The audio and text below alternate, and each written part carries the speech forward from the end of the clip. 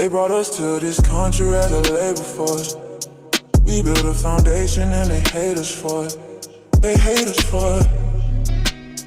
We built a foundation and they ain't pay us for it. They ain't pay us for it, but they gon' pay for it. Already prayed for it. Non-believers didn't pray for us. Non-believers didn't pray for us. We're black and we built a foundation. Stone by stone, generation to generation.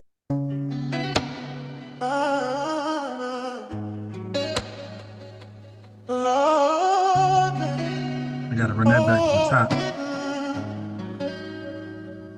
They brought us to this country as a labor force. We built a foundation and they hate us for it. They hate us for it. We built a foundation and they ain't pay us for it. They ain't pay us for it, but they gon' pay for it. Already prayed for it. Non-believers didn't pray for us. Non-believers didn't pray for us. We're black and we built a foundation. Stone by stone, generation to generation. Vultures said we had no culture. Them vultures got a Jay-Z poster. Them vultures got a lacy culture. Vultures eat what they didn't kill. Vultures sleep what they didn't build. They brought us to this country as a labor force. We built a foundation and they hate us for it. We built a foundation and they ain't pay us for it. They ain't pay for it, but they gon' pay for it. Already paid for it. Nobody prayed for it. Nobody didn't pray for us. Nobody didn't pray for us. We're black and we built a foundation. Stone by stone, generation to generation. Vultures said we had no culture. And vultures got a Jay-Z poster. Them vultures got a lacy poster.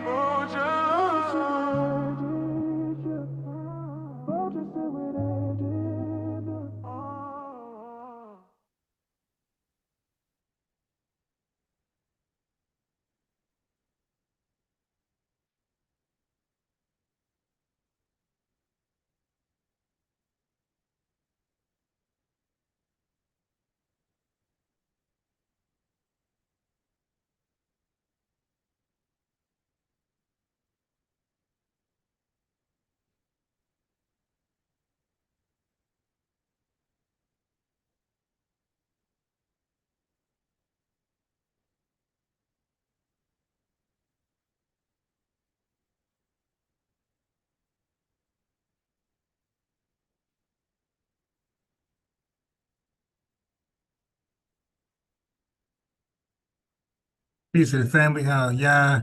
So I got a lot of content today, man. A lot of stuff. Haven't been live as I normally would, so a lot of stuff built up. So check out this one first.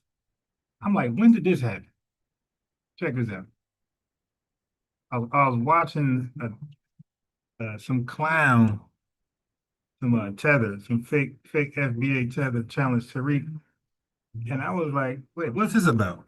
This was like 7 months ago. Check it out.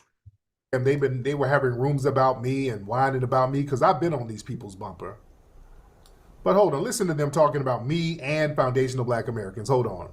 Johnny Somali, what's up, bro? Yo, what's up, you guys? I'm so happy to actually talk about this discussion about Tariq and the FBAs because I've been fighting with them too, Myron. I've debated Tariq 3 times. He's lost 3 times in a row. These FBA committee.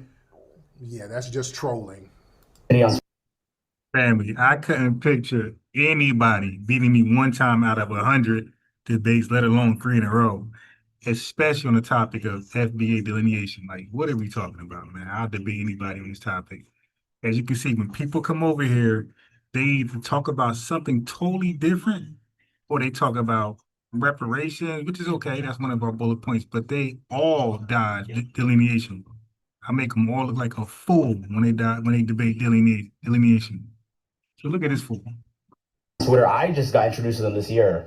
And all they do is complain. Let's go. Complain. All they do is attack Africans that have came here. My parents are from Somalia and Ethiopia, so very close to Sudan, East Africa as well. My family came here in the 90s, and all of my brothers and sisters, we've all been through university, scholarships. My family is very successful. Yeah, is he still in jail over there in like Korea somewhere? Is he still in jail over there? Because I know he got hemmed up somewhere over there in Asia. In America. Yeah, I crush this dude every time I talk to him. He's a big joke. And Tariq calls me a tether, a musty monkey, a musty tether. Okay, I ain't call you no musty monkey, but you are musty tether. Of course. And I'm like, all your people do is sit here and complain. Your people have been here 300, 400 years as slaves. You guys sell drugs, do most of the crime, have no culture. Your culture is Lil Wayne, Lil Baby, Lil Durk, and Okay. So see, this is why, family. Okay, so when folks, okay, this was like a year ago. Now, folks, when y'all sit up and see why we ain't putting the cape on, this is why. This is why. This little musty, goofy tether, who's trying to act like us, trying to dress like us, trying to talk like us. Yeah, look, he got a knot in his head. This guy, Johnny Somali, he goes around different countries trying to cosplay as us, and he gets beat up all over the place. He goes around, everybody punches him out. Listen, family, as Somalis don't really come over here as brain gain immigrants, African immigrants. They normally come over here as refugees. Okay, so we really don't believe him when he talks about his family coming over here as millionaires, whatever. Like, we know it's a bull-faced lie, but if they are millionaires in any way, well, look at Minnesota. So that doesn't move us at all. Like, if you're Somalian, or you're from Minnesota, you are the worst person to brag about success, financial success. You're the worst. You're worse than Nigerians right now. Nigerian scammers, not the whole entire country. You're worse than Nigerian scammers or suspected scammers in America bragging about success. It's because it's most likely some scamming. So we, as foundational Black Americans, we distance ourselves from this dude. We have clearly said this dude, because he goes around like, I'm a Black American. I'm a Black American. We're like, no, you ain't us. You ain't us, dude. You are not us. This is a tether. He ain't from our lineage at all. We're not the same. He's not a foundational Black American at all. And you talking about culture? We are the culture here. Everything about American culture comes from foundational Black Americans. Everything great about American culture comes from foundational Black Americans. Your culture, sir, is fleeing and starving. So let's not play that game. Well, let me play some more of the clip of him whining about how we're not letting them cosplay as us no more. All right, hold on. You come and shit on us because we come to this country for 20, 30 years, and in one generation, we're successful. We're millionaires. Millionaires where? See, this is another lie, one of these immigrant lies. They come over here and act like they came over here with $2, and then in 20 years, they got all of these millions. Where are your millionaire neighborhoods? Yeah, it's all cap.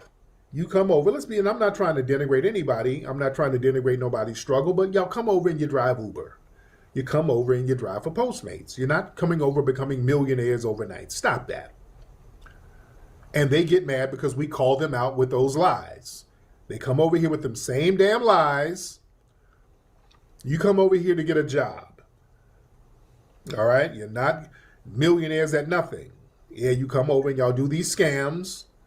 A lot of you do these scams, and we want to distance ourselves from that. You talking about crime. When you look at all of these big scams, it's people from your community committing all these big scams, nursing scams, doctor scams, school diploma scams, just whole big networks of scams and crimes. And then they get mad because we want to delineate from that. All right, let me play some more. Hold on. Yeah. So where's the complaining? What, I don't wake up with a chip in my on my shoulder iron. I don't wake up and say, oh, because I'm Somalian, because I'm Muslim, because I'm Ethiopian. Yeah, because you fled. Yeah. And if there was a chip on your shoulder, you ate it, and the whole bag of chips from the Red Cross. Yep. I can't go to university. I can't start a podcast. I can't start a YouTube channel. I can't do these things because I'm in this box. No, I don't wake up like that. I don't wake up and say, where's my money from the white man? I wasn't raised that way. Oh, yes, you do. Yeah, you were raised that way. See, I ain't capping. This is what I'm saying. Over in your homeland, the minute a white person show up, y'all get the dancing, them flip-flops get the pitter-pattering, y'all get the begging, y'all beg for money, medicine, Red Cross, rice, all types of shit. That's all you do is beg the white man. Let's stop that. We ain't begging. We're telling him we want what's owed. We're owed something.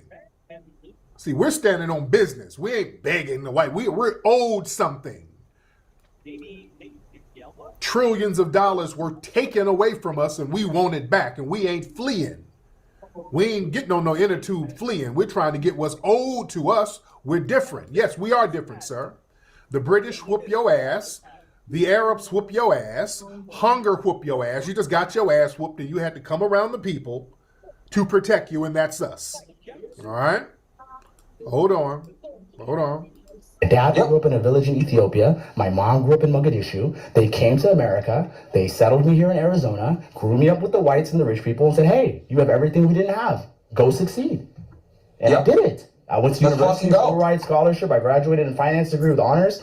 And I don't sit here and complain like Tariq and the African Americans. I'm darker than most of them. I'm more African than most of them. They say I can't even say the N-word. Okay, that's not. See, that's why, family, we do not use the term African American. But that's all I'm going to play. I don't want to hear all of this tether babble. But yeah, that's why we don't use the term African American. Because they play that game. They talk about they're more African American than us. Well, technically, yeah. Because they are from Africa. Their parents are continental Africans. And then they became Americans. That's why the term... So family, you see how it's important it is? Stop calling these tethers black. Stop calling immigrants entirely black, but definitely tethers. Okay, we got to stop. It's causing confusion. They're feeling entitled. Now, black history is African history now, but we'll get into that later. We're going to be live all day today, so grab a seat now. I got a lot to tackle, a lot of news and updates. All right, matter of fact, check out the other channel, which is called Lineage TV, where I'm gonna be like kind of doing some entertainment over there, like playing body cam videos, people getting pulled over, cop shootouts, a lot of niggatry over there. It's gonna have fun, commentary, fun commentary, nothing serious at all. The family can pull up, join. This gonna be fun time. Lineage TV is fun time. There's gonna be some seriousness too. So we're gonna talk business, but it's gonna be more relaxed. Like, so revenue call in, to the dream call in, it's gonna be tether friendly. We ain't gonna, we're gonna toy around with it. But y'all can toy around with them all you want. We ain't gonna take no questions seriously over there from tethers. But it's gonna be hot and messy over there. I'm gonna tell you that right now. But we gotta stop calling them black. I'm telling you, it's an emergency. We gotta stop calling them black now. Calling them black history now is everybody's now. Black history belongs to everybody. But yeah, it's important. It's really easy. Stop calling them black. That solves black history. So I guess in the meantime, we got to call it Foundation of Black American History, huh? That is more powerful is foundational Black Americans. That is what we are, and that is who we are. You understand? That's why that is very, very important to use. And that's why it is important for us to make sure the definitions are correct, because the term is so powerful and people can't leech onto it. They try to redefine it and act confused. They try to act like anytime you hear people talking about, well, it's an organization, that's cap. They know good and well, Foundation of Black American is not no damn organization. It is a lineage. You don't join your family tree. You can't join being Irish. You can't join being Italian. You can't join being a Choctaw Indian. You cannot join being a Foundation of Black American. Either you are or you're not. Nobody can quit or resign from their lineage. It's not a club. Yeah? You can't quit being a foundational Black American. You can't quit being a descendant of the people who built the country. It's genetic, it's historic, it's fixed. So when people sit up and say, yeah, you guys are a cult or an organization, see, that's deliberate erasure. They're doing that to disrespect the lineage. They're deliberately trying to erase our unique identity and lineage by trying to reframe us as some hobby group. That's anti-Black, that's anti-FBA. That's more of that disdain that they already have. Nobody calls Latinos, Haitians, Irish organizations. And then they'll try to lie, well, the FBA is trademarked. Latino is trademarked. There's 3,000 trademarks for African American. Every word is trademarked for something. So that's not a flex. Every word is trademarked. That's a smear. You understand? That's COINTELPRO style shit. That's a COINTELPRO type of narrative to create because they want to neutralize lineage-based movements. See, the FBI, they've always tried to neutralize Black identity movements in the past by labeling them cult-like. That's right. We got to get rid of that. Now, look, this is 7 months ago. This is old. This is not new, but it sounds like it's new, right? Because ain't that weird? Hey, come over here. Stay over here. Ain't that weird how something that's old, that wasn't even as a topic, it wasn't a big thing. Now we play it back. It's a big thing now, this whole Black thing. I try to stop us from calling these folks Black, and now look at it. Black history is no longer African American. Now they want to call it Black history, right? They don't want to call it African American history no more. Now it's Black history because we're allowing these guys to tether onto Black. And you see, every time I debate any of them about how they're not Black, who the hell stands strong against me? They all take an L. They all concede. Like, yo, in what way are you Black? They have to say as an adjective, as a descriptor. Okay, fine. That's not how we say we're Black. So if you're Black in any sense, it's because that's how you look. You're describing how you look, but that's not your ethnonym. It's a description of how you physically look. We don't use Black in that way. We use Black as an ethnonym to describe our lineage. Like your lineage is Somalian, Senegalese, whatever it's going to be, our lineage is Black. We use Black totally differently. So even in our Blackness, we ain't Black the same. You dig? This is easy for me.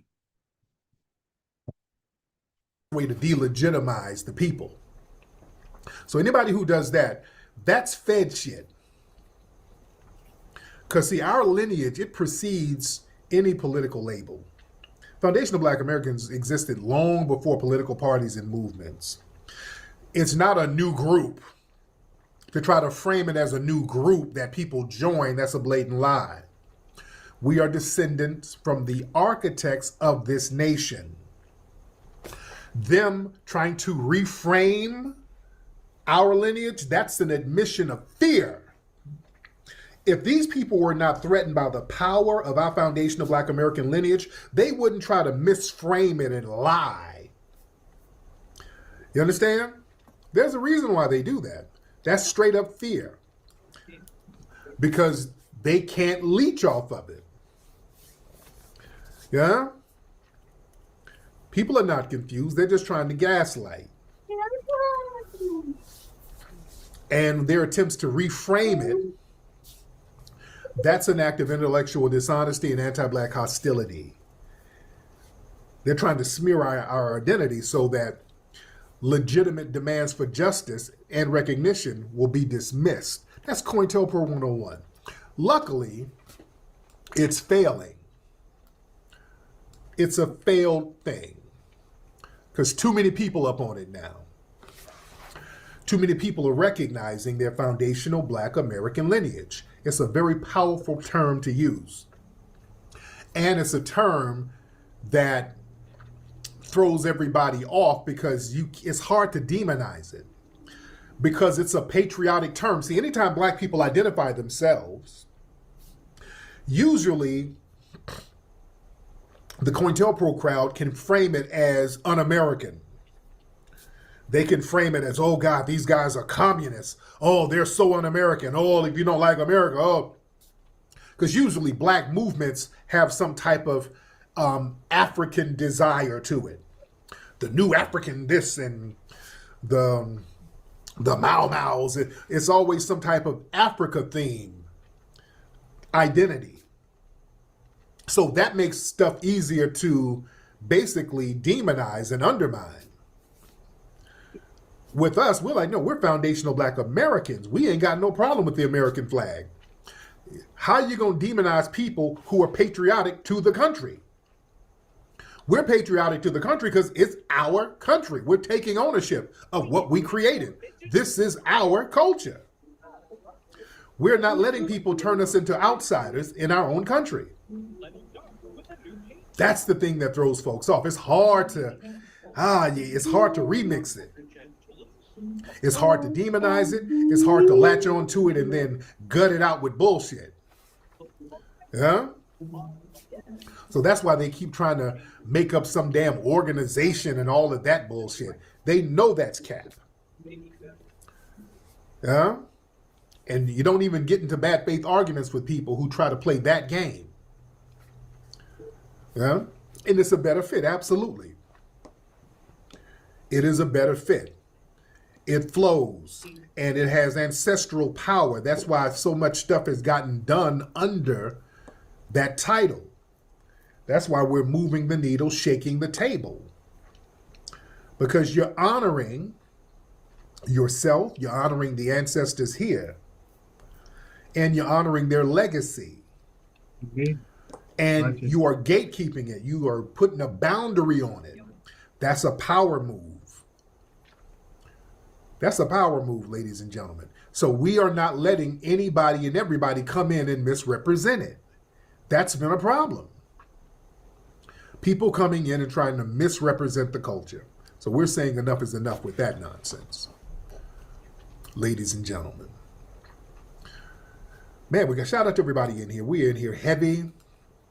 We are in here heavy, ladies and gentlemen. But going back to Jesse Lee Peterson, I hope Jesse's all right. Lord. I hope he has an epiphany.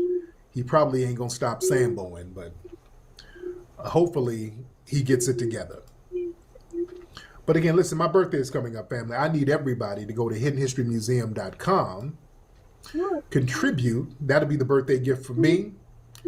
Give a contribution to the Hidden History Museum. Make a donation to the Hidden History Museum. If you are in LA, come down tomorrow. We're open tomorrow. Come on down. All right, so that was one tether. And again, that's 7-8 months ago. And you see that this black thing has been causing a thorn in our side for the longest. And I gotta admit, man, even though Lex said something about it, I was the only one who was marching the hardest. Like, yo, repo that blackness from them. Make them tell you how they're black, and they will expose themselves. They're gonna describe how they look, but their ethnonym is Somalian, Eritrean, Ethiopian, whatever. It ain't black. And their flag colors mean something and that goes with their landmass. Sudanese, whatever you want to be. That's Congolese. You can be Nigerian, Igbo. That's all you. You got that to the face, man. That's all you. I ain't gonna touch it. You can eat all that. I'm full. Matter of fact, I ain't even hungry. You can eat all that. I'm black though. I'm black. And that is the difference. That's a major difference, okay?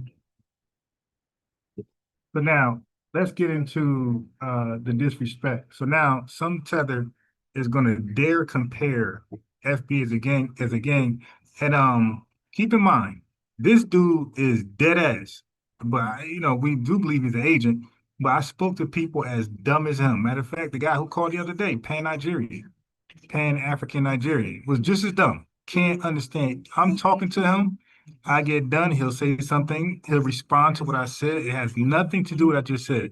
I will explain something, and he'll repeat it incorrectly. And I'll say, that's not what I said. He'll say, explain it again. I will explain it again. He still didn't get it. All right. So, check this out. Oh, that's why everybody's kicking and screaming. Oh, we're doing some well-needed house cleaning. Yeah, that's why it's up. That's why delineation is just popping right now. Yeah? Man, and who said it's creating confusion? Who said that? Rip? You say, hop on, Rip. What's up, Mr. Rip Money? What's going on, family? What's up, Rip? Now, what's creating confusion, sir? Let me give you context. I'm 50, right? Yes, Born sir. and raised in LA. So I'm trying to understand. I'm not on these apps, bro. I'm a cat that's more revolutionary minded, did Right. my reading in my 20s. Okay. So when I get the Chancellor Williams and the Francis Cress Weslings and the John Yes. Henry Clarks in my 20s, when I got that information, then I see what you're doing over here. And I'm just trying to understand it as far as it bringing folks together. Like I hear it and I hear the passion in it. And I get the sense of it. But my thing is, bro, and you can understand this. We're having this intelligent conversation. Yeah. How is it bringing folks together? I understand you trying to, weed out folks. We But listen. go ahead. We don't need to be together with everybody. That's what y'all don't understand. We don't need to be together with that Matt Nuclear dude. You heard him. Do we need to be together with him? I don't need to be with him. I don't need to be together with Candace Owens. I don't need to be together with Myron Gaines. I don't need to be together with Byron Donalds. No, 100%. I'm with you on that. All But right. I'm saying, Okay. but how is it when not even the ones that we don't need to be with, but when ones are trying to join as an abolitionist mindset, right? 'Cause I kind of fancy myself more abolitionist, more revolutionary. You're gonna put me as anything. Family, what the hell is an abolitionist mindset? Yo, this dude, a revolutionary is different from an abolitionist. This dude is talking like we're still in in physical change. This dude say he's an abolitionist. This is literally plebiscite Babel. This is literally plebiscite Babel. This dude say he's an abolitionist. This is my man off Living Colors. What's his name? Oswald Bates.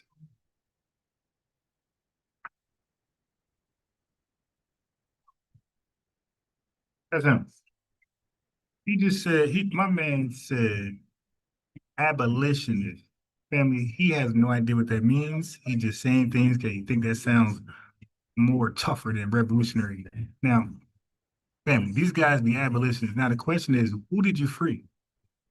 And you freed them for what? You freed them from what? What bondage? You gonna make up some shit. So it becomes like symbolic. It's like he's gonna talk in circles. That's who Oswald Bates is. Okay? Listen to this foolishness. He's an abolitionist. All that other stuff. I'm like I said, I'm an LA dude. I don't care if it's Crip blood, Democrat, Republican, FBA, Christian, Muslim. If you ain't, if my people first, if you ain't with my people, if I don't hear that, no collective, because we all a plane, train, automobile, we all trying to get to the same place, bro. We all under the same oppression of white supremacy. So when I hear division, my brain go, and I ain't saying this to you, bro. I ain't saying this to you. My brain go agents. Okay. Now everybody's dividing against us on the Super Bowl. When these guys won the Super Bowl, these guys whipped out Nigerian flags all over the place. About 3 or 4 players whipped out Nigerian flags. Now, is that divisive? I mean, it's pride. Somebody gonna throw it out, but it's not offensive unless you oppressing folks trying to move forward, and that's what it seemed like when it's Now you see he snuck in the Crips Bloods, so he's real subtle with it at first. oppressive to folks trying to move forward when we Where's that already now? under My fault. I don't know what that is. oppression. What does that mean? Okay, it's Move, pride move, with move forward them. as the people. No, I mean, Okay. like you said, if you're in the YT oppression Okay. as a No. global Slow down, system, because it's go all over ahead. the place. Yeah, you veering off. Family, I always told you guys, get away from that global talk. That's a trick bag. Don't talk about global white supremacy. You don't care wherever white supremacy may be. I'm sure those countries got themselves in that trouble, in that good trouble. You got African countries linking up with white supremacy all day long. Okay, got nothing to do with us. So if there's global white supremacy, they gotta handle that. But most likely, they signed a treaty, they signed a deal with them, so they welcomed their white supremacy. So, family, don't get into that global white supremacy talk. We're gonna deal with the only white supremacy that matters, and that's national white supremacy in America. Into something else, brother.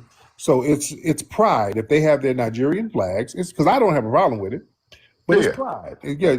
But when we start having pride in our lineage here, it's a problem. Why is it a problem for us to have pride in our lineage as foundational Black Americans? I don't think it's pride. It's just divisive conversation. When you're putting somebody down, or No. when you're under Those the two same different things. oppression. No. No. That's not a No, prerequisite. No. We don't all do that. Some do, some don't. Just like Nigerians, when they call us Akata, some call us Akata, some don't. yeah, 100%. Right. And most of these ethnic groups have pejorative terms about us. Damn near all of them. You Yeah, understand? we know that. We know that. But I mean, we know But the confusion that's not all we that do. happens. But the Yeah. confusion happens like I said, under the oppression. We all under the same oppression. Why Yeah, be but our divisive lineage, is my okay, but question. that doesn't have anything to do with our lineage. That's a different conversation. We have a specific lineage. I'm a foundational Black American. There's nothing wrong with me, just like when the football players can pull out a Nigerian flag when they win something. I want to give pride, praise, and props to my ancestors. That ain't hate nobody. I know, but do you think that's what the majority of the voice of this FBA on this app and period Don't nationally, you matter. think that's what's coming across? Don't matter. There's But it's not 43 pride coming million. across. But if that's the agenda and that's the goal, and it's not coming across, then how it don't Ain't matter, no my man. goal. Ain't no goal. There's 43 million You know, you foundational said Black pride. You Americans. said they express pride for your lineage. Yeah, You said they me, express yeah. pride. Some Yeah. people And don't. Some people don't have pride. But there's 43 million foundational Black Americans, sir. no, So people 100%. gonna But if have you waving different that flag, dispositions. I got you. But if you waving that flag, I'm just saying, how does it move? Is the goal is only to move the FBA agenda forward and forget about anybody else that's not with it? Is it a get down, lay down situation? No, you Or keep you I'm trying to figure it out. you're making yourself confused for No, no okay. reason. I don't even know why you're making yourself confused. If I fell in a coma tomorrow, I'm still gonna be a foundational Black American. I don't have to do nothing. You don't have to do anything. And make it plain. Because when you went to the Tacoma stuff, Malcolm X said, make it plain. And no, Right. the metaphors throw me off, bro. So I don't understand. Okay, so keep in mind, he said metaphors throw him off, right? No metaphors are out. That's called an analogy, one. But let's go with that. The metaphors throw him off, analogies throw him off. Just make it plain. Remember, he said that. In the coma part, but Coma meaning even if you're in a coma, you can't move, you can't do anything. You can't move anything forward, you can't protest, you can't hate nobody, you can't love nobody. So if you're in a coma and you're a foundational Black American, you're still going to be a foundational Black American. That's what I mean. No matter what you do, you're still going to be FBA if you're from the 100%. lineage. So I yeah, hear you. that's all it. Yeah, you're trying to tack on all of these agendas to a lineage. You No, don't have I'm to. not. I'm not assigning that to you. I'm just saying when we under a global system of YT You're supremacy still doing and it though. everybody, but I'm saying that, but when you all doing, not y'all, when the message seems as loud, because like I said, I'm 50, bro. I don't play these games of really. I don't join nothing. I'm born and raised in Los Angeles, Rip, so hold on, I Rip. don't join stuff just to be joining it. I What don't have part a of LA rote you learning. from, Rip? Rip, what neighborhood? I was born in Compton, bro. Okay. I'm from South Central. I'm from it, bro. Right. I'm from the soil. But I lived all Out over. here in LA, because I'm in there. I'm in LA. I'm in LA. No, I didn't I, know. See, I'm saying I don't follow this. I watch your the hidden colors, and then I hear this message and hear your name attached to the FBA. That's why I was like, let me see what this talking about. Let me, I go right to it. I want to ask the person whose name keep popping up. But go ahead. My bad. Now, as you know, out here in LA, especially South Central, we got a lot of Belizeans out here. Any Belizeans in your family? Nah, bro. My grandparents is from my granddad from Atlanta, and my grandmother's like Missouri, and I think his grandfather's from Atlanta. And then they kind of moved to California. Then everybody kind of migrated in like I think the 50s, 40s, 50s or 60s to California, to South Central. Oh, okay.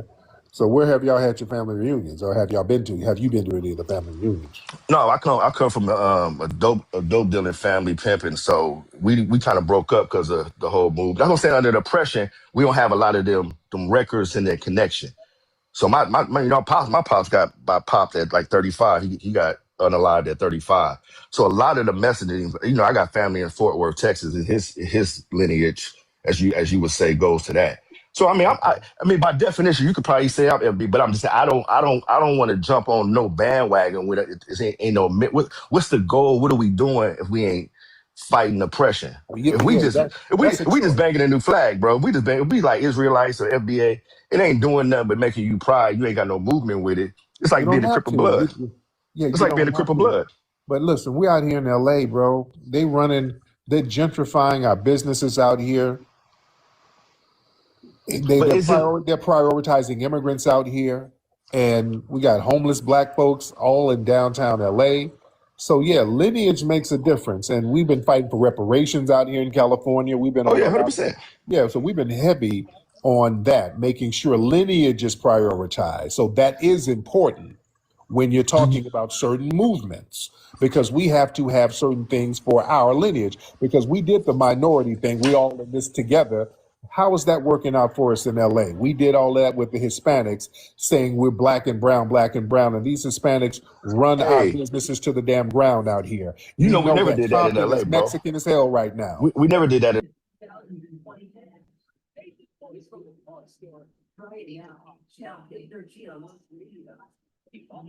Yeah, so don't forget, he's an abolitionist. He's a revolutionary who's evolved to an abolitionist.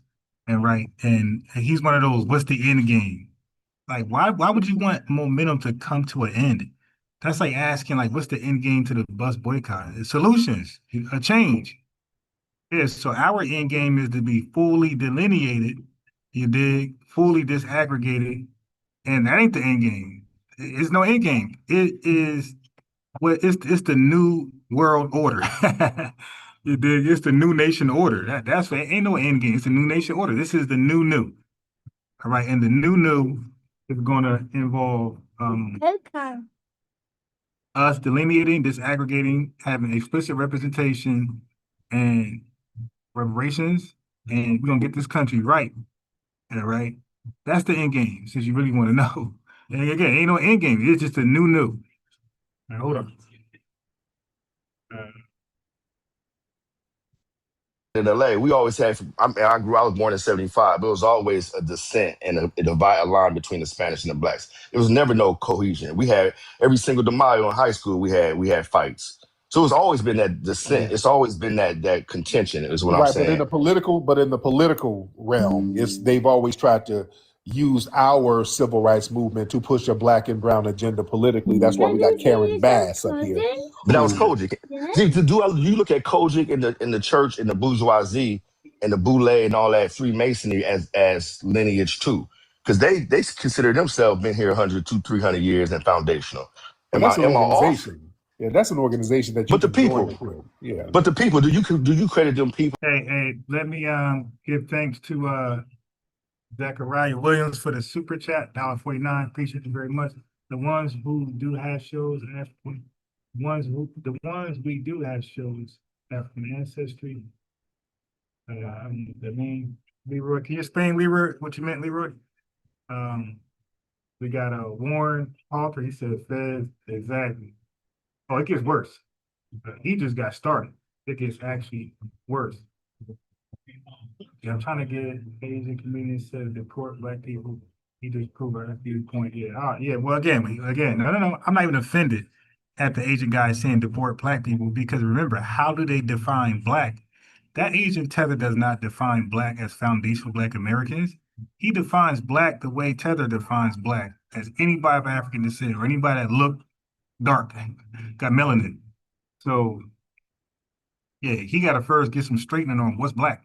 We'll ask him, what's black? And we got to straighten them out. Like, oh, we're foundational. How do you deport the foundation? That means the country collapses. Stupid. Should worry about that cat burger.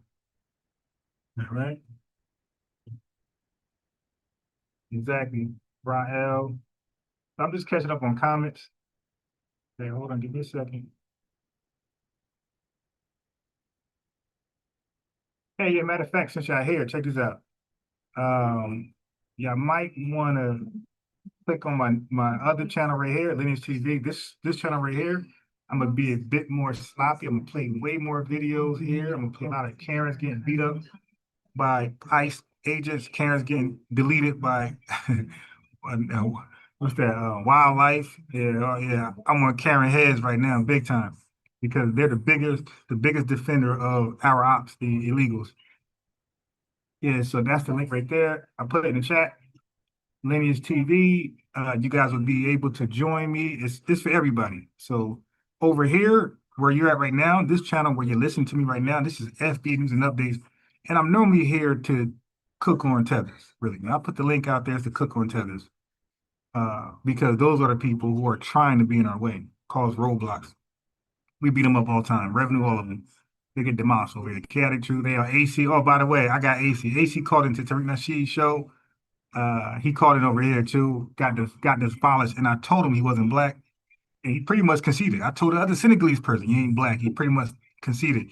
Every immigrant, when I explain to them how they're not black, they pretty much concede. They'll fight a little bit, but they'll concede because they know nowhere in their homeland do they call themselves black. Not like us. All right. So yeah, so this link is in the chat. Go ahead, click Lineage TV. I'm trying to get this channel rocking. It is like again, it's gonna be a lot messy over here. It's gonna be fun. You dig some late night shit, some early mornings type stuff, where it won't be as serious as this channel. All right. So go ahead and subscribe to the link. I'll put the link in the chat one more time. Subscribe to Lineage TV. You dig? Let's get back to it. I got some stuff today, man. I got some stuff. We're gonna be going in all day today. There right now. This is gonna be one of 5, 6, 7 hour lives. Because I got too much information to get off. People as being FBA, or do you look at I'm gonna expose some of those scams in Minnesota too, when those them Karens people involved that's themselves. been here, the black All right, I'm going to expose those Karens get involved in themselves. The Karens are the ones who are getting the money, and the Somalians are all, all in. So it's a. I'm like, why the hell is Karens out here putting their life and freedom on the line for a goddamn illegal Somalian, illegal Eritrean? And these guys' refugee status been revoked. Their visa's been revoked. Why are they out here defending these guys so hard? Like they're defending them in a way they never defended us. The bus boycott, they were not there. We were them during Flint, Michigan. We were these Karens during the civil rights movement. They were never there for us. But now they just got the greatest heart ever. Like it's almost like the illegals is their new dog. Like Michael Vick, they wanted him executed. But we get it. We get it, family. It's anybody but foundational Black Americans. Yo, they gotta strip us. I'm gonna cover Soul City in more in depth. And I'm gonna cover how Karens are in the frauds with these Somalians later. Boule, all these folks that's been here, the Freemasonry that's been here, that do the lineage thing, they can research their land. Do you look at them at FBA is my question. Is they still FBA by, because you say 43 million, so who you including if are they unaware FBA or are they FBA based on what standard? Are they FBA just by default? Am I FBA even if I don't bang the flag? Yeah. You by logic, you don't have to wake up and put a flag on. Hey Leroy, click that link, man. I think you. I want to understand what you're saying. It sounds like you're trolling a little bit, but let me put the link in for just this link is just for Leroy and another. Okay, this link I'm gonna put in the chat is for Leroy and whoever else who has questions about FBA delineation and reparations and most of our talking points. Hey Leroy, here's the issue though. Hey Leroy, it's 5:50. You got 2 minutes, my guy. You gotta click the link or we gotta get rid of you. Matter of fact, Leroy, I'm gonna time you out. You're not free just to talk. Okay, so Leroy, I'm gonna time you out just for a half an hour. Okay. So Leroy, so now you can only click the link. So Leroy, click the link. I'll put the phone number in as well, but I'm gonna need you to call in and talk about this African ancestry leads us back to Africa. That sounds like more Fed talk, my guy. Okay, but yeah. Now you definitely called the right. You put up on the right channel, bro. I don't know what y'all be thinking when y'all. I don't know what y'all think this is. Y'all come over here trolling. This out of Africa bullshit. All right, come on. Leroy, I got a phone number too. I come quick. I don't give y'all no excuses. I got the link there. I got the phone number there. Now, Leroy, I'm gonna give you 5 minutes until 5:55 my time, Eastern time, to call in. If you don't call in by 5:55, I'm gonna flat out just block you. I'm gonna delete you. I'm gonna unalive you in the chat. So I gave you a phone number. I gave you the computer link. This is for Leroy and anybody else who has concerns, questions, doubt, disagree with us, think we're divisive, xenophobic. That link is just for you. It's not for FBA, Adolf, Freeman, the lineage, so on. It's not for you. It's for people who have a question, think we're tripping a little bit, think we're a little tiny, too much divisive. They can help us out. They want to know the end game. You want to know the end game? Click that link, call that phone number. You'll get the end game answer finally. But Leroy, if you don't call in, my guy, I gotta block you. And I would rather talk to you because I want to learn more about this African brings us back to Africa. Okay. I want to know more about that. You sound like a geneticist or something like that. Unless you got stake in one of these ancestry websites, you got stock in them.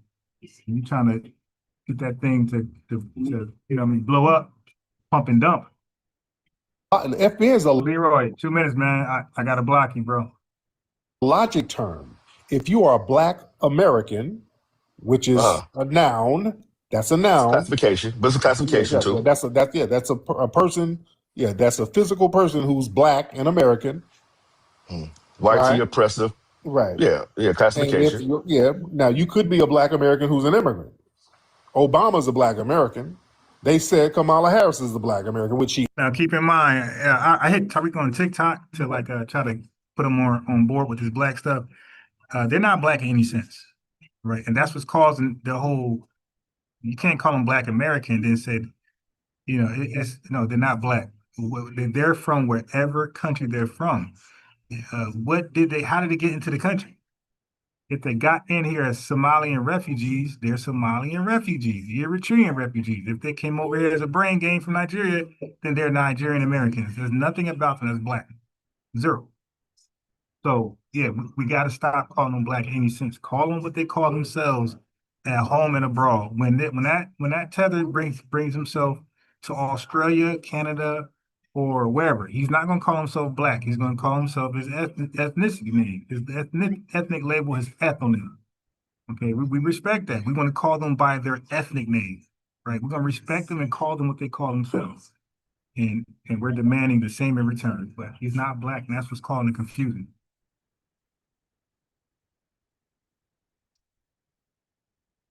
Okay, he's not Black, and Black History Month is foundational. It's really foundational Black History Month. She ain't, but they say she's a Black American. She's Jamaican, but whatever. See, these little terms get all convoluted. If your lineage goes to the foundation of the United States, by default, that makes you a foundational Black American. Okay. That makes sense? Now, what's the move? Okay, so by default, 43 million. All right, now he's about to talk in circles again. This is called circular reasoning. We got JT in the building. What's good, JT? What's going on, my guy? Can you hear me? Of course, be loud and clear. Okay. Sorry. Let me know. I'm just trying to click on. I ran up the stairs. My background has some hieroglyphics on it. That's sure. Because I'm from a writing class, and that was just what I was using to inspire some creative writing. But Tariq Nasheed, we have a mutual friend. I don't know if I should say the friend, but he's tried to have me have the conversation with you. So I want to be very respectful. I don't want to come off as if I have a personal issue with you guys or what's being said, because that's not the case at all. Okay. Yeah, just let me have it. Shoot it to me straight. Okay. So my issue is with being someone who considered myself a student of someone like a Tariq Nasheed, right? He used to give respect to the continent. So now I'm a bit confused. I think he still does. I think he still does. Okay. Give respect to the continent. Yeah. Okay.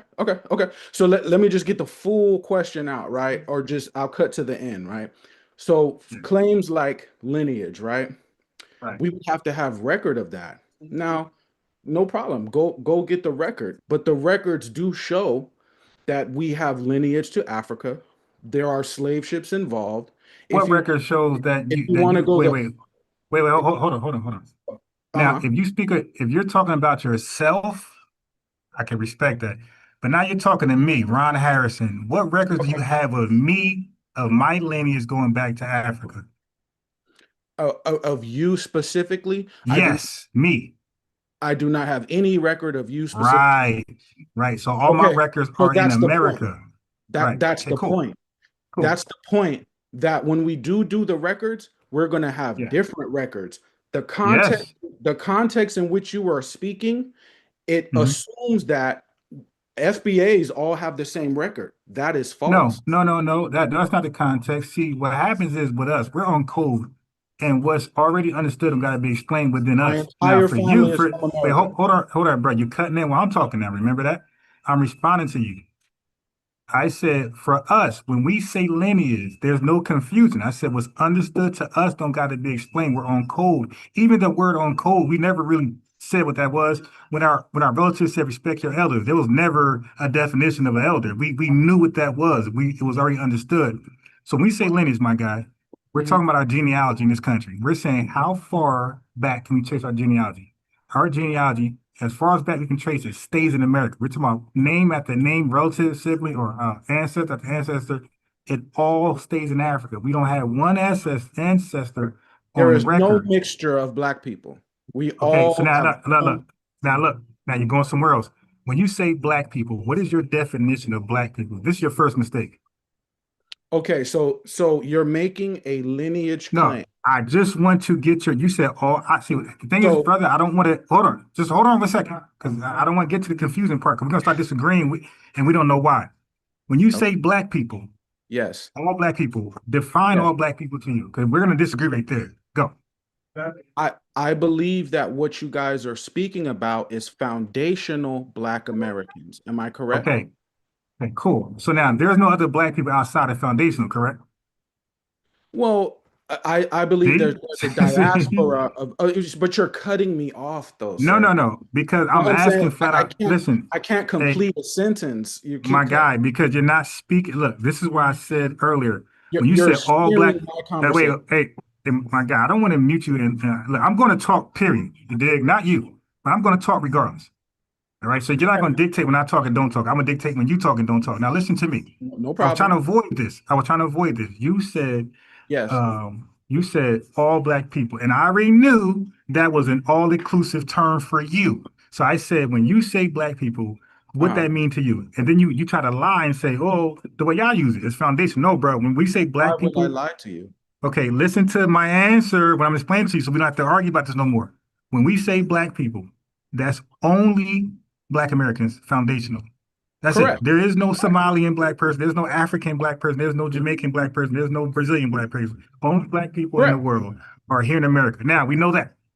I Go agree for it. with you. So why I don't know why you're arguing with me. Because you started to act like there was somebody else black outside of So foundational. But all anyway, we're past that. Wait. You okay, got a so I'm question? agreeing with you. That's the Okay, point cool. I'm saying. So It all didn't so, sound like it. so in the context of Black foundational Americans, Yeah. we all have a common lineage. No. Okay, so now this is the buffoonery, my guy. There's 43 different I'm not lineages. disrespecting you, Okay. sir. I'm not saying you are, and be quiet while I talk. I'm asking you a question. This is the buffoonery. We're not saying we got one lineage. So when I say I'm foundational and Freshly's found a lineage, we don't believe me and Fresh got the same lineage, the same family tree, idiot. That is slang. The same thing you say indigenous people, right? And we say, hey, we're the indigenous people. They're not saying they're all one. They're saying they're all indigenous. They have something in common. They're indigenous people. When we say lineage, we're saying we have one thing in common. We have the same. Our lineages go back to U.S. chattel slavery, and we just call it a singular lineage. We all have that in common. All of our singular lineages go back to chattel slavery, so we just call it the lineage. So can I ask you one question with two parts about that lineage in just two sentences? No, just ask one question at a time. I'm about to be Okay, divided okay, here. no problem, Yeah, go no ahead. problem. So when we talk about foundational Black American lineage, we have the indigenous claim, which I'm not mad at But no, no, all. no, no, no, no, no, no, no, no, no, I'm no, not mad. no, Hold, no, hold no, on, but no, just no, let no, me no, no, please no, no. finish. No, Let me you please can't finish the finish question. that thought. No, no, no, no, no. Let me You're gonna please talk to just no, finish no, the no, thought. because you don't know where I stand when it comes to all Just that. So no, you're not. 30 No, seconds, no. not Okay. 20 No, seconds. no, no, 20 no, se- no, no. I'm mute you. I'm mute you. I'm mute you. Okay. Because you missed what I said earlier. I know where you're trying to go. You're too dumb to compete with me, my guy. That's why y'all don't do nothing nowhere else. My guy, it don't matter how you got here. If you already been here, you came on a slave ship. That does not matter. That's not why you're foundational. You're foundational because your lineage goes back to U.S. chattel slavery. So it's not about you being indigenous. It's not about you being your long lost ancestors being African at one point. It's about who are you after the ethnogenesis. Our beginning started with the ethnogenesis. The ethnogenesis started with U.S. chattel slavery. So that's our beginning. Nothing else before is our beginning. So when you talk to a foundation Black American, we're tracing our lineage to U.S. chattel slavery, the ethnogenesis. Now go ahead. Now meet yourself and go ahead. Now let's see if he comprehended that. I was saving you time to drag me down rabbit holes. Now go ahead and meet yourself go ahead and meet yourself. Hopefully you got that. If what you thought was gonna work ain't gonna work.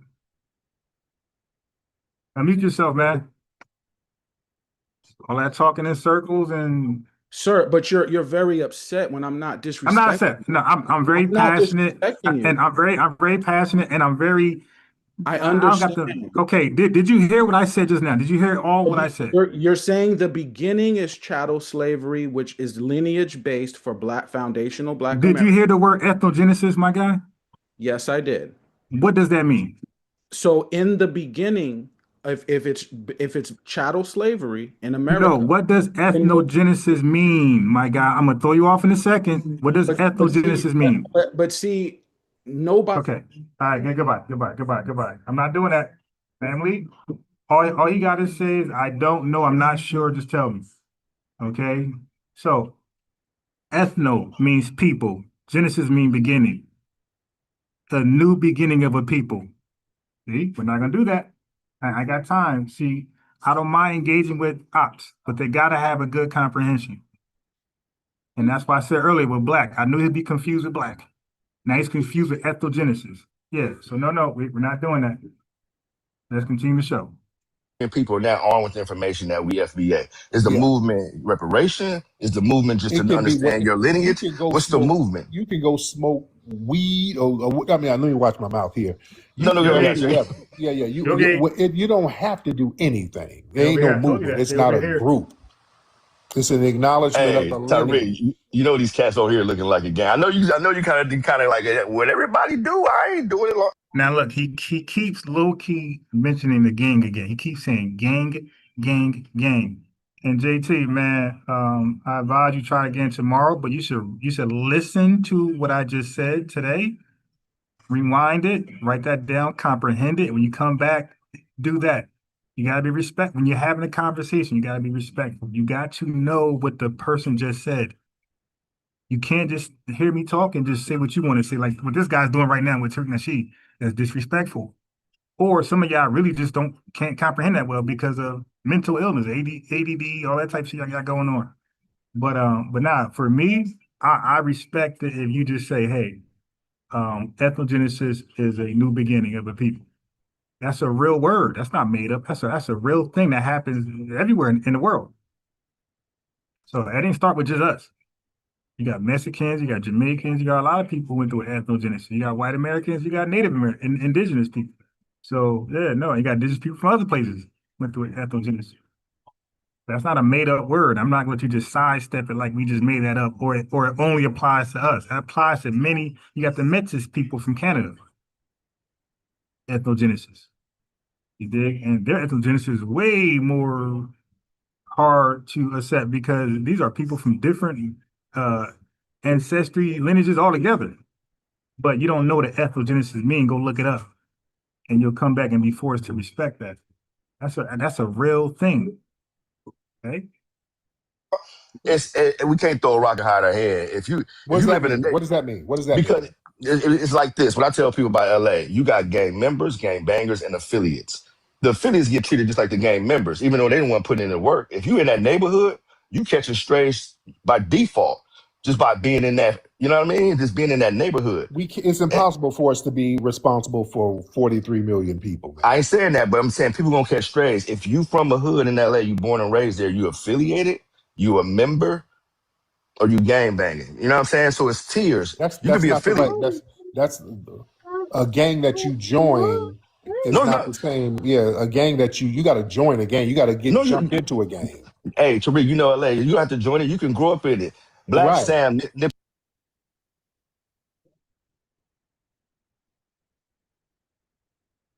You Nipsey still got to brother is put in not. work, and you got to put in No, work for no, that no, gang. no. You don't. Nipsey from 6-0, right? I'm using them as an example because it's a popular person. Black Sam ain't from 6-0, but he got the same. You know what I mean? He grew up in that. Yeah, keep in mind, family, all of his talking points, all of his analogies, all of his so-called metaphors is all gang related. He's pushing his gang thing hard. Same neighborhood. So by default, he ride with his brother. He ain't ride with 6-0. So you could be from that. I'm saying you could be affiliated and not do none of the work just by growing up there. I got sisters and brothers that grew up in them hoods, and by default, they protected. Like my, it's like I have a different thing, bro. Like and I watch it, and I'm watching it clearly. Like I studied this since I was 7 years old, and watch these move, watch anything that move with my people. I got more of a Stokely brain set of my people first, and All I'm of that has nothing to do with lineage, though, brother. That's what I'm saying. You going into all. I respect all of what you you're hear what saying. I'm I'm saying, not though? disagreeing. I'm I'm just not giving you my disagreeing. context of how I see it. So Yeah, but where my what you're confusion saying is. has nothing to do with lineage, though. But how can somebody understand what you talking about if they can't get to the point of what you know what I mean? How can they really respect, understand, see what FBA is doing, claim it Hey, if please. it's just a bunch of yelling and screaming and divisive conversation? That's not what That's it what is. I know it's not. That's not what you're doing, but that's what It's it a looks like. lineage. It's still a lineage. I know, but when you put a name to it, bro, it still look like gangbanging to me. That's all I'm No, saying. It does. It for look like somebody banging. Now, y'all could see that right there. You could see the FBI taking note on you, gang. Yeah, he said that. This dude said a gang. they would have to force themselves to look at it like that. No, bro, you know they don't hear banging it. These cats over here, 20-some, 30 years old, FBA like it's the new gang. ABC News just did a story about it, sir. Don't do that. Yeah, I ABC did. News. ABC News. I know. I wish y'all seen Tucker Carlson laugh at it and That all that. He laughed. that He's like, was I love them no, I'm guys. not even talking. No, that's not ABC News. No, I know. I'm just saying. I seen Tucker. I seen the ABC News. No. That's not ABC News. You see what I'm saying? They do that. We talk and they just act like they don't hear our words, and they just talk. They just articulate what they were the script. The people who handed them the script. I seen the black dude talk about it. I seen Right. the clips. I seen Yeah, it. I pay right. attention. I That pay wasn't gang attention, banging. That's not. They talked about bro.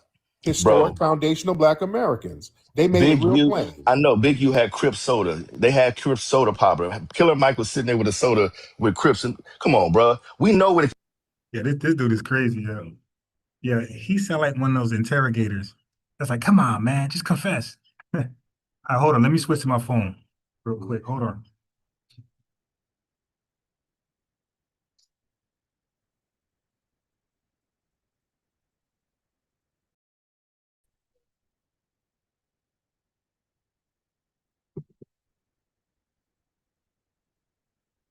As I'm switching to my phone, can you guys take a moment to like the video? Thank you very much. We got like 80 more likes to do. I know you guys got a good heart and you want to like the video. You are meaning to like the video, but take a second off right now. Like the video as I share my screen to finish the gang banging claim. Hold on 1 second.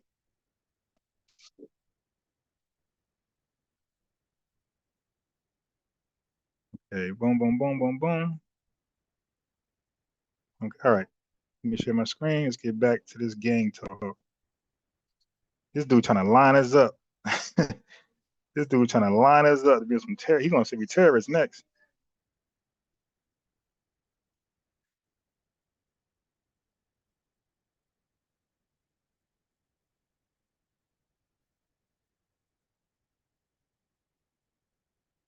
My man trying to line us Soda up, yo. with Crips. And come on, bro. We know what something can That get ain't the marketed. same, brother. That's a weak comparison. That ain't even the same. No, it's media and marketing. If you saying that ABC News said something and Crips can be they can have a soda and have and brand the name. That's a I'm bad saying, correlation, come brother. on, bro. It's using media and marketing.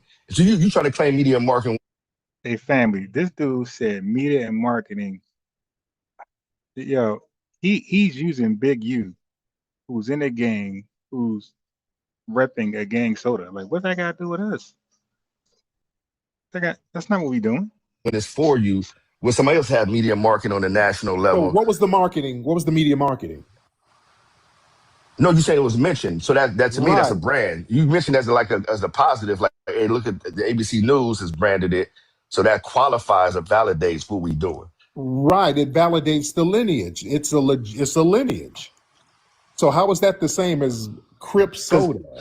Because if I'm Big U and I'm saying Crip Soda and I'm putting it out nationally, Hold on, and you're it leaving. validates the Crips as an organization, what you call a lineage, as an organization, that it validates more using press and media. I don't care if it's newspapers, I don't care if it's film.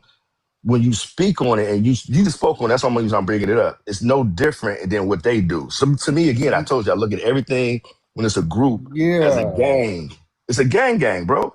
And What's a you may not gang? see it. FBA, It's it's so looking like a divisive so gang wait, so that's a you're paid saying agent. so ABC News did a story about Black history talking about historic foundational Black American inventors, and you're saying the Harriet Tubman and all them are a gang. No, he classifying something. I said the ABC News guy reporting was somebody or whoever came to him and brought him that saying, hey man, this what's going on. And he identified and classified something. Classifications get mixed in and people What are say it and you then it's saying, sir? you said Yeah, this guy sounds exactly like the guy who called in, yo. Just saying a bunch of we're trying to seriously follow, but at some point when we understand that they're just talking in circles, it gets offensive. And then they get mad when we respond offensively. They get mad. It's like, dude, you're playing with me. You're playing with me. You're talking in circles on purpose and you're not saying anything. it was What are you said, so that makes it saying? valid. You no, Yeah, they were I'm talking. The asking you. ABC News talked about Black people in the 1800s and 1900s who were inventors, who were foundational Black Americans. You're Uh-huh. trying to compare that to a gang? No, don't do that. I was saying That's what that. you're saying. What you mean? Don't do No, bro. I you was mean saying don't that. do No, that? You keep you Tariq, come keep on, you too doing that. What you smart. mean? Don't do that, sir. Don't You do keep that. doing that. No, I do. I didn't say they compared to a gang. I was You telling said you, it. I said the You media, said the that it's like press. branding for like a gang. No, the It's gang. press. You sir. You have repeatedly said it's gang. It's like a gang. It's It's a like a market. I said gang. no, I said on here on this app, it looked It's like a like gang the way branding. y'all Big U branding them and had some marketing. Crip soda. You keep making a gang comparison to our lineage and our historic foundational I'm trying, Black American icon, so sir. other than educating folks, that's all you trying to do. Educate those that need to know their lineage so they can understand that they're foundational Black. I'm trying to understand where you're coming from now, sir. I said it because you only reason I brought the ABC News thing because you brought it up as a positive, saying, look, they're on the news. Look, that this person is mentioning it, But you and I'm trying to saying compare. they Why would mentioned Crips I'm trying to as understand, yes, sir, because you sound like an intelligent person. For somebody to sit here and compare our lineage to a gang in any sense of the word sounds no no. suspicious. There you go. Don't do that. 'Cause Brother, don't do that. You sound I ain't funny, making a brother. comparison. I'm trying to figure it out because how it looks. I keep telling you, it looks like a gang to me. I mean, how I was brought up. When I see group So dynamics in that fashion, talking about Harriet Tubman and Frederick Douglass and Lewis Latimer, people who were inventors, who are foundational Black Americans. That's what ABC News did. They talked about foundational Black American inventors from the 19th century, mm, saying that is comparable to a gang. Yeah, family. This guy tripping, yo. This guy's tripping. All the stuff we talk about over here. Like, who is he talking to? Like, maybe what's crazy?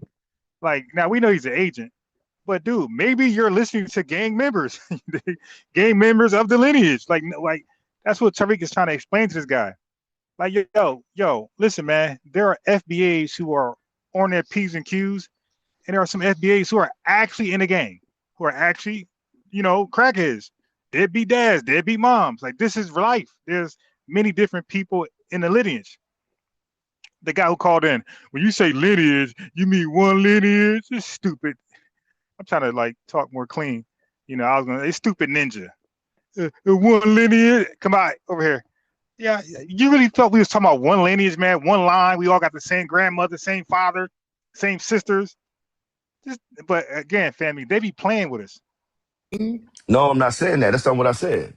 We ain't gonna do It is that. what I you're mean, saying, sir. no, I'm not. No, I'm not. I know I'm not. I'm not Stay with saying it, stay that. with I it, mean, stay I with hear it, you, stay Yeah, with bro. it. I you mean, I'm gonna let you are, have that. sir. I'm gonna let you. I mean, a lot of your people in the chat think I'm an agent, bro. I'm just trying to Yeah, figure it out. to be I'm just honest, you I'm just trying sound to like figure it an out. agent. You kind of sound like an Hey, agent, to be honest, brother. no, I'm just a regular old dude, bro. I'm even Brother, at work yeah, right now. getting up here saying all that gang, oh, it's like a gang, You and could acting because it confused. looks like a That game. that It don't sounds look like like a agent game. talk. Bro, you got letters and y'all waving the flag, and you say, "Hey, we validated because somebody on the news said something."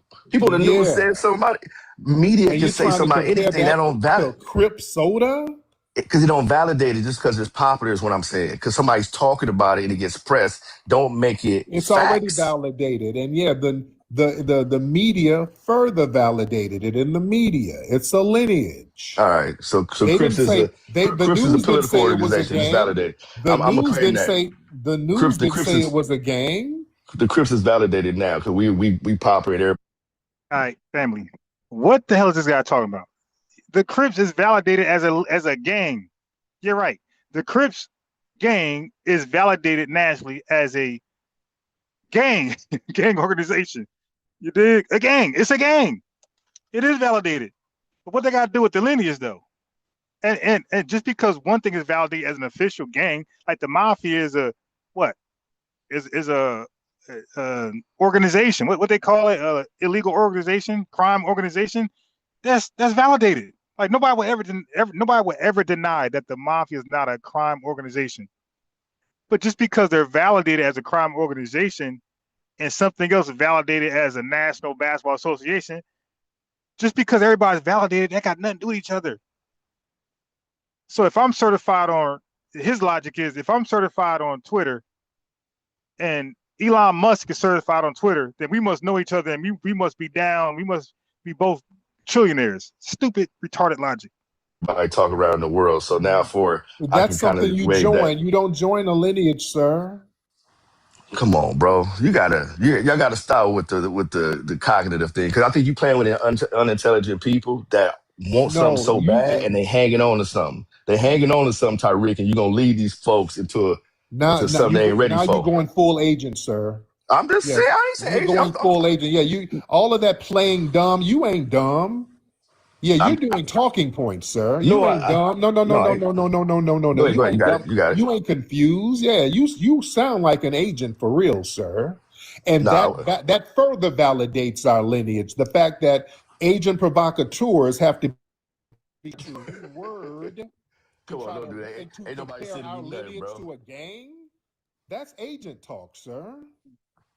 Okay. All right. All right, We can all we right. can we Thank can you we so can agree much. to Thank you, disagree. sir. Salute. Yeah, Salute. thank you. That's agent talk, and he knows it. Yeah. And all of that stuff when I asked about his family, well, yeah, my family was pimping and drug dealing, so I don't. That's just, yeah. Trying to make these weird gang banging comparisons. Yeah, that's agent talk. Yeah, you ain't dumb. Let me tell you, when people play dumb, they're playing dumb. There's an agenda there.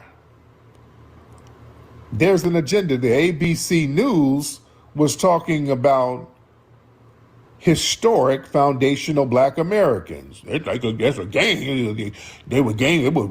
They had Crip Soda on the news. What? What the hell does that have to do? It's like a gang, man. Boy, that was some oppy ass age talk right there. Hey, family. His logic was so stupid that he was pretty much saying since a gang was allowed on a some news station for that reason, Crip Soda, whatever he's talking about, because if a gang is allowed to come on the news, if anything else come on the news, it's associated with that gang. Like this was the most, like I said, the Twitter certification analogy. Like, what do you eat? But these idiots, they like the dude JT who called in. These guys think of this stuff by themselves. To them, it makes the most sense. It goes unchallenged. They stalk Tariq Nasheed. They're begging Tariq Nasheed to debate with these dumb talking points. And Tariq gives them no time a day, and they think he's running from them. So now, a person like myself, I'm Boz Ron, be like, all right, well, come over here. You know, I'm gonna do just as bad. And they realize for the first time, okay, it wasn't as tight as I thought. Now, JT, you'll have a second chance to call in because you can't use Zoom anymore. I banned you for today. But I'm gonna put the phone back in, and I want you to, because I'm not gonna keep talking in circles with you, my guy. I'm going to want you to understand what I said to you. Ethnogenesis, Black people are foundational Black Americans. There's no other Black person. Everybody else is just from the country that they are from. Okay. So remember my talking points. I don't argue what Smiles had said. Okay, that's what he was going with before. Argue what I have said. Right? You're not going to bring up straw man arguments around me, my guy. That ain't going to happen. Wow. That was Agent Talk 101. That was Agent Talk 101 right there. Man, you got to watch these people. I'm like, what kind of flimsy ass comparison is that? That's something that somebody wearing a wire, that's how motherfuckers who wear a wire talks. You know what I'm saying? That's like somebody come, hey man, you know where I can get some heroin? Huh? Yeah, man, I'm just trying to find a bag of, I'm trying to find a hookup on some heroin and some a kilo or something. If anybody knows where I can get a kilo from. Oh, okay. Dude, he's talking like, that's how somebody wearing a wire would talk. Man, that's interesting.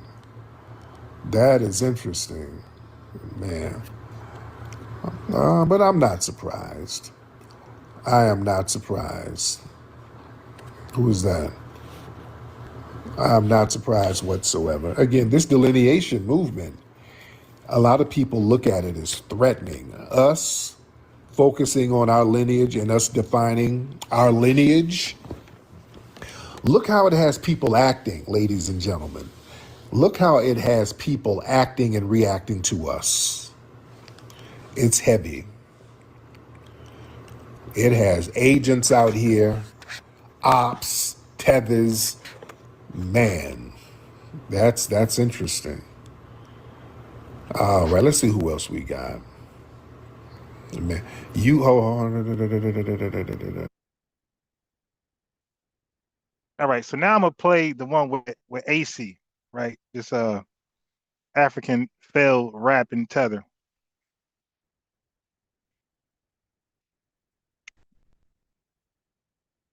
African failed rapping Tether.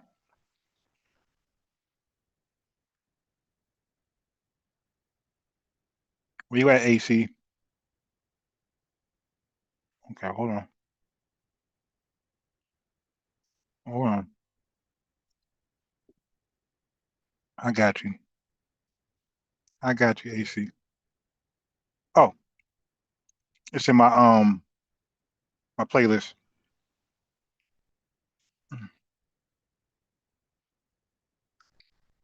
Now listen to this Tether, AC.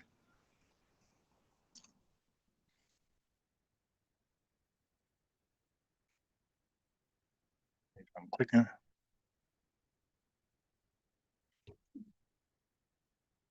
All right. Okay. So playlist. I'm clicking playlist. Nothing gonna come up. God damn. All right. Here we go. Now listen to this failed Tether.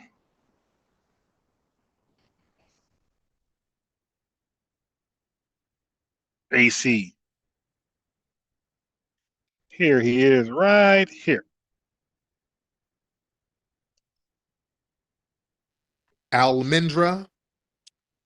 Let's try There you Ace. Wait, hold on. Yo, what's up, Tariq? Can you hear me? I can hear you, Almendra. How are you? No, it's Ace. It's Ace. Confused. Ace, what's up, Ace? How are you? Yo, I'm alright, man. Like, Now, Ace, where you I'm from? Where you from? London town, but originally Zambia, Southern go. Africa, Zambia. There you go. So what's on your mind? But I'm in London. There you go. I So what's fled to on your But mind? London. I'm not a tether because I'm proud and I'm not a coon like most of these FBA fuckers, innit? Do you know what I mean? Well, FBA's are coons? Bro, I was on your space. No, not on your space, on TikTok. Yeah. Mm-hmm. A couple of weeks ago when I was threatening. What's that guy's name you always bring up? Is it what's his name? Daniel? No, not Daniel. The other guy that tries to troll. Is it TJ or something? I don't know. What's his name, bro? I have talking about. He tries But to. I don't know. It's so many trolls. I don't. well, that guy tried to tell me, oh yeah, go have a heart attack and all that. Remember, I was telling him like, yo, bro, I'll slap you in real life. Do you know what I mean? All of this, and then after that, I got a whole bunch of FBAs on my Instagram because I said my Instagram on your story, innit? Do you know what I mean? On your space or whatever. Oh, okay. Family, he's talking about me. He said his Instagram, and I tracked him like a wild animal. And I got him online. You dig? I got him. I tracked him down like a wild animal. And I got him. I beat him up. I'm gonna play it next. So right now he's talking about me. So people found. Yeah, I got a whole. I don't know. It's so many trolls. I don't. Well, that guy tried to tell me, oh yeah, go have a heart attack and all that. Remember, I was telling him like, yo, bro, I'll slap Not that guy. That guy ain't me. That was a guy on Tariq Nasheed show. They was arguing back and forth. I'm the guy who looked him up on IG. you in real life. Do you know what I mean? All of this. And then after that, I got a whole bunch of FBAs on my Instagram because I said my Instagram on your story, innit? Do you know what I mean? On your space or whatever. Yeah, a whole bunch. Just me. People Yeah, I had a whole bunch of your brainwashed guys, yeah, coming to my Instagram. My guys, sending me abuse, women as well. Like a whole bunch of them sending me abuse. But for the okay, I know who you are, and it's not my people. I don't know him. I don't know who. So yeah, don't try to frame it like I send people at you because I don't know who's at you. I don't know nothing about that. But I do. I think I remember seeing your music. Aren't you like on a beach? His music is garbage. Yeah, in Brazil, it's the song Black Rebel, right? Black Rebel. Right. Yeah. You saw it. Yeah. I saw a clip. Yeah. You know I'm a real nigga, bro. When you saw that music, I came out. That's my first song, and the song is called Black Rebel. Yeah. Do you know what I mean? Well, now, yeah. What's the name of the group? Boys to Must. What's the name of the group again? No. I'm solo, dolo. Do you know what I mean? Ace. Okay. Now, by the way, when I play my debate or dialogue with Ace next, you're gonna see that I told him he was not black and he agreed. So he's still going back to he's black. Kyle's playing. Chris Brown gave me a cosign, so you can't even laugh. Do you know what I mean? Chris Brown gave me a cosign. He was out here. You know he was out. He got the case out here in London, right, for bottling a nigger in the club. He was out here. He gave me a cosign. So you can't even laugh. Do you know what I mean? So now what? Hey, family, notice that these tethers love to like overuse the N-word. You dig? Like notice that. Like we don't like as foundation black people, like that's our word. We made it something.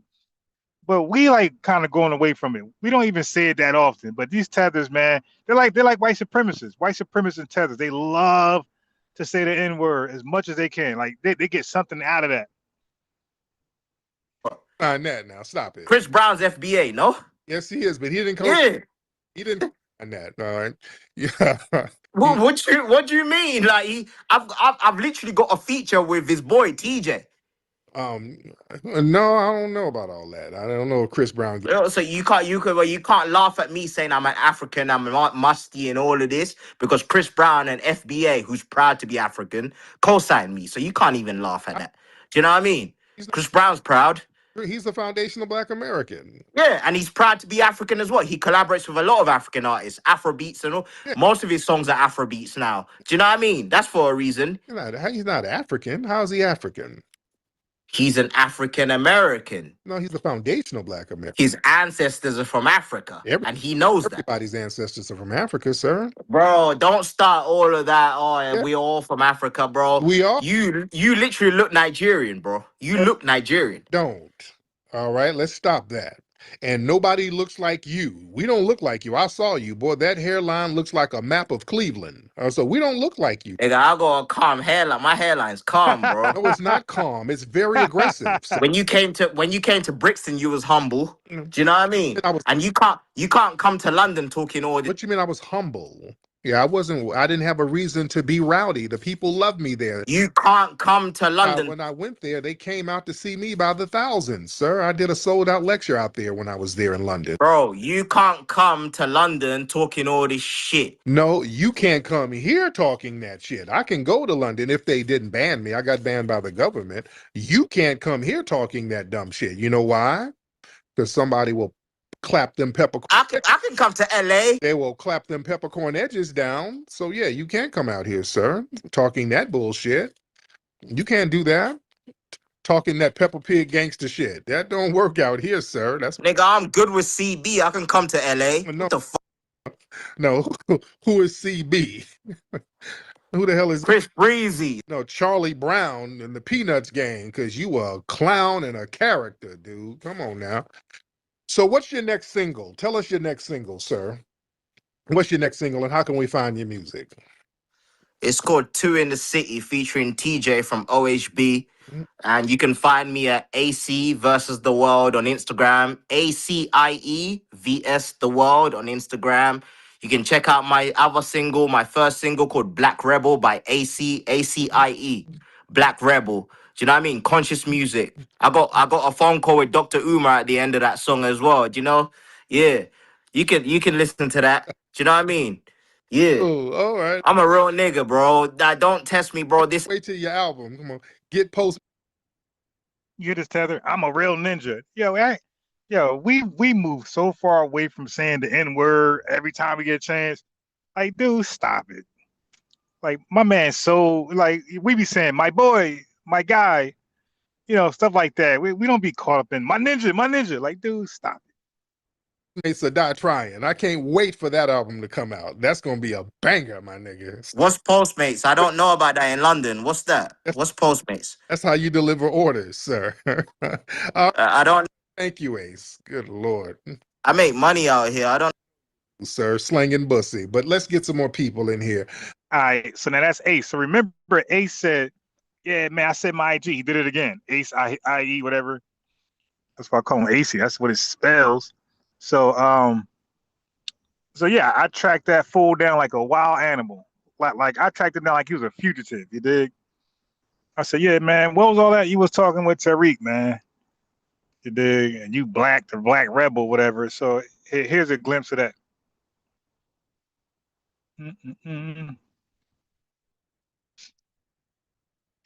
That's him, by the way. That picture. All right, so I think the brother is here. Is that you, Ace? Yeah. Yo. All right. Who am I speaking to? You're speaking to Unbiased Ron. Let me share my screen. Quick question though, before we proceed. Yeah. Before we go any further. Yeah. Nah, I don't have a leader, my guy. So I'll be very transparent. Those are the questions I'm going to ask you. You can see those. So there's no gotchas here. Like, you can see the questions in advance. So when I said 7, that's 7. What's the So are you playing this back on any other platforms? You're just doing it on Zoom, or you're just curious to know? This is because it's gonna be on YouTube. So what I did was I watched you on, I guess, TikTok thing, and it was Twitter, and then he put it on his YouTube. Okay. Yeah. So but I'm already on YouTube, so this is already live. This is not like a recording that I'm upload later. It's already live right now, so we got like a live audience. Yeah. So those are the questions right there. What country is your lineage from? Right. Zambia and South Africa, both Southern Okay. African countries. Okay. So And they then the both, second, go ahead. yeah. You want me to No, go go in ahead. depth with that or Yeah, not? go ahead. Sure, go ahead. Zambia and South Africa, they're very linked together. So if you ever go to Zambia or majority of Southern African countries, you'll realize all our imports come from South Africa because they're the major nation in Southern Africa. So you find supermarkets, wherever you name it, cable, whatever, internet, mobile phone companies, they're all based in South Africa. You understand? So now, my mother's tribe, they are originally from South Africa, but they fled up northwards because of Shaka Zulu in the 1800s, because he was conquering everybody. So they speak. So the western side of Zambia speak the same languages as two tribes in South Africa called Sotho and Setswana, as well as Namibia. They speak the same languages. So those were people fleeing Shaka Zulu in the 1800s. Understand? Yeah. Yep. Yeah. Okay. So now explain your name. AC versus the world. What's it? It's like you're a troublemaker. What's that about? Basically that's self-explanatory. That's me against white supremacy. That's what it means. Okay. That's literally me, AC versus the world. That's what it means. You can't go anywhere to escape white supremacy in this world. Not Africa. No, I've been to Brazil, and you can't go nowhere in this world. Pretty sure you know that. America, everywhere. Yeah. UK. Yeah. So that's what it means. AC versus it means a constant battle against white supremacy every day, as white supremacy, like Tariq will tell you, controls all areas of activity. Right. Yeah. Okay. That's So what that leads to the third question. Are you a Pan-Africanist? Yes. I wouldn't say I've studied the ideology to the point where I am an expert in it, like people like Umar. But as far as the idea of being a Pan-African, yeah, that's what I am basically. I feel like we're all brothers and sisters. We're all one African family, whether you're a Black Brazilian, whether you're Black American, whether you're Haitian, you know what I mean, Cuban, Jamaican, South Africa, Zambian, Ethiopian.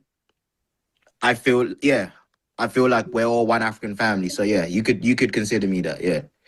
All right. So that you answered that question. So the second one was, what are your thoughts on Marcus Garvey?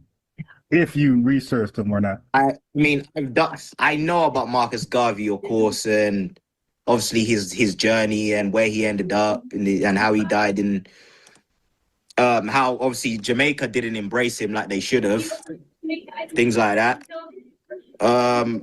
My thoughts with Marcus Garvey is that he had the right idea in terms of organizing us, because remember he said we're not outnumbered, we're out-organized. You know that?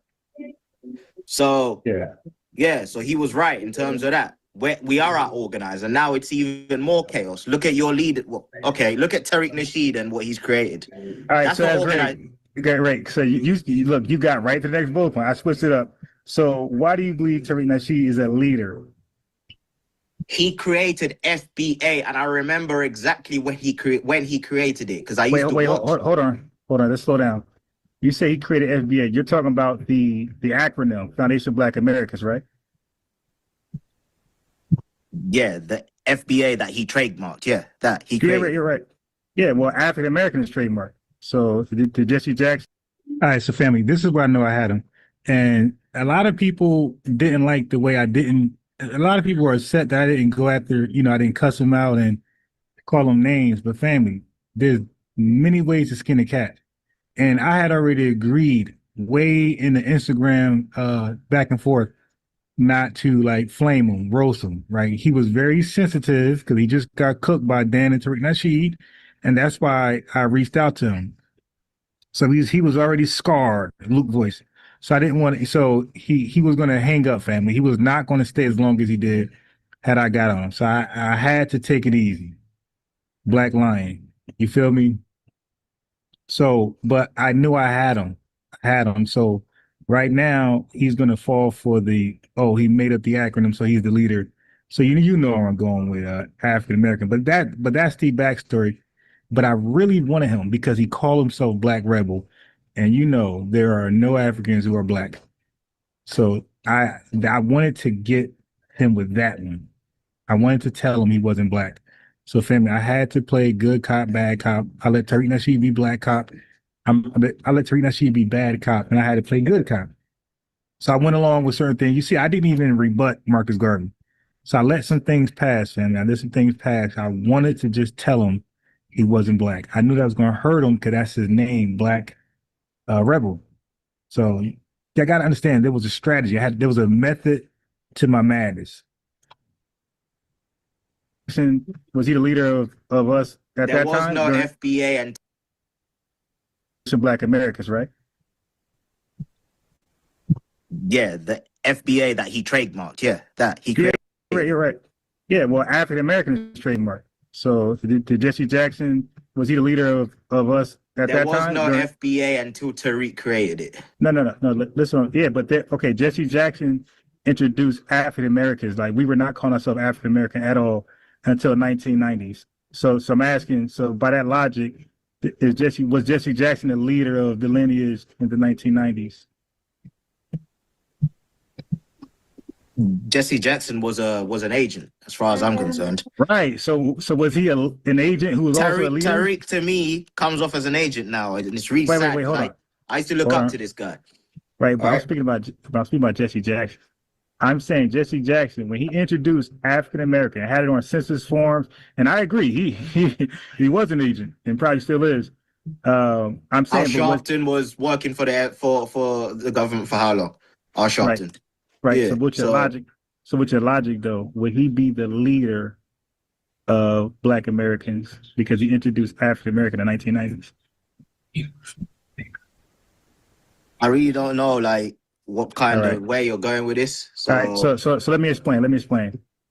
So in America, we went through different labels. Like, I don't know how you do it in South Africa, but we went from Negro to color. I know all of that. Colored and all. Okay, that's the same. Even in South Africa and all these places. Wait. They have these labels. Okay, got it. You asked the question. Like, when you wanted to go further in, you went and I listened. So vice versa, right? So you say you don't know where I'm going with this. So I'm telling you where I'm going with this. In America, we've been given labels. When you're given a label, that's called an exonym. That means somebody from the outside called us something that we don't call ourselves, or it was forced. What did you guys call yourselves?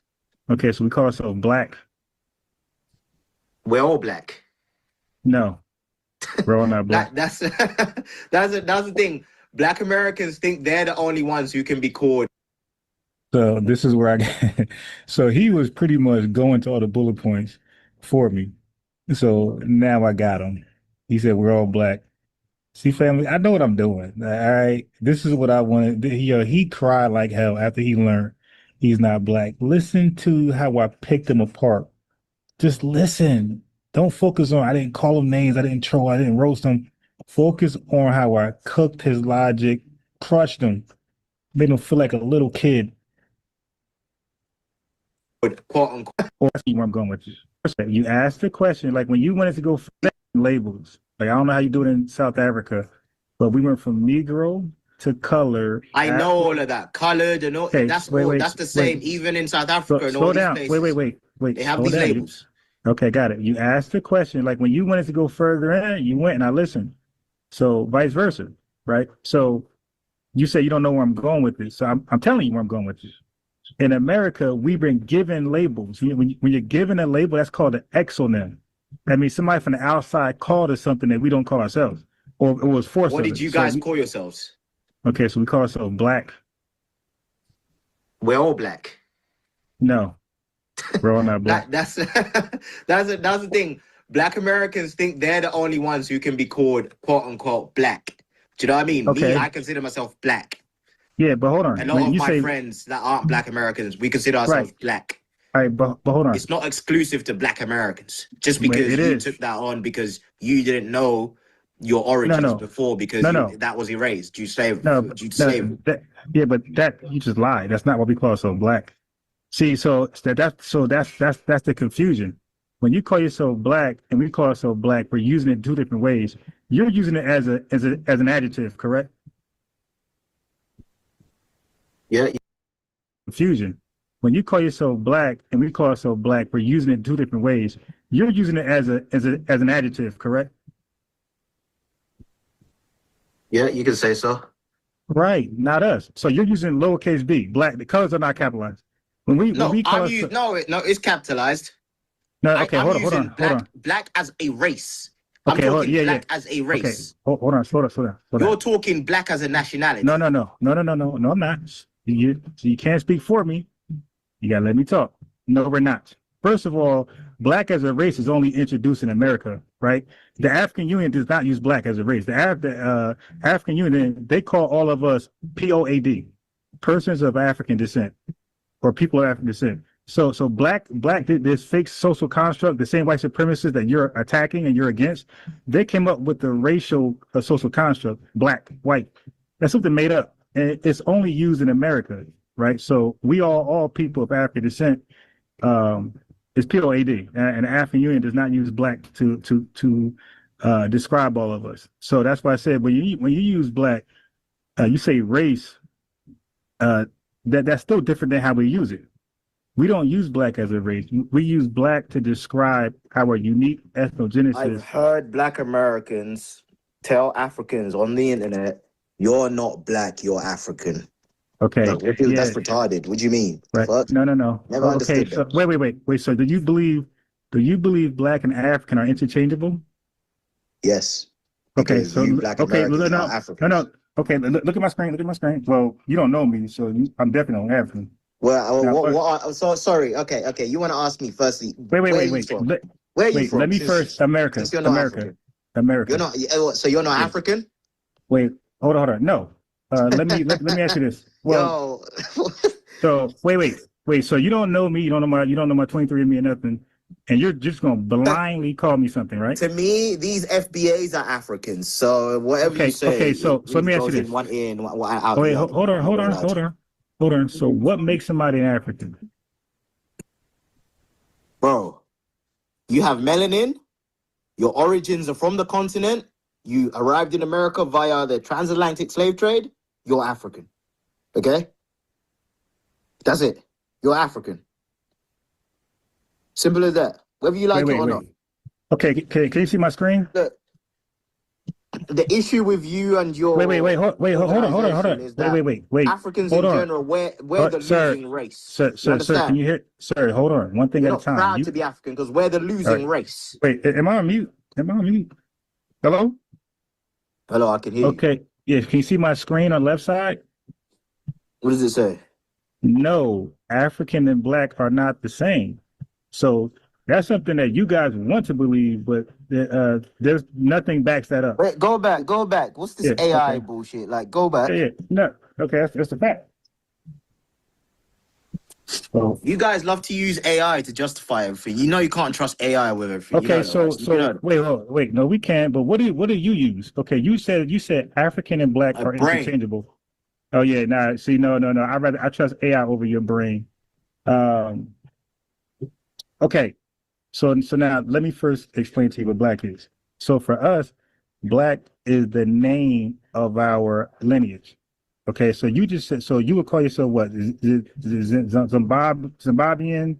I'm Zambian. I'm not Zimbabwean. I'm Zambian. Okay, I'm sorry. Zimbabweans. Two different things. My fault. Yeah, Zambian. Right. So you heard that? So the way you call yourself, hold on, you got to listen. So the way you call yourself Zambian, that's how we call ourselves black. So I can't be one day magically Zambian, just like you one day can't magically be black. You're Zambian. I'm black. Nice to meet you. Nice to meet you, mate. Okay. So, and you mentioned Haitians. Dessalines in 1804, he made a decree, a declaration. He said, we are the Haitians. He didn't say we're black. He said, we are the Haitians. So everybody started to name themselves, and the only lineage who named themselves black was us. And then 30, 40 years later, everybody was calling themselves black. And we're confused. Like, wait a minute. I thought you were South African. I thought you were Kenyan. Where are we going with this? I'm going into you're Zambian. I'm black. I'm not Zambian. You're not black. What's the other questions you wanted answers for, Okay. please? So now, as far as Africa, right? Because Africa is dominated, like you said, by white supremacy, right? All right. So I didn't get much argument from that. So for me, it's that easy to explain. Anybody who's non-FBA, they're not black. It's that easy. And it gets easier because the more you talk to non-FBAs about this, you find easier ways to explain it. So it's become more easier and easier for me to explain this. But wait till I expose how Karens are involved in a lot of Somalian scams, right? So they could benefit, Somalians can benefit, whoever else, Eritreans, but they all in it together. Right? They all scamming together. It's hilarious. Of course, like the whole world is. Right. But the whole world kind of bounced back a little bit. Africa is the only place that didn't really bounce back at all. No, not really. What the hell? What are you talking about? Yeah, it's bad over there, but what are you talking about?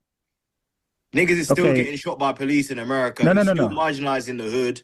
You still don't control the economy. The economy don't control the judges. I'm not doing it. Wait, relax. I'm not doing an African 1.5 billion people compared to us. I'm not doing that. Like, you keep mixing me up with people you talk to on Twitter. I'm not doing that. I'm speaking just about Africa. I'm not doing a comparison.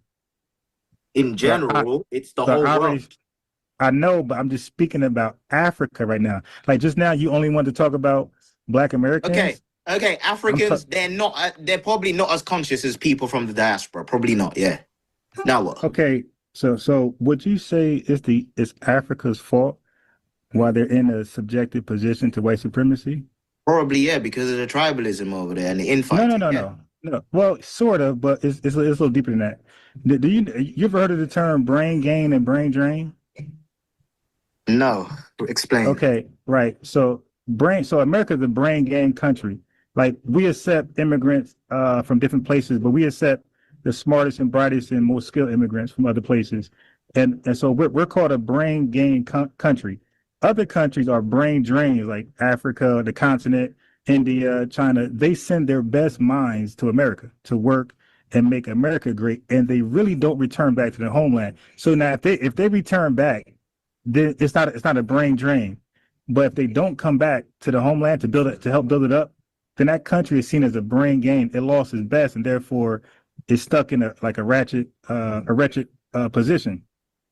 So Africa, about 1600, sometime around that time, they decided to do a trade with Europeans to ship off 12 to 15 million blacks to Europeans, right? That is called a brain drain. You just released damn near like a large percentage of your population, a large percentage of your labor force, a large percentage of innovators and inventors, and you gave them up for really nothing to a European power who used them to build themselves up. So what I'm saying to you, bro, is that if Africa had never... Those are you're talking about your ancestors, right? Yeah. Yeah, of course. Yeah. And your ancestors in America, right? And the people that went to America, right? The place that we call the United States of America right now, correct? No. What are you talking about? No. So I just asked if you were talking about your ancestors. You said yeah. Ancestors, yeah, like a far distant ancestor. Your ancestors. Those are your ancestors. That's how you black people ended up in America. No. That's how they ended up in America. Okay, but we are a mixture. Like I said, you don't know our 23andMe. You don't know our. We're a mixture of German, Native American,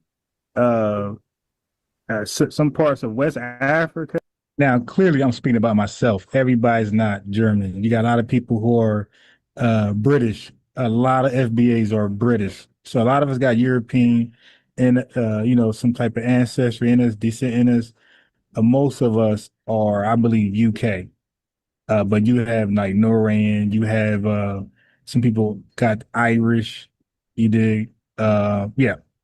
So I will speak about me specifically, not when I say we, it wasn't everybody, I'm just using me, for example.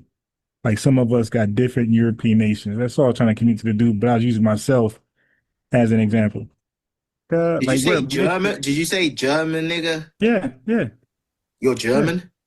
Well, I'm mixed with Jordan. Yeah. That's why we laugh when you say we're African. We like Bro, African weird. bro, if you go by that logic, everyone is mixed, even people in Africa. No, Do no, you know no, what I no, mean? no, no, Like, no, if we no, go by that no, no, logic, no, no. everybody in the Bro, do you know world what is mixed. percentage? No, no. Say here's the problem. I got like a high 35%. No African got Bro, no family. Like again, this stupidity from a lot of these tethers. I had did a show where a lot of people, not a lot of people, but some people was coming on showing their 23andMe, and damn near everybody had that showed their 23andMe had like a European country in between 21 sole European country, whether it was Italy, Irish, yeah, who knows, UK. Uh, they had in between 20 to 30 something percent a single European country. Like that's almost normal. Some of us got maybe low as 15%, but in between 15 to like a 35%, that's like normal with the average FBA 23andMe. We're just talking to an idiot, and that's all I wanted to expose, family. I wanted to expose that he's dumb. That's all. My catchphrase, "Are you dumb?" So I wanted to show that he's dumb, and I wanted to show that he's not black. And he conceded from that. He conceded that Tariq's not the leader because he came up with an acronym. Because you got Melvin Charles, you got a whole bunch of people, Elijah Muhammad, you got Jesse Jackson. These are all leaders. I don't believe none of Yeah, that. yeah. Look, to Okay. me, all of this Got you. shit, No, yo, bro. We people already who are, hold on. look, Slow down, people slow from down, your slow down. so-called lineage, No, a dude that calls himself a rich in the chat. You didn't send no link, dude. You call in. You didn't prove nobody wrong. You hopped on. We heard you. You pretended like you couldn't hear me, and you left. Real simple. You didn't click the link. You didn't hop back on.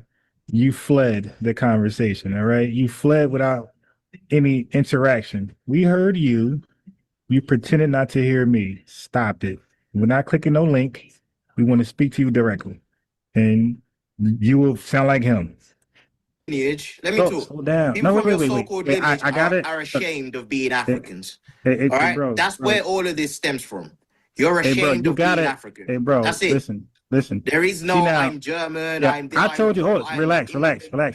I told you, I said, yo, we're not gonna do the name calling. I promise y'all that you're doing that.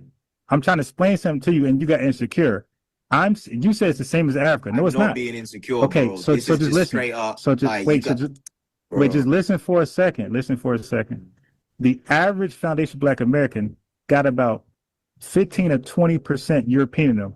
The average African got like no European in them. Zero. Okay? The most in one tribe or nation or country in Africa that we got in this is like 20%. And I'm lying, about up to 40%. 40, but it's in between 40 and 20%, like one nation.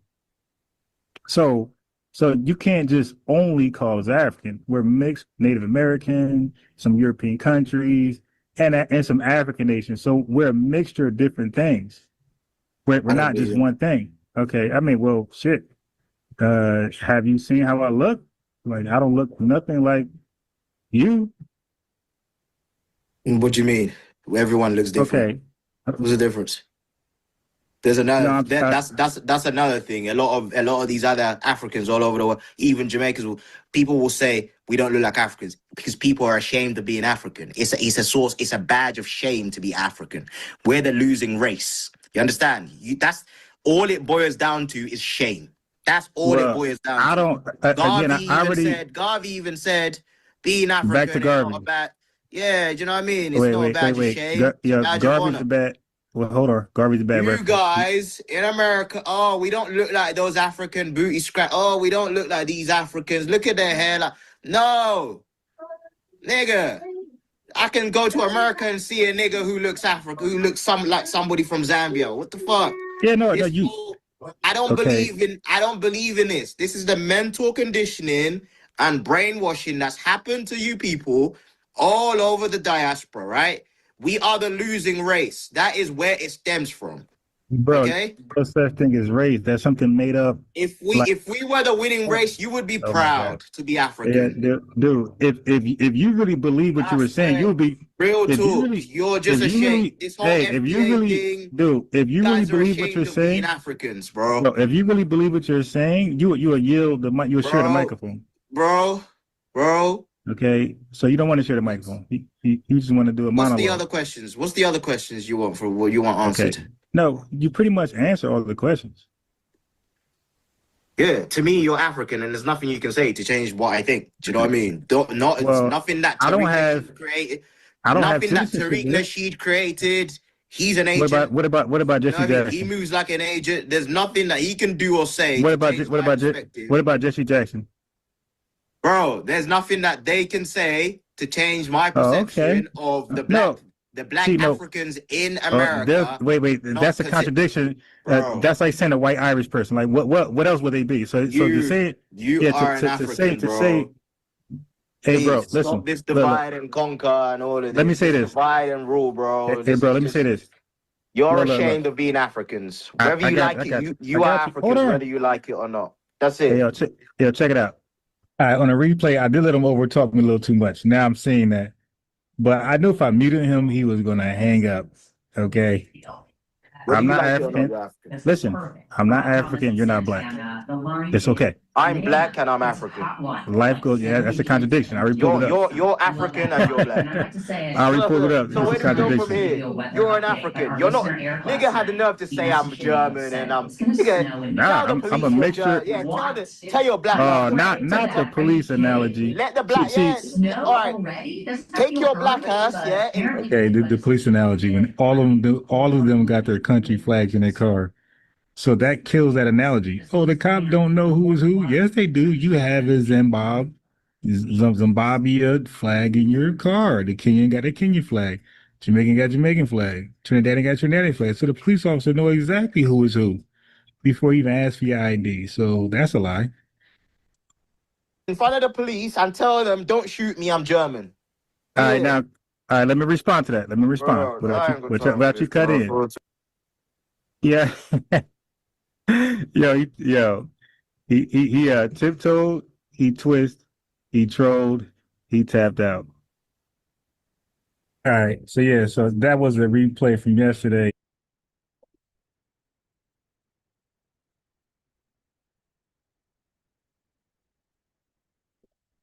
Okay, so that was the bump from Tariq show, obviously. Shit. Yo, I just been clumsy lately. Yeah, so that's a bump from Tariq show. I hunted him down like a wild beast, you dig? Like I was a damn lion running down a wild beast. So, but I told you what I wanted to do with that guy. I let him slide with some arguments. You know, I wanted him on Garvey, but I wanted him to know about black. Okay, that was the one I wanted him to know about. I was so happy when I was able to pull that off on him. And you see, I didn't even cuss him out because he had me promise to some terms. That's why I had like a bunch of questions for him to like see in advance because he was so. When I say he was so like traumatized from his discussion from before with Dan, oh my God. I had to walk on tippy toes, so I had to walk on my tippy toe with this guy. So I had to agree to some terms, right? Terms and conditions. And but it's okay. I feel like I got off what I wanted to get off. And I wanted to tell him what he wasn't. Like, dude, you are exactly what you said you were, which is zombieing. That's what you are, my guy. And we ain't gonna switch that. All right. So now I'm gonna show you. Matter of fact, wait. Somebody called in, right? Somebody called Tariq Nasheed, and they said that the white lady, they were trying to blame the Somalian scam solely on the Karens in Minnesota. Now they definitely do. They definitely got something to do with it, but that don't mean the Somalians are innocent. They were complicit. they were fully aware of the scam. That's why Dan pointed out to the full, like, well, why did so many? If the white lady was the orchestrator and everybody else was victims of the scam, why didn't she go to jail by herself? Or get charged by herself? Why did 75 to 80 Somalians get arrested? So of course, he had no rebuttal from that. He had no rebuttal for that, and he had no comeback for that. All right, let me get my thing situated real fast. I had to drive, you know what I mean, drop my son off. So I'm gonna switch back to my laptop. You feel me? Get back to my microphone and cook. I'm gonna play the So I did some research on those Karens in Somalia. You feel me? I'm like, oh. I'm like, yo, that Tether had, he wasn't all the way lying. Karens are involved with this. Again, that don't make the Somalians innocent. That just tells you that they're not scamming by themselves. I was, like I said, I was wondering, what the hell do a Karen? Like, why are they caping for these damn illegals so hard? Like, oh yeah, so what happens is, family, what I believe, like, I had an epiphany that, because I really couldn't just get it, I just couldn't really believe, like, they just caping for these Somalians and for no gain. They so pure hearted, and we know that's a lie. Like, they would love a dog over us. So just on that, I knew it was more than what was being seen on TV or what was being expressed on TV. And media is a dangerous tool, man. Media is a dangerous tool, dangerous tool, man. It usually works against us, foundational Black Americans.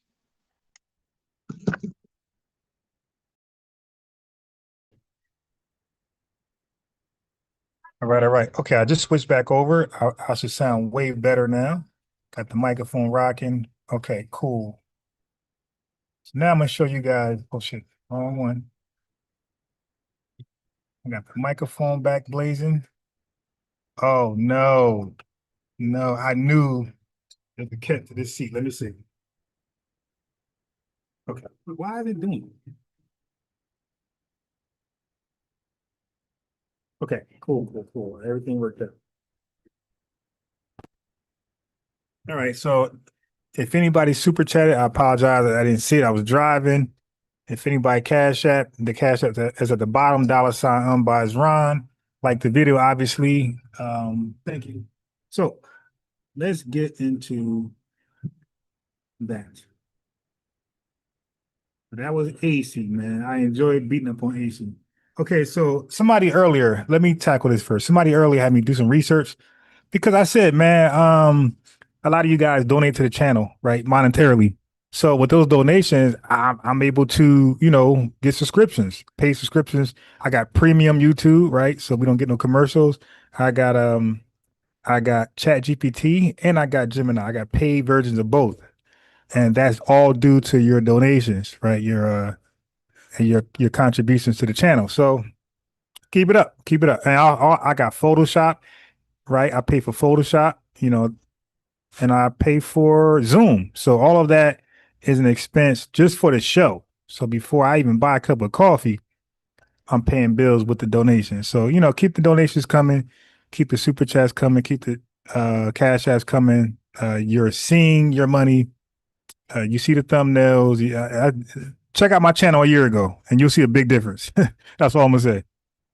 Just look at my channel a whole year ago. All right, so check this out. So I want to get on this right here. So how about we tackle this first and then we're going to tackle something before that. Hold on. The mere fact that you kind of look like me, we need to kind of come together on that. And it's a question, do you think we even have that? A switch where we say, right, okay. No, at this point, I don't really care if I don't like you, but the mere fact that you kind of look like me, we need to kind of come together on that. And it's a question, do you think we even have that? Have what? That sort of when it comes down to it, we can all come together wherever we are. Yeah, Africans, Caribbeans, Black Americans, come together and just say, right, okay, well, we're going to collectively move on this. For instance, even finances, right? Something as simple as, okay, let's start doing more trading across the globe with each other because they do it, so why we? Here's the problem. The problem is this. We try to do that. We've been the only ones upholding global Black unity, foundational Black Americans as a collective. We've been the only ones doing that. And it's been a one-sided thing. Anytime we connect with Africa and the Caribbean, particularly Africa, it's always us uplifting everybody. We have to bring a bag over there. We have to invest in businesses. We have to go over there and lease land that other people capitalize off of. We have to have them own a percentage of our businesses when we go over there. So there's always this little one-sided damn deal that's happening. And we're like, hey, man, y'all gonna have to bring something to the table. Not only are these people not bringing anything to the table, people come over here after we help them and then start talking crazy to us. That was kind of the straw that broke the camel's back. You understand? And I get that. But I have to correct you on something. Look, I live in London, yeah? What happened with George Floyd, right? Whether it was, you know, there's a lot of different conspiracies around that. But the mere fact that he was on the ground, let me tell you something. There was millions of people in England. And I know this shit. Okay, that's some slick stuff he just said. There was conspiracies around that. He was trying to say conspiracies surrounding his death, giving Chauvin, whatever his name is, a pass, that it wasn't asphyxiation as the cause of his death. Trying to lean towards a possibility of fentanyl being the reason. So he was real slick for that. Conspiracies around that. Ain't no conspiracy. We've seen everything on camera. It happened all over. But in England alone, there was thousands of people marching. Yeah, right. I know that. And hold, bro. They saw what we were doing and they got on. They got on the. No, hold on. There's been loads of Black movements happening over here. One of the things that we're fighting for. You guys have never had a Black movement. You guys had African movements in the UK or wherever you're at. You've never had a Black movement, my guy. Black movements only happen within Foundation Black Americans. Again, we're the only Black people. Everybody else is cosplaying. And I'm going to put the link back in the chat for those who might have a question, concern, or disagree. Felt like we're too divisive, xenophobic. Felt like there should be an end game. You want to know our end game? Click the link. You'll get the answer to that. I'm going to provide the link one more time and the phone number. So, JT, you're going to be able to call in this time. You can't click the link because I keep you off Zoom. But again, I'm not going to talk in circles with you guys. If I talk, you listen to what I'm saying, you comprehend it, and you get it. Then you respond to that or something else. But when I talk, bro, do not act like I didn't just say something. Don't dismiss it as though if you don't understand it, say that. Swallow your ego and say, hey, man, I'm a little slow. I didn't get it. And I will slow it down for you. Oh. Did you know what happened? What happened? There was a pause there, brother. Oh. Right. Even before the march for George Floyd, yeah, the so-called stolen people over here, we done been fighting for our reparations from time. So much so, right, that Lloyd's, during the time when George Floyd was doing, you know, the marching was going on, Lloyd's released a statement apologizing for their part in slavery. Yeah, right. That's Lloyd's Bank. Hold on, that's Lloyd's Bank. Yeah. We have been marching for years for that. Yeah. To Barclays, also a few weeks later, release their apology. Now, the one thing they haven't done is release that funds. Yeah, but they've apologized. Now, that's a key thing because the mere fact that you take responsibility and you see where you went wrong, now we can now talk about reparations. Now, what I'm saying is we've been doing this for a long time, bro. Yeah, we've had Black Panthers, UK version of Black Panthers over here. Now, you had no such thing of a Black Panther in the UK. unless they were foundation Black Americans in the UK doing the Black Panther thing. If that is not the case, you did not have one Black Panther in the UK. You had UK Jaguars or something else. Okay, it was not Black Panthers. Way before I was born in the 70s. So it's not that we ain't doing nothing. It's just that you guys never heard about us.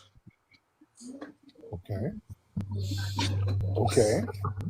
So and you see, the thing is, yes, I've got your DVDs, yes, I've got your books, but the mere fact that I've bought them is because I see somebody that looked like me, and I thought, yo. No. That don't mean nothing. We look like East Indians. We look like some dark-skinned Mexicans. We look like some dark-skinned Dominicans. We look like a lot of people that's melanated. My God, that's not good enough. That's not good enough. The Ukrainians look just like the Russians, and guess what? They're warring right now. So that means absolutely nothing. Don't make me go get Professor Smalls on you. Because Professor Smalls said that means absolutely nothing. Oh, you're teaching something about, but we've been doing that for years. So all I'm saying, bro, at the end of the day, we can have our differences. Yeah, we can talk S when it comes, between us, we can talk S. But when the SHI hits the fan, there needs to be a switch where we say, nah, you know what? We need to start. This is where we come together. And I say that because the YT been doing that for years, bro. Now, Yeah, before Tariq Nasheed go, let me go. They got to stop with this YT thing, okay? You're no different than a whitey if you're used as foot soldiers. Okay, family, you got hella Africans that's in Russia who got guns in their hand and they're fighting on the side of Russians. Okay, the Ukrainians don't look at those Africans as they're just our cute little friends with guns. They're not going to really hit us with those. No. They don't look at the Africans like that. They look at the Africans, they are doing the bidding of the Russians, so we must eliminate them too. So when these tethers come over here or abroad and they do the biddings of white supremacy, we don't give a goddamn how you look, how dark you are. That absolutely means nothing. We look at you the same, man. We don't care about the race like that, the color. We care about the actions. We keep saying that. It's the actions. Some of you guys operate with bad actions, therefore you are called a tether. It's your actions who make you who you are. You dig? It ain't your skin tone. let's slow down for a minute. Who said we're not going to do that? I'm cool with people in the UK. The Black people in the UK, they've always showed me love. When I would go to... Yeah, so don't worry. We're going to slowly get Tariq on board this Black thing. I think this video is... we're going to get him on board. Because the confusion is acknowledging their Blackness. And when the question is asked, how are they Black? When I asked the AC guy, Ace IE, I said, how are you Black? He couldn't... He just said by description. Well, guess what? Prince is Black because he's foundational. But Prince wouldn't be Black if he was if Prince was in another country. There's no way, shape, and form he'll be labeled as Black. No way, shape, form. Okay, yeah. So Prince is light as you can be, and he's Black because of his ethnic ties, not because of his skin tone or African ancestry. To the UK to do lectures. I've done sold out lectures at concert halls out there in the UK. So I've always gotten love. I've always supported certain causes out there. So us delineating, recognizing our lineage, that doesn't say that we're not going to rock out with certain people if they rock out with us. See, for some reason, people try to make it seem like our delineation means anti everybody else. That's not the case. And I don't like when people try to frame that. They don't do that with nobody else. Everybody else can recognize their lineage, and it's not framed as anti anything. It's just... Right. And he was cooking somebody. I should have got that one. Cooking somebody who didn't have a problem with the NFL players holding the Nigerian flags. I think that was the same agent, federal government guy. I think it was. All right, but now here's something else I want to get here. What do you think about Black History Month? Black History Month is Black History Month. It's a time where we emphasize Black American history. That's it. Right. But can we both agree, come to a middle ground that Black history is American history? It's been absorbed into American history. Yeah. Right. Okay. Because here's the thing, I don't like Hispanic Heritage Month, right? Okay, so what he's doing, wait, let him finish. Let him finish. I think that it's useless. So I feel the same way about Black History Month because here's the thing. Would you want your own history relegated to just 1 month, or would you want it for centuries? Now, hold on now, because you might have different motivations for not wanting a Black History Month, and you're trying to frame it as if we should just all be inclusive. Should Black history be emphasized at any point? Should it be emphasized? It is emphasized even if it's even since it's American history. How so? Well, everybody talks about it. You talk about the Marcus Garveys, you talk about the MLKs, Malcolm X, you talk about that of the world. Who the hell talks about Marcus Garvey doing Black history? Like, come on, like we got to stop lying. Nobody talks about that scammer during Black history. Like, we got to stop lying. Okay, yeah, they are definitely tripping.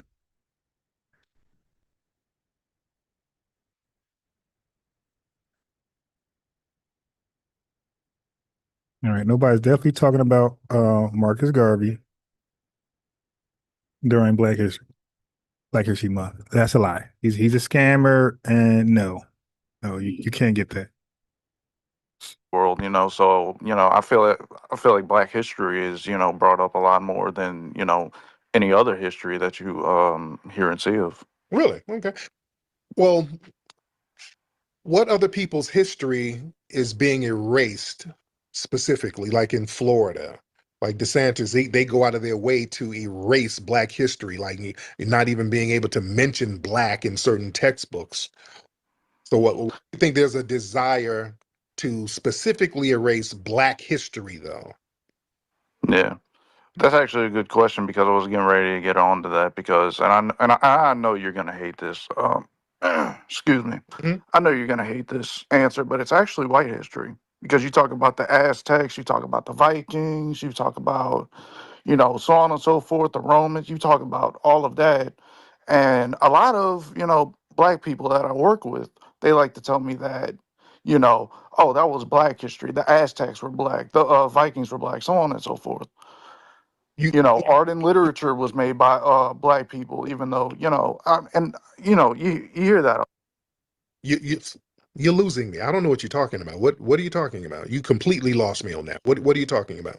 Well, what I'm saying is that a lot of white history is being skewed. Well, a lot of Black history is being skewed because they're saying that a lot of white history that they have it was actually Black history because of this and that.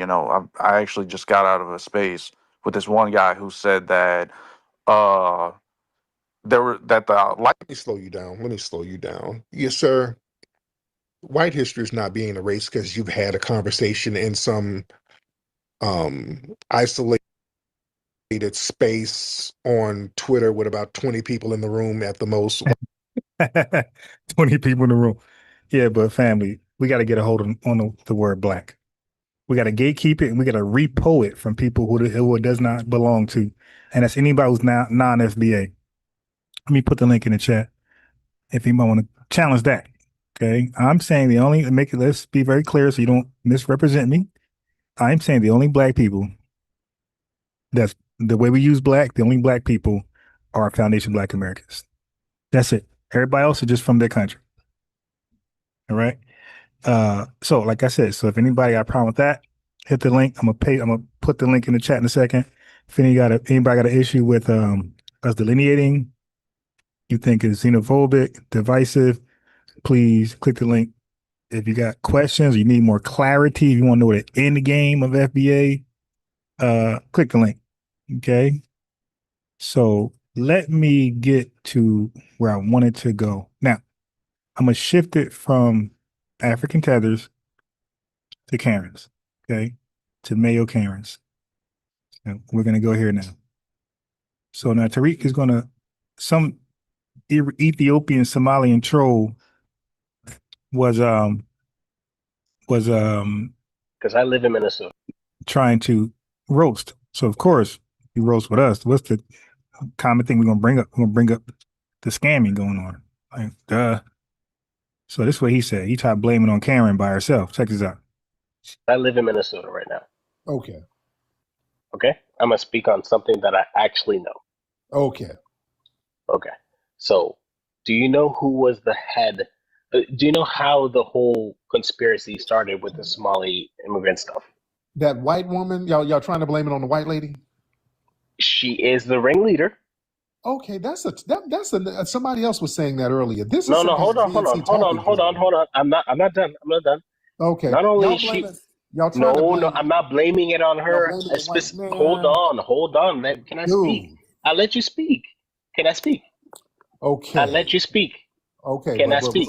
but we're going to speak truth to power. Okay, go ahead. She's the ringleader, but there had to be a ring for there to be a leader. Okay, talk about Yeah, the ring is not immigrants. The ring is the system. The system is not created by immigrants, sir. What? You said that? Yeah, the ring is not created by immigrants. The ring is created by white supremacists. So why did all of these scamming Somalians get arrested and charged? Because oh my God, the ringleader is a white lady. She owned that business. There are Somalis that she hired specifically to work for her to help the Somali community, mainly because most of them are refugee families, which they have barely nothing. So, All right. So you see, he snitched because some of that is true, but it's not all the way true. He's trying to give all the blame to Karen as though they're not complicit. They were all in on the scam. It's just that Karen was the mastermind. So he's not entirely wrong about that. You know, because these liberals, they know how to finesse the system. Like they know the law, the live on legislators, politicians, like, you know, they know how to finesse. Nobody can finesse a law better than a politician or a legislator. they need the help. So right? But hold on. Don't cut me off. Let me finish. Please let me finish. She is the CEO of that company. There were so many Somalis that tried to go to the government and say, hey, this lady is doing some shady stuff. But guess what happened to them? They either got fired or accosted or pushed aside, right? And once that happened, the investigation started by the government, and they found out that white lady was the ringleader. Let me get my brother Dan, because you draining me. Let me get my brother. You don't handle the truth. That's all. Man, Dan, talk to this man. Yeah, my bad. Go, Dan, talk to him, please. Yeah, I borderline fell asleep listening to him, man. Listen, every time something happens, they always like to push the blame on somebody else. Yes, there was a screw it. All right, so warning, Dan's about to flame him. Screw it. This is a cult. Goodbye. All right, you have a nice weekend. You leaving? Yes. No, Jay. No, Jay. No, Jay. Don't do that. Nah. No, he's trying to be dramatic. He just wants to. I'm really not. Are you trying to walk out like Jennifer Hudson in Dreamgirls? All right, so warning. Dan's about to flame. Okay, thank you. Fine. I'm gonna stay here. I'm gonna have a dramatic exit. No, I'm gonna stay here. Oh, I'm 100% gonna stay. Don't do that. Come on, now we talking like this. I'm gonna stay until you kick me out. You probably will. We're not gonna kick you out. Okay. Come on. Talking about a cult. Stop it. Yeah, like, bro, we just actually having a discussion about what's going on. Listen, I don't want to hear this, man. They knew exactly what they were doing. Yes, if you want to say this YT woman masterminded, that's cool, but they still stood up for it. So if your homeboy come up with a place to take the liquor store using force and you participate, you going right on that trip with them to jail. It's the same thing, right? And as a matter of fact, the crazy part about all this is y'all got every excuse in the world why these people can't be held accountable for the decisions they make, while at the same time expecting us to give them all the benefit in the world. No, listen, they committed a crime. Listen, and I was listening to the guy on Tariq's on that panel he did earlier with the British gentleman.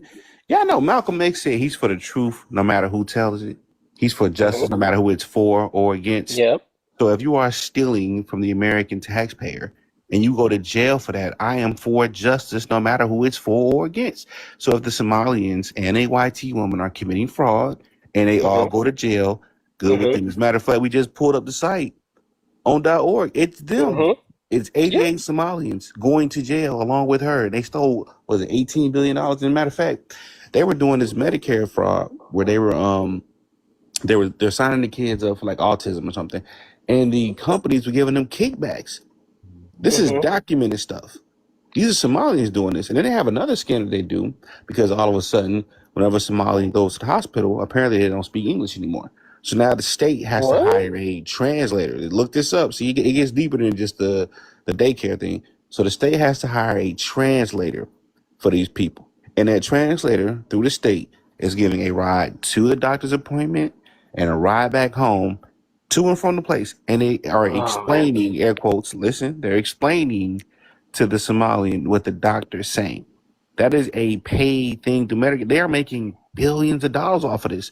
The scam don't stop. And guess what? Guess who's giving them a ride? A Somalian company. They are milking the system dry. Donald Trump broke it down perfectly as to how much money each individual Somalian, on average, costs the American taxpayer. And he said, you know what? When these people cost us more money than they bring to us, we're going to stop accepting visas from that country. So he stopped from Haiti. He stopped it from Somalia. Now, you like we said earlier, it's not how we feel about the situation. The numbers don't lie. Right. Oh, okay. The numbers don't lie. Perfect. I'm glad you landed on that part. The numbers don't lie. Do you know how much Somalis have, quote unquote, defrauded the United States government compared to the average white person? The average That's not corporation. the argument. Oh, no, no, That's no, not the no, no, no, argument. no, no, no, no. If you're talking about fraud specifically, I want to ask. So that's another tactic. That's why I love when Dan get on there. Dan a lot of people say me and Dan sound like we kind of argue the same, like kind of like straightforward, not too many jokes, although we can get there. But we just want to get them out the way as soon as possible. So I like how they catch the bullshit. He tried to go somewhere else because he's getting his ass kicked right there. So now he want to talk about frauds in general. No, sir. Why? No, no, no, no, no, no, no, no, no. Here's Let the me problem finish. with Come on, I cut you. I did not cut you off. I did not cut you off. I let you finish. You're doing a false equivalence, though. It has No, nothing to do I'm with the not. conversation. It's not. It's the same thing. Brett Favre. I'll give you an What example. about it? Brett Favre, one individual. Brett Favre. He's under federal investigation for stealing SNAP benefits down in Mississippi. I know Yeah, about it. yeah. Okay, okay. You know about that. Cool, cool. He's cool. under federal How much? investigation right For now. how much? For how much? How much? Doesn't really matter. He's under the feds investigating. Yes, it does. Yes, it does. Because it's more than the Somalians. No, it's not. Yes, it does. How much? One individual versus one company headed by. Yeah, he's bugging. The Somalian scam reached like billions and went even international. My man is cut. He's bugging. One white woman employing Somalians. No. I need. It doesn't. I'm not excusing it. Fraud is fraud. Okay, listen. Fraud is fraud. You want to know the difference between you and me? I hope Brett Favre, if he is guilty, gets prosecuted to the fullest extent of the law. And guess what? I hope the same thing happens to the Somalis. It's not an either or situation. That's fine. Both. I never said it. Never said it's okay for them to do that. What you're doing is called whataboutism. Hey, listen, I know this is bad. What about this? That's what you're doing. Look, they both No. The reason I'm saying let's look at it like this. Look at it right. How much money has Brett Favre paid into the tax system? See, that's the other side of the argument. I don't know. I don't have his tax returns. I'll tell you what. He's made over. Do you have his tax returns? Listen. You learn something. You learn. He is an American citizen who was paid over. He's been taxed. Do you know how many Somalians are citizens in America? Listen, you'll learn. In Minnesota? Listen, and you'll learn. Right? No. 90% of Somalians in Minnesota are citizens. Are you ready for this? Just so you know. The difference between them and Brett Favre is Brett Favre has paid tens of millions of dollars in taxes. Now, I'm not saying it's right for him. Listen to what I'm saying. I'm not saying it's right for him to steal. I'm saying him and them both should be prosecuted to the full extent of the law if they're stealing from the American taxpayer. You see that? And the difference between them and Brett Favre is Brett Favre has paid a lot more money in federal taxes than they have. I'm willing to bet. And I still think he should be prosecuted. So again, the discussion is we're talking about foreigners that come over and steal and are a drain on the American taxpayers. That's what we're talking about. The Somalians are a drain on the taxpayer. And yes, they do have a point. They are taking the money and they're building high-rise apartments in Kenya. Everybody knows this is going on. Yes, they traced it. Somalis are building high-rise apartments in Kenya. What do you think they're doing with the money they get? Living large here in America. And they're sending the money off. Remittance. You ever heard of the remittance thing? The what? Remittance. Living large by scamming. Okay, you can't come over as a refugee and live large. Okay, you cannot come over as a refugee and live large. The best you can do is be average. You're not living large. I talk about hyper selectivity. You have certain immigrants who come over here because they were hyper selected. That means they were filtered. That means that they represent like the top 3% of their country as far as education and wealth. These are the people, the Vivics. These are the people, all those Nigerian so-called kings. These are the people invited. The Chinese nationals, they got money. We are a brain gain country. We're not a brain drain company. We don't lose our best to other countries. We gain other countries' best to make our nation greater. The only time we take on somebody's least or worse people was the origins, was the Brits that came over here, right? Because they were facing death, so they was forced migration and forced to come over here. And America, man, those early white folks were pissed off that Britons had dumped their trash can over here to stimulate their economy and their society. So America was like in flux with a whole bunch of criminal Brits. Okay, so that was like the only time this country really took on somebody else worse, right? Ever since then, they put in immigration quotas that I talk about all the time, that Tariq talk about all the time. I studied the history of immigration in this country, so that's like a little heads up. So I know that they put in immigration quotas to stop the worst mother people country from coming over here. And even then, they accepted the best of their best when they took on the Europeans. And they had to assimilate. All right. They couldn't be a burden. So assimilate means they had to learn the white supremacist American way. They couldn't just come here and bring their country shit over here, whatever they had going on, their famine energy. So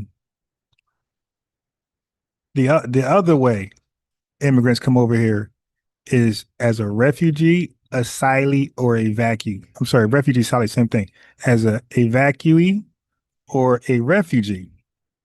Okay, refugee is you're fleeing from your country's violence. You were targeted because of your political affairs. Like, for example, a lot of those Iranians that's protesting against the Iranian government, they were being slaughtered as a result. If they was to come over here, they would be considered refugees because they were going against the Iranian's government. Okay, that's a refugee, and their lives are being taken as a result. And evacuees what happened in Jamaica and Puerto Rico with the weather.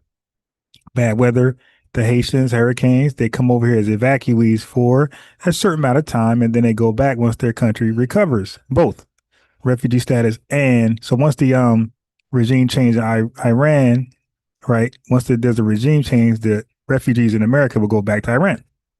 But a lot of them found a loophole from which we believe is DNC libtards. They start to tell them, hey, have a baby. And I'm gonna tell you about I'm gonna play the video of the latest Chinese scam with that. It's crazy, man. It's crazy. But we don't openly welcome people's worst of their kind unless they come over as a refugee and evacuate. And even then, it's temporary status. So it's gonna be revoked. It's gonna expire after a while. And then once that happens, they get deported. They got to go back. They got to self-deport, but they hide in our country, and then Donald Trump got to enact ICE. That's how that happens, family. And they'll try to low-key have a baby in the country for some slick shit. And I'm going to show you the Chinese little scam they had with that. It's crazy. It's deep. But they can't do that without help from our country. People in the know. It's when they send the money from America to their homeland. Oh, I do that when I take care of my mom. Yeah. Okay, now the amount of money that was sent from, look this up too. The amount of money they sent from America to Somalia is more than their GDP. Yeah, you're right. Right. You're right. Who was that? Because isn't that like the movie Scarface was about that? So Trey Messiah is right. Part of the movie Scarface was about that. So let me do this for y'all real fast. So this is my backup. I keep saying backup. This is my other channel where I'm going to play more unserious videos. Like I'm going to play a lot of body cam, police reaction. You know, when you pull people over, lock them up, drug bust, beat the hell out of them, all type of stuff. And a lot of Karens getting beat up by ICE, getting mauled by wildlife. That's on this channel right here. So family, I'm going to put the link in the chat. Everybody who can see the link in the chat, just click it and just subscribe to Lineage TV. And I'm going to invite the family over here. Again, it's going to be like a less serious environment where we can have fun. We could talk real talk, but it's not going to be based on like debates. Like, you ain't got to worry about that over there. And even when a Tether calling or White Tea calling, the same thing. They come over here, it's going to be a chill, troll, roast type of environment. It won't be as serious as this channel. This channel is serious. We ain't playing around over here. Now, had JT called in Lineage TV, I'll let him talk more. I'll let him just make a fool of himself a little longer. So, JT, your half an hour timeout is over. So, if you want the phone number, let me know. We'll try you out again. But let me put that link in the chat again. Click that, take a couple of seconds to click that link, because sometimes when I'm not live on this channel, I'll be on that channel having fun, doing live reactions on police body cam, interrogations, all that fun stuff. A lot of fun stuff over there. But I'm gonna do the police officers getting DUI charged while on the job. That's the first thing I'm gonna do when I go live again. Police officers getting locked up on the job in full uniform for a DUI. I think that is like the most entertaining police body cam in America. Police officers getting locked up for DUIs in uniform. They got to be in uniform. That'd be or on the job. That'd be hilarious. But again, take a second or two to click that right there. Subscribe to that Lineage TV. That's gonna be litty. Anyway, okay, so let's get back to Dan, and then we're gonna get to the scams, to the actual scams. This anchor baby scams from the Chinese nationals is wild. And guess what? When they trace it back, it's the American taxpayer dollars. Where are you getting this information from? I'm very curious. .gov, go check it out. It's a federal investigation. They are very open about what's going on. No. Hold on. .gov is not a source. You need to give me an exact site. So I can look it up. .gov is not a source. So the government's official word on this is not a source to you? Lord. No. You understand I what want I'm an saying? actual website. I want an actual website, not just .gov. What .gov? When I told somebody to look at justice.gov and see all these Somalis getting arrested, they're like, that's not credible. Like, really?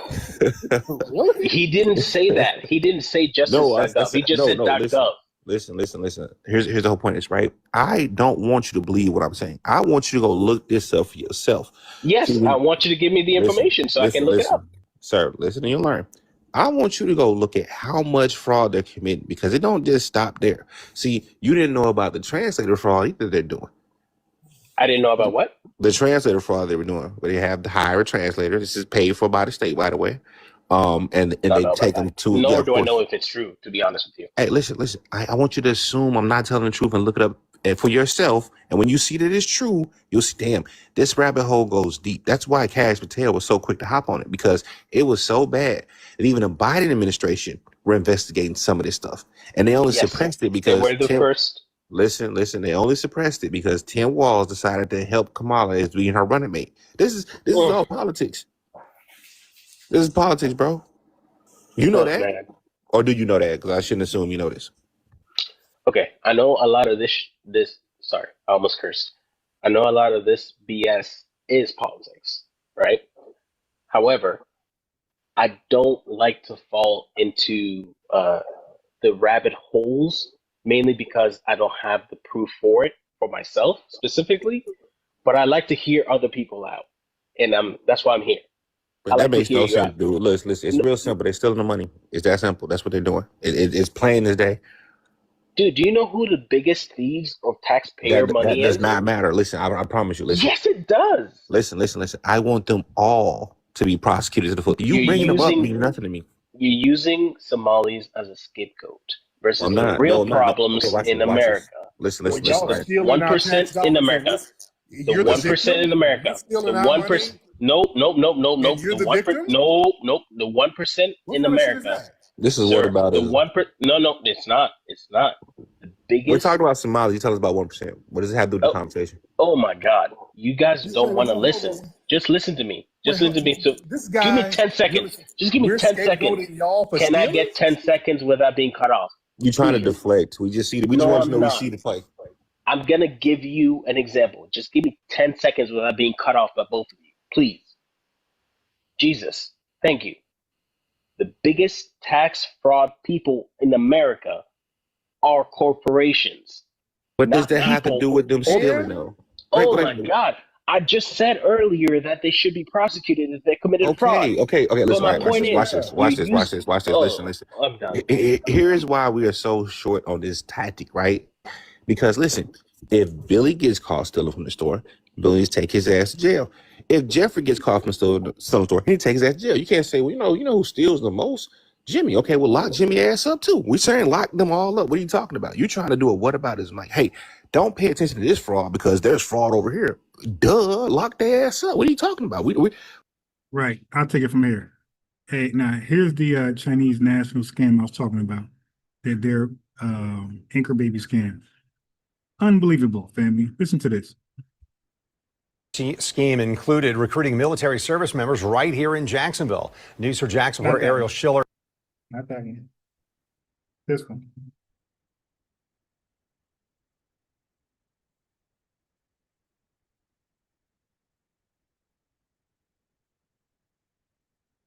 Been sentenced to more than 3 years in prison for her role in birth tourism and in the scheme for birth tourism. Check this out. That's where she helped Chinese women travel to the United States to deliver their babies so that they would automatically become American citizens. Our next guest calls this, quote, a scam for American citizenship. Let's bring in Peter Schweitzer, president of the Government Accountability Institute and author of the book Invisible Coup. Peter, it's so great to have you on. Tell me more about how this scheme works.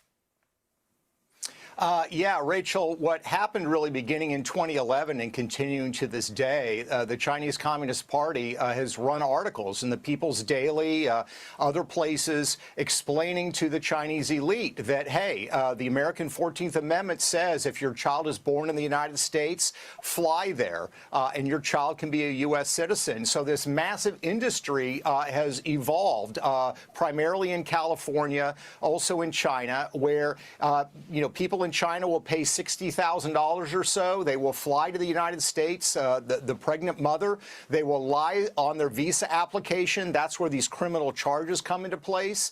They say we're not going to have a child. We're just here as tourists. They give birth here. They're given the birth certificate. They fly back to China where the child will be raised in China. The problem is, Rachel, that when they turn 18, that child will be a U.S. citizen, even though they grow up in communist China. It's a massive, massive industry. So what can the U.S. government do about this? It's a good question. There's not a lot. The Trump administration has done a fantastic job.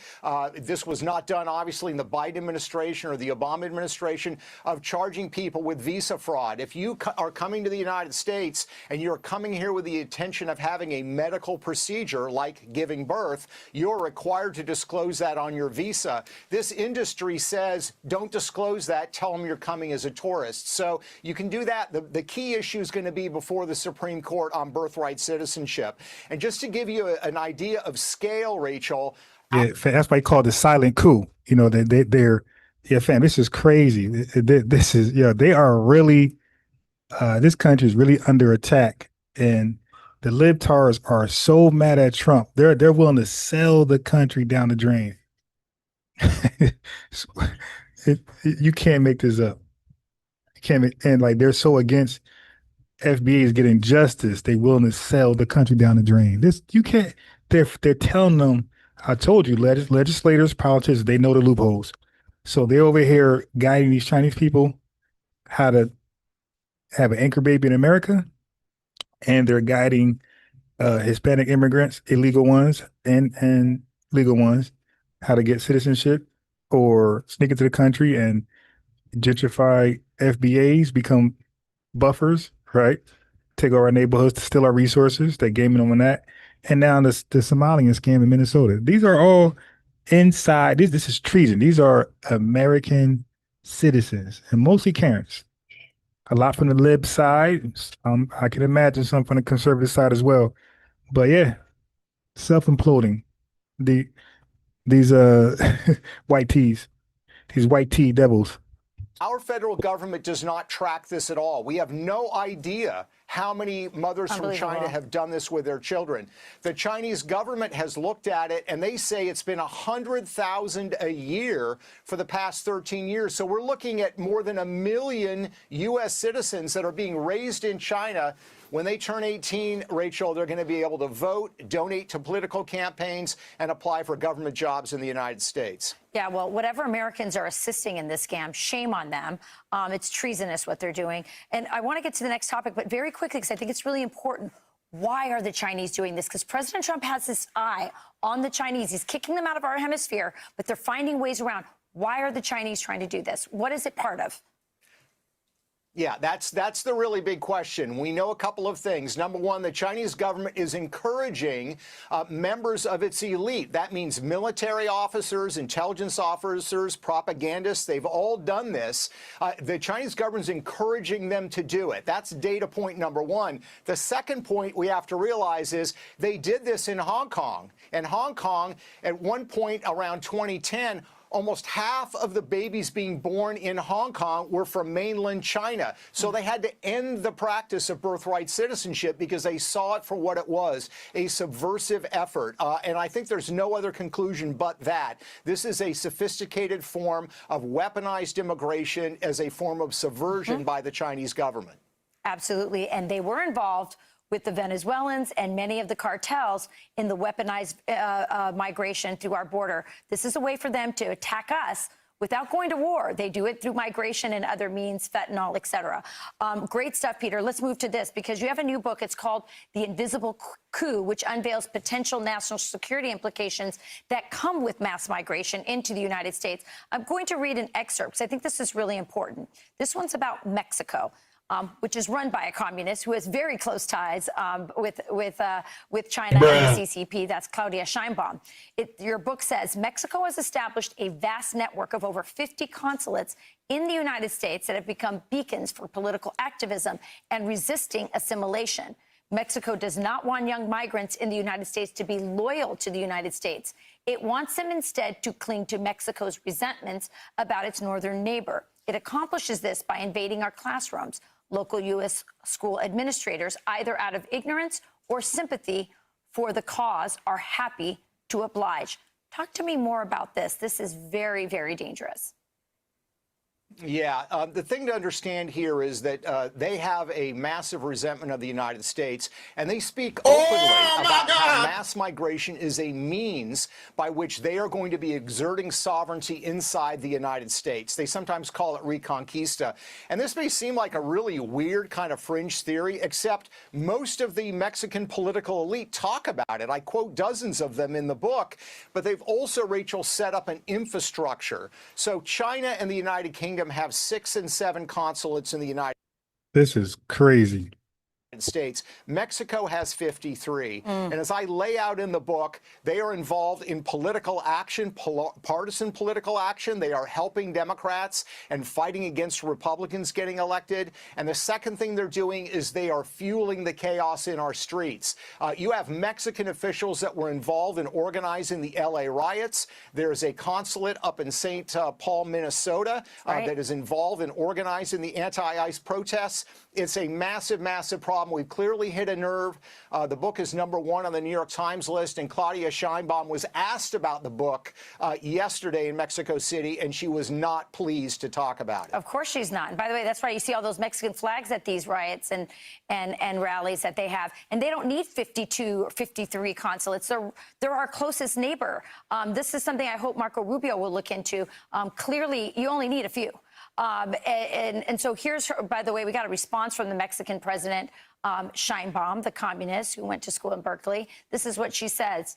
This is absolutely false. Consulates have a role determined by international laws, and what our consulates essentially do is provide protection and assistance to Mexicans in the United States. That is their job. It is fundamental, and that is what they are dedicated to do. Last word, Peter. Oh, he's gone. I'm sorry.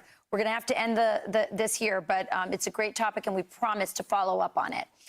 Hey everyone, I'm Emily Campagno. Catch me and my co-hosts Harris Faulkner and Kaylee McEnany on Outnumbered every weekday at 12 p.m. Eastern, or set your DVR. All right, so you see it. All right. So okay. So this was something else that was going on. Let me back Has this new up. details on the charges.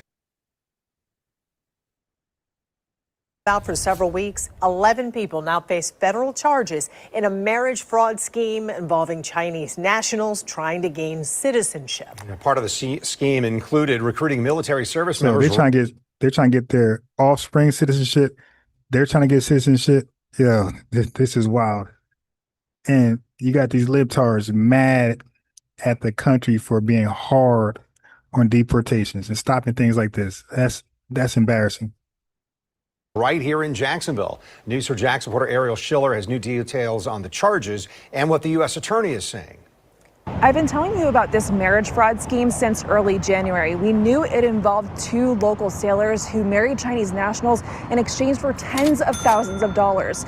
Now an indictment is giving us a better idea of how it all started. If you are a foreign national and you marry an American citizen, it is much easier to obtain permanent resident status here in the United States, and if you take it down the line, potentially citizenship. The indictment names 11 people. Annie Chen, who U.S. Attorney Greg Keogh says was the organizer of the scheme. Helen Fang, who acted as Chen's translator. They're all accused of conspiring to commit marriage fraud with reservist Raymond Zumba and 3 active duty members, including Bernio Urania. They have all pleaded guilty. Keogh shared more details about what went on. Chen and others recruited Zumba and Arena, 2 active duty servicemen at the time, to act as a recruiter, to recruit other servicemen to get involved in this illicit marriage arrangement.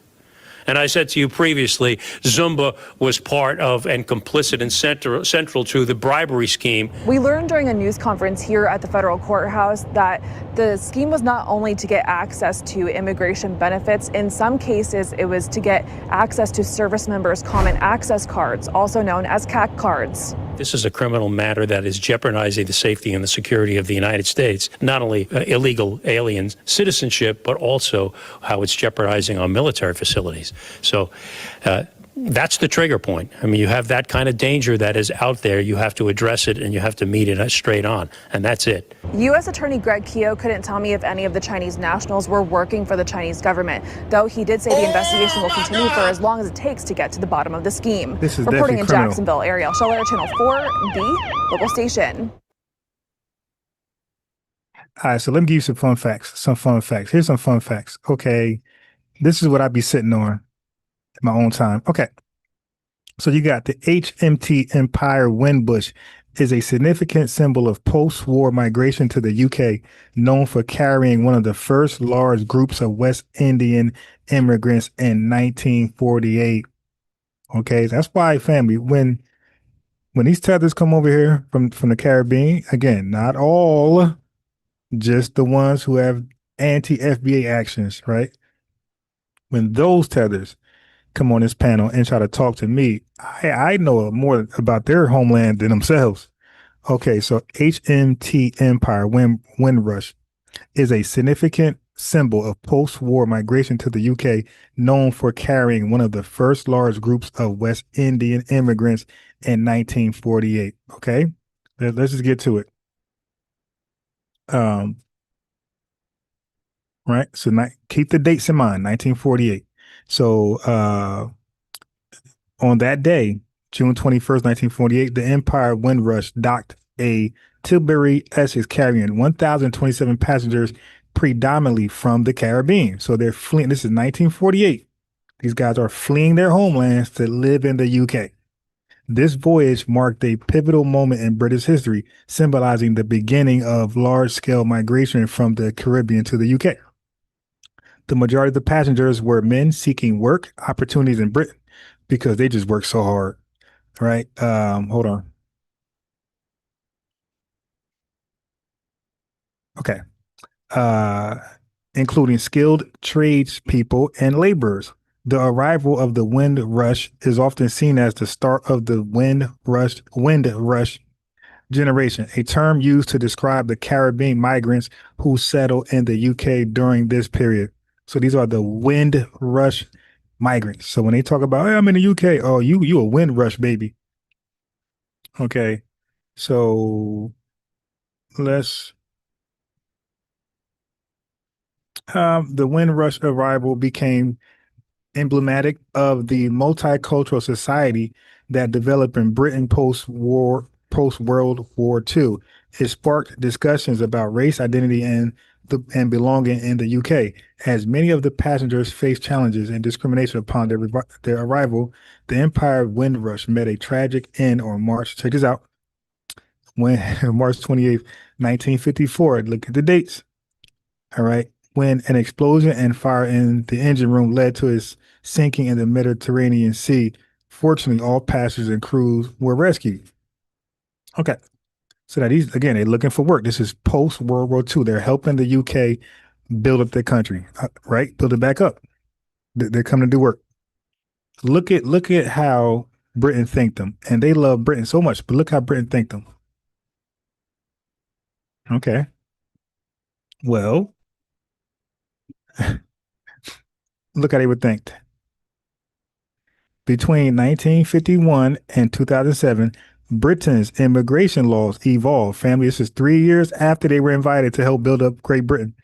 Once Great Britain thought they did a good job, they enacted immigration laws. Watch this. 3 years later. Look, it says Britain's immigration laws evolved. That means they tighten up on them, right? From being relatively open to increasingly restrictive. So these laws that were open at one point in 1948 became restricted 3 years later, once Britain thought they did a good job helping build the country back up. Reflecting, watch this, changing political and social attitudes. Uh-oh, they about to switch up on them. In the early 1950s, Britain had a relatively open immigration policy, largely due to the need.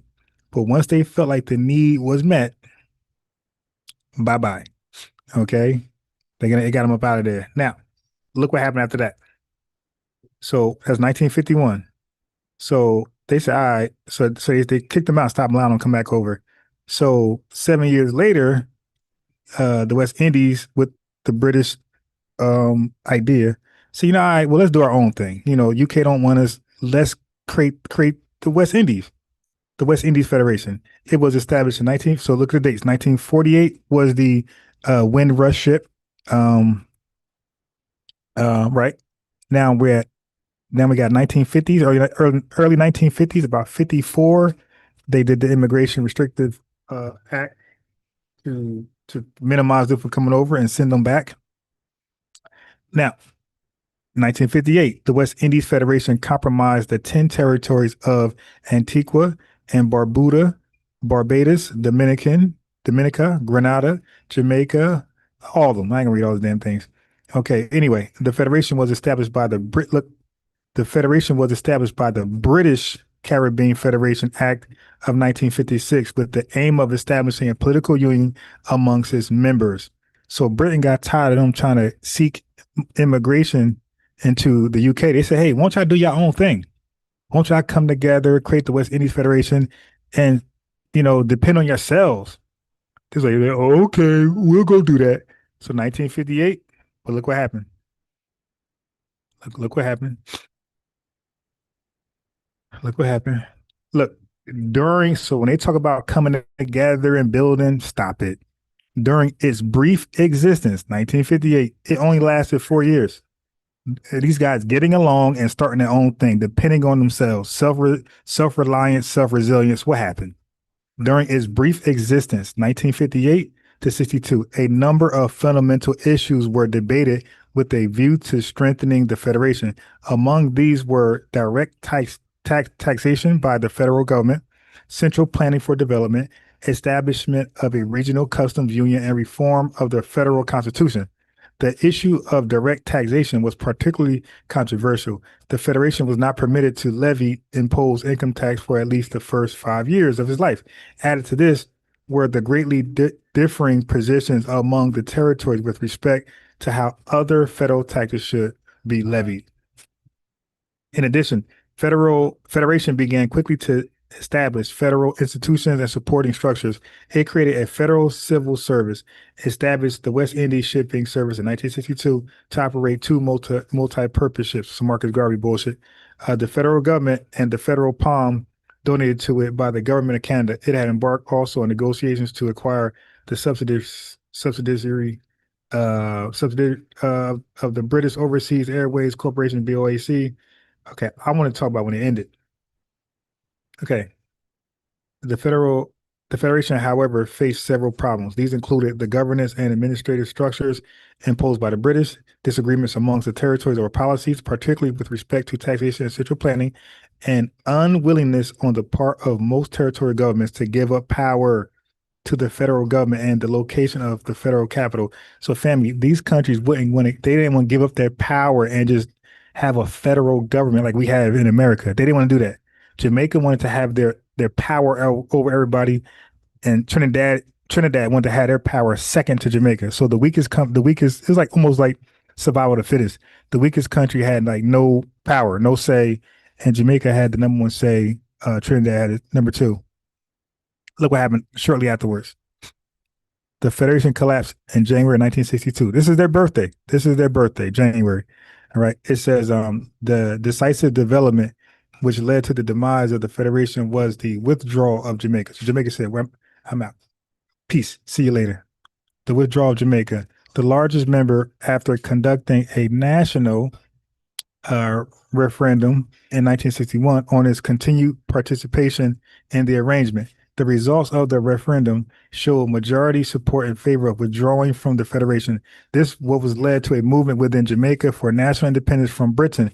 It also led to the now famous statement of Dr. Eric Williams, the then premier of Trinidad and Tobago, that 1 from 10 leaves naught, referring to the withdrawal of Jamaica and signifying and justifying his decision to withdraw Trinidad and Tobago from the federal arrangements a short while later. So right after this flopped and failed, they went to seek independence.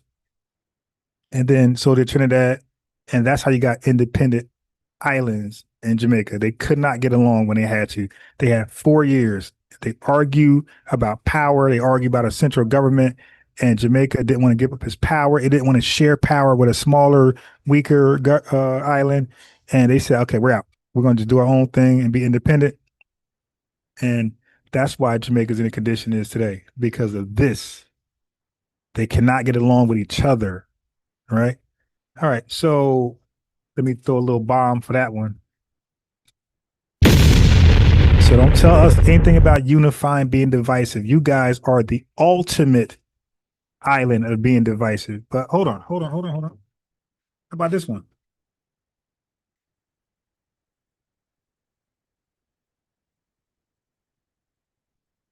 Wait. We won't give Africa a pass. No.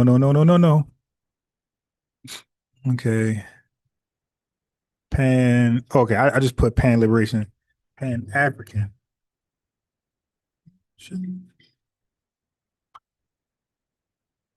Okay, look, watch this.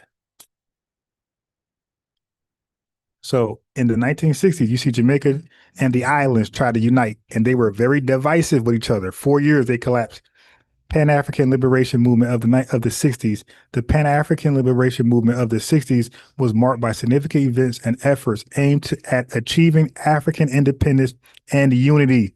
Africa independence and unity. This is what they were trying to achieve. What was your end game? What was the island end game? It failed. What was Africa's end game? It failed. This is Kwame. This is Nkrumah, right? So Kwame Nkrumah. They were supposed to gain independence and unity. I want to talk about what happened. The end game. Okay, how it ended. Because this also lasted about Pan-Africanism. This also lasted about 3-4 years, family.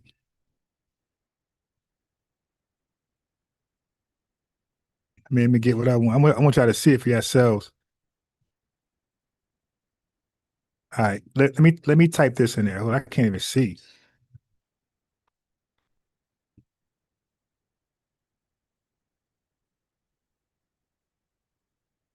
There we go.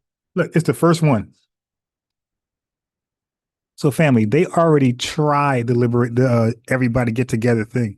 The island tribe with themselves flopped, and the Africans tribe with themselves and flopped. So the question is, if they can't get along with themselves, who know them better than themselves?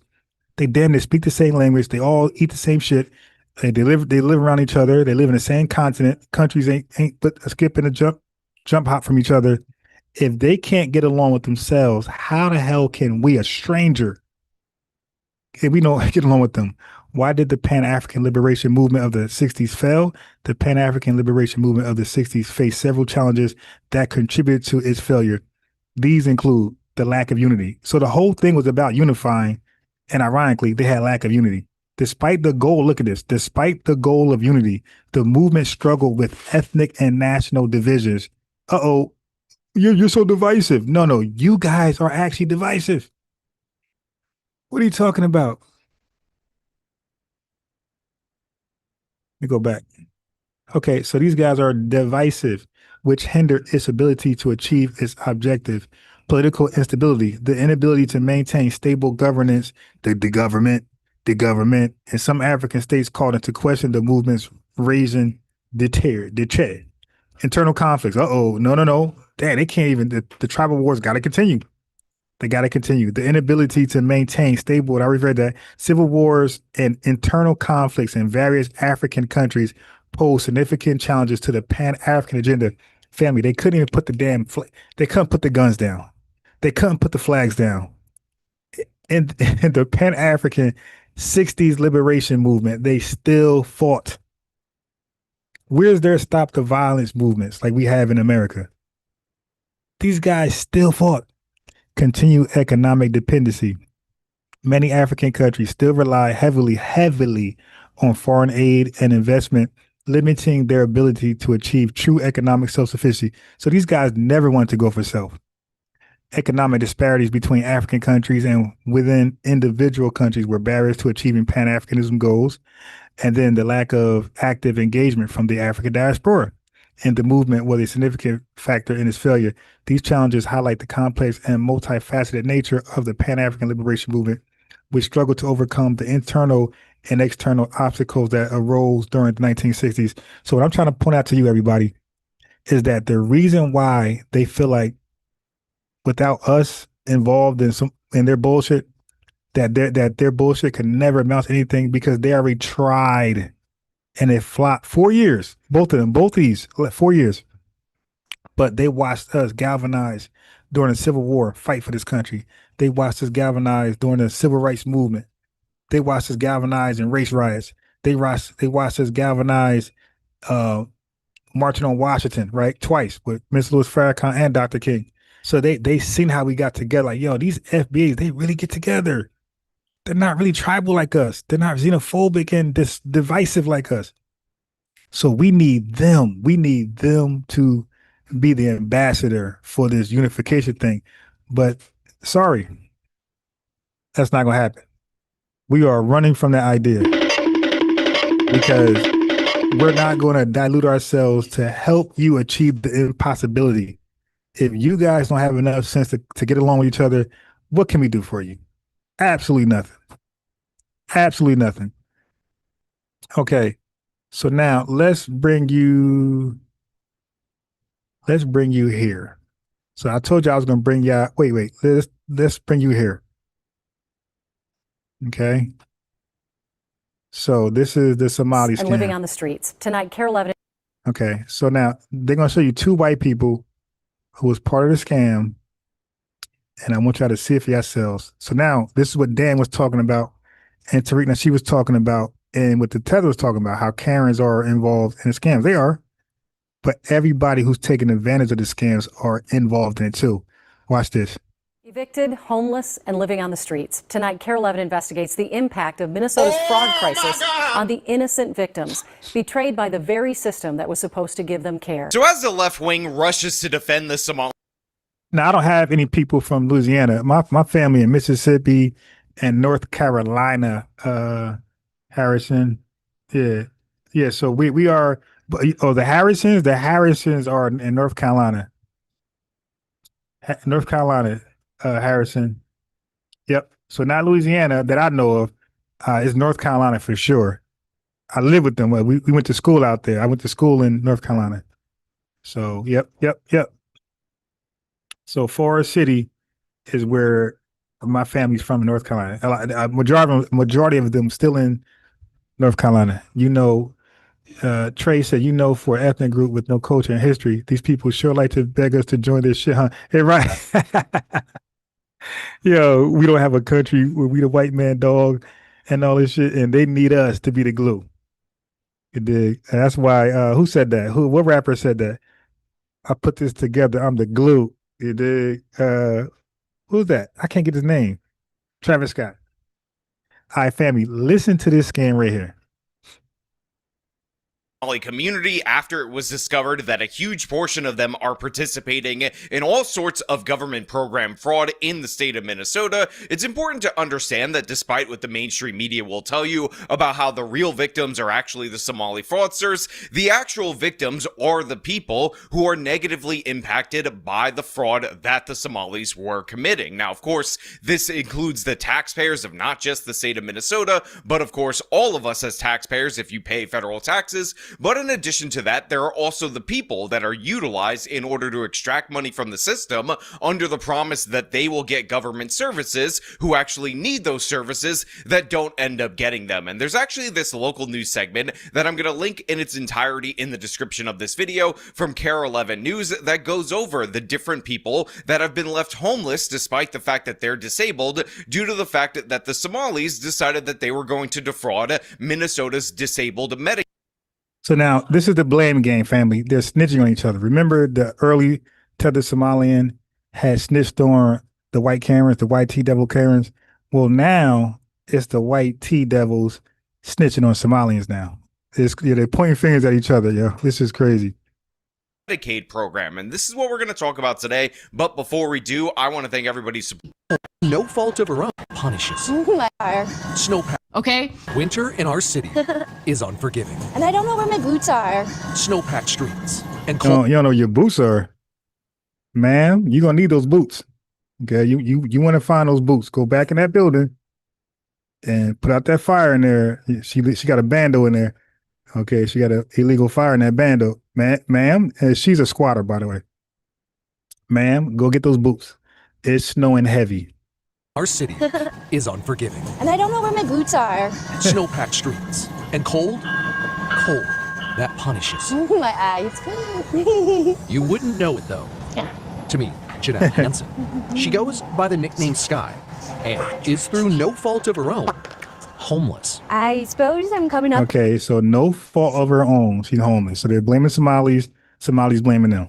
On 6 months. It's now actually been 8 months. Sky allowed KARE 11 to document her journey. It's really annoying to live in your car. It is so annoying. So this girl being featured by KARE 11, her nickname happens to be Sky, is diagnosed with autism and a bunch of other likable. And I was cold while I was sleeping. It's not always easy to find a place inside to lay her head. Wait, how the hell you cold out there? Now that's the part I wasn't getting. Like, how you cold? It looked like the summertime. What's this right here for? That's nasty. If she can find an open bed, she stays in shelters. When she has the money, Hey, can I do late checkout? I almost got my stuff out. cheap hotels. I think I just got kicked out of the hotels for being too autistic. Despite the appearance that she may be Oh boy, you see the blame game? That's why they went in there. See, she's trying to act like they're discriminating because he's autistic. They're kicking her out. That's why they like, man, we don't want your business because you're trying to finesse. persevering through these troubled times. The fact is, these troubled times were put upon her by a Medicaid scheme that was supposed to be covering her housing. You see, what this particular scheme was doing, according to the local news, was that they were providing coverage for her conditions, and that included paying her rent, which for a while they absolutely did. But in addition to that, they were overbilling for care rendered to this individual, claiming that they were doing about 12 hours of care per. Okay, so now he's trying to frame it.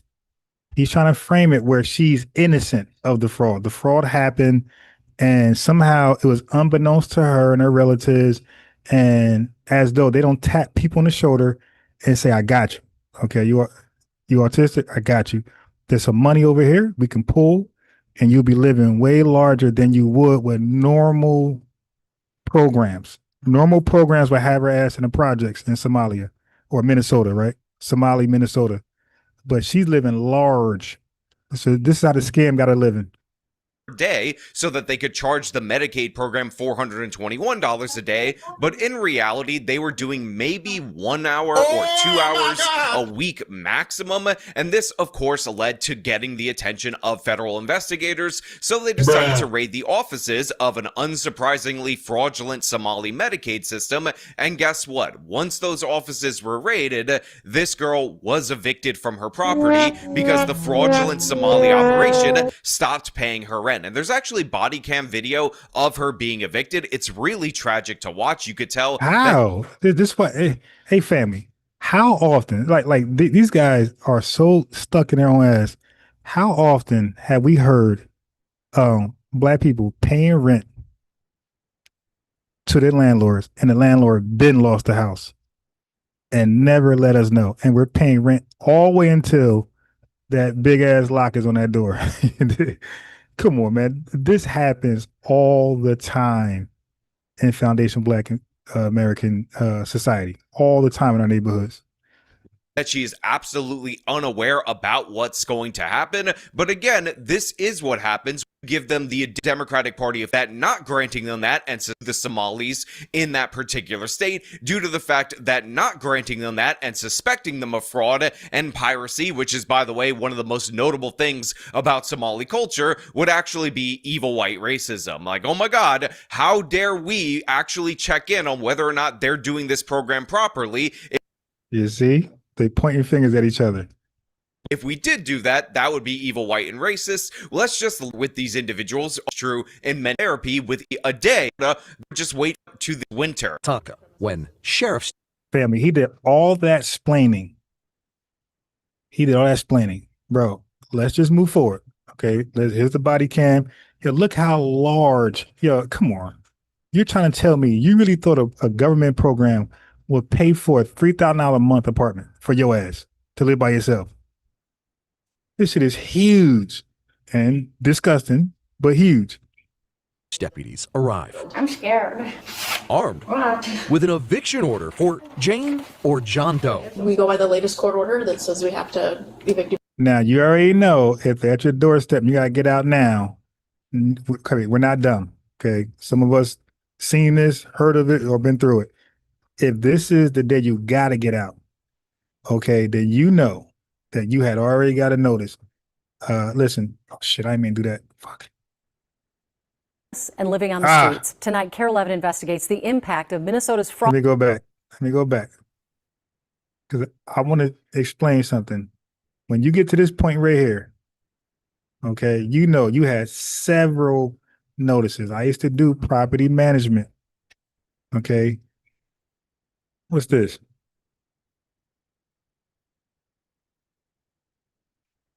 I might want to look at this later.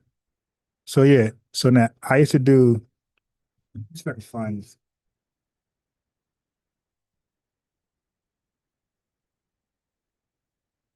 I can find his name. Right here. Final notice with off nail pen. I always watch this, family. Now this is something we're gonna watch on the shit. And so if you have a problem with this, it's not with me. So now, like I said, this happens all the time in foundational homes, family. Okay, so this is also what I'm gonna play. I'm gonna play a lot of these final notices on my channel, Lineage TV. So fam, I'm gonna put the link in the chat again for this.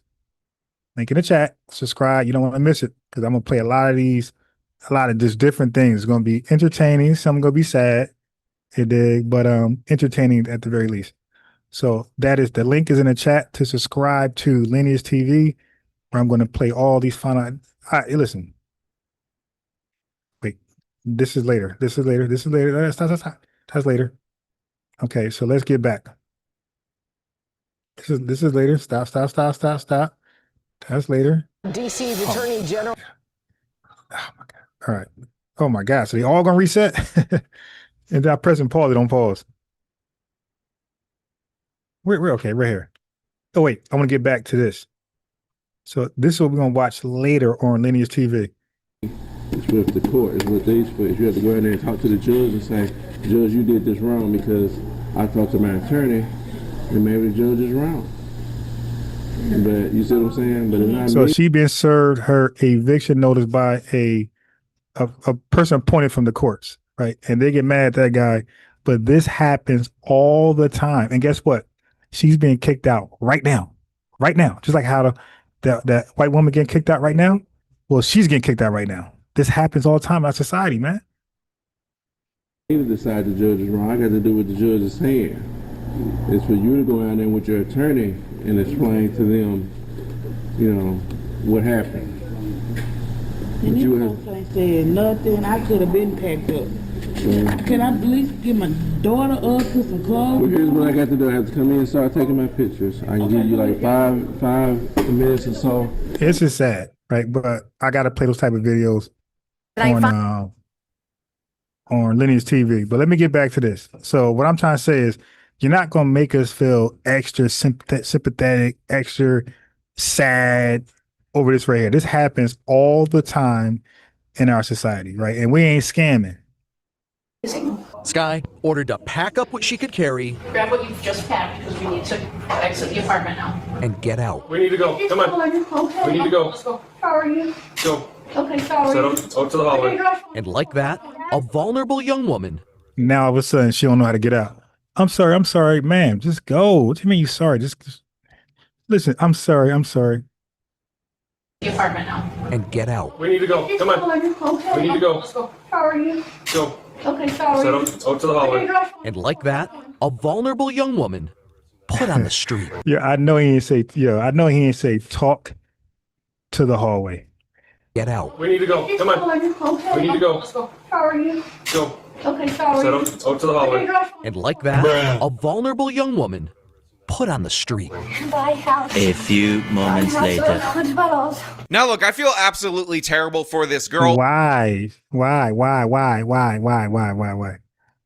why? The question is why? Why T? Why? Why T? Why T? Look, I'm fast forward. He doing all that explaining, yo. He's doing all this explaining, and he's reading. So he's clearly reading something. These guys ain't sincere, but it's always a sad reason why T gotta go. Their crimes. Hold on, my left side doesn't work very well. Kane Pence was one of Sky's neighbors in the same ICF. Your left side don't work very well. Shit, man, you better have been, Yeah, I'm gonna show y'all a funny video for people like him. All of a sudden, his left side don't work very well. Program. He first contacted Care 11 in May 2025 after seeing our Recovery Inc. investigations expose fraud in Medicaid programs for those battling addiction and homelessness. I call the whole thing Handicap Inc. So you see that it looks like that's what it was for people battling addiction and homeless. It wasn't for people like him to live luxurious. He said people with disabilities were being similarly exploited. So this is Now he was just balling in the 60-year-old man league. Okay, he was just playing. He was just balling. Now the dude can't even walk. This is exactly what I'm talking about here to the federal fraud the officials in Minneapolis. Yeah, no, don't listen to him because this ugly white tee guy was splaining, splaining. Look, he gonna try to read his eviction note all sad. It's a complete and total scam. Kane said American Home Healthcare was being paid a lot for doing very little. $276 a day. That's every single day. Every day. Kane's records show his Medicaid was charged, claiming he was getting service for nearly 8 hours. You talk about an utter and complete fraud. I couldn't get people to carry out the trash. Records show American Home. Let me be very clear. Where he's living at, he would have never he wasn't qualifiable. The scam got him in there. He knew that he ain't never lived like that in a day in his life on federal assistance. They all, just imagine, you guys do your taxes every year. You know what dollar amount you should have based on how much money you made for the year, right?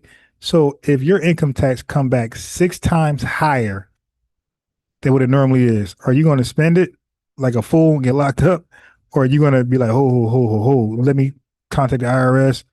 Let me tell them, hey, is this money legitimate? Because I did my taxes normally. I normally get this. And now I got 80 grand. in my account, and it says all from taxes. Like, what's this? Is this stuff you owe me? Am I part of a a litigation suit? Like, what's going on? You spend that money if you want. You'll be locked up for 20 years. And you won't get me. I want to make sure I'm clear in writing and audio. Okay, I'm gonna spend it. I'm gonna save it, invest it, or whatever. But these guys know they ain't never lived like this in their life with government assistance. They always lived in like little ass buildings. You dig? Now these guys living in skyscrapers. Billed on September 14th, 2024, when Kane has photographic evidence. Now you can look at the date here. It should be time stamped. Proving he was on a retreat all weekend in Lake Elmo.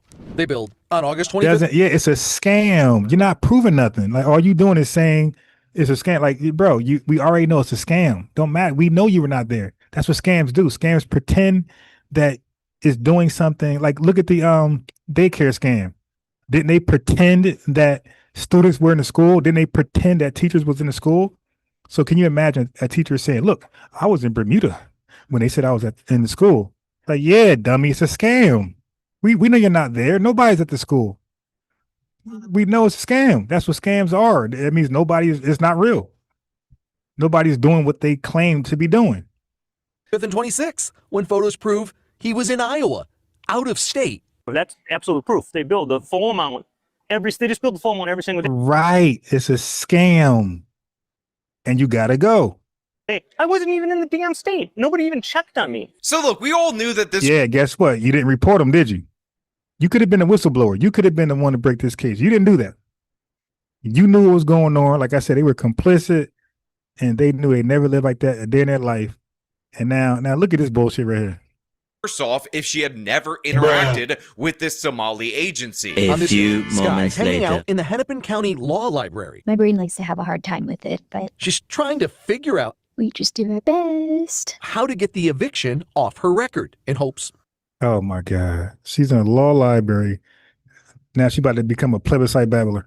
She'll eventually find a new place to call home. So look, obviously these individual stories are absolutely horrific, but of course what is more horrific is the Okay, what is more horrific is that they all were complicit. They all knew what it was. Okay? They all knew. Now, is she gonna get locked up? No. But she knew everything was fraudulent. She knew they said they'll take care of her. We got it. And she knew that she didn't qualify for none of that shit. That's what matters. That's what matters. And matter of fact, let's go a little deeper. Okay, so family, that is called a living scam. A living scam is when someone gets free or subsidized housing paid for by the government, but the way they go into the housing wasn't legit. It might look legal on paper, but it's set up using fraud. Okay, and it happens many different ways. Okay, someone signs up a person like Sky, the sad story. You gotta read the comments. They all just kissing her ass. Okay, so someone signs up like a person like Sky for a Medicaid or disability related program, right?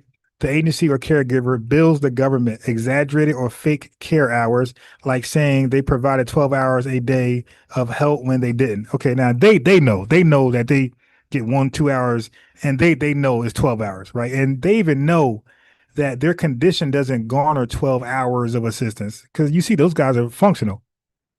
They're not bedridden. Okay, the money that's supposed to pay for legitimate services or housing goes to the scammer, evidently, because those extra hours go to him. Meanwhile, the person is housed in an apartment or program they may not technically qualify for. I told you, look, I'm reading the data, family. Meanwhile, the person is housed in an apartment or program they may not technically qualify for. They know that shit was way luxurious than they ever lived in their life. But they're used as a body to help the agency milk the system. They're very complicit. So even if the individual didn't know about the scam in detail, which I highly doubt, their housing situation was built on lies. Okay. So programs like Integrated Community Supports, ICS, are meant for adults with disabilities who need daily assistance. But there are rules. Listen, family, listen to the rules that they must abide by. You must have a verified disability, which they claim to have one. You must be assessed by the state to show you need help to live independently. Okay. You must go through official approval before getting housed and services. You must go through official approval before getting housing and services. Okay. Now, in some scams like this, it's possible that some people were signed up by shady agencies without proper qualifications. Family, you know when somebody's pushing you through the process and you didn't qualify for it. Like, you know, they're just bumping you up. Okay. Like, I remember I worked at a job strictly from nepotism. Okay. I had a relative who was high in the company. And I just got hired. I mean, I started like right away. They didn't wait for my drug. I got drug tests and everything, but I didn't wait for the results. I was hired the next day. Nepotism. I mean, that happens. Okay. So, now they never got approved. Now she knows she ain't get approved for shit. She got signed papers. Okay. She never signed the papers. They signed the papers and she knows. So she never got approved through the right channels, but were still moved into the apartments. They paid rent or gave their medical number in good faith, but the entire setup was illegal from the start. So when the scam fell apart, they get evicted. Not necessarily because because they were victims, okay, but because they were never legally allowed to be there to begin with. So it's not a sad story. Like, you don't just be caught up in a scam like that, family. Like, somebody put you on that fake ass sham scam. She's not going to find that thing on Google with 5 stars. That thing not on Google at all. It's probably brand new. It's probably totally brand new, a shell corporation. Okay. So now, like, I could show you with Foundation Black Americans. Some people don't know they're part of a scam. Others look the other way because they benefit. They're told they're getting free housing. They give their medical number and don't ask questions. They're happy to go along with it as long as the system keeps paying. Okay. But when the money stops flowing because the Fed shut it down, Minnesota, they suddenly act like they didn't know anything. That's what you see in the news. People saying, I paid my rent. I don't understand why I'm being evicted. Sure. In truth, their caregiver or agency was the one paying the landlord. So they never pay one down. They're lying, saying, I paid, you paid nothing. You were living for free and you would normally have to pay something. You're not even working. Which one of them said I had to lose my job because of this right here? They weren't even working, man. Their whole lifestyle was paid. So if that agency was committing fraud, then the lease was probably worthless. And even though it's sad, okay, no matter how much you want to explain, you can't legally live somewhere if the whole setup was fake. And you got all these people want to know her GoFundMe. It's like, listen, man, then I could show you 1,000 more white people that's in that position. So if you want to be Captain Save a Whitey from not doing their due diligence, then there's a whole bunch of them out there. The whole bunch of GoFundMe's out there. Okay. So some people get unfair access while others are denied, right? Fraud networks form in tight-knit communities. That doesn't mean everyone in a community is guilty, but certain groups protect their own and bend rules. We see that with the Latino community, okay? In this Minnesota case, some Somali-run agencies were billing millions in Medicaid fraud, housing people in luxury apartments using taxpayer money. They knew goddamn well their last couple housings were in the projects. It was in Minnesota Somali projects.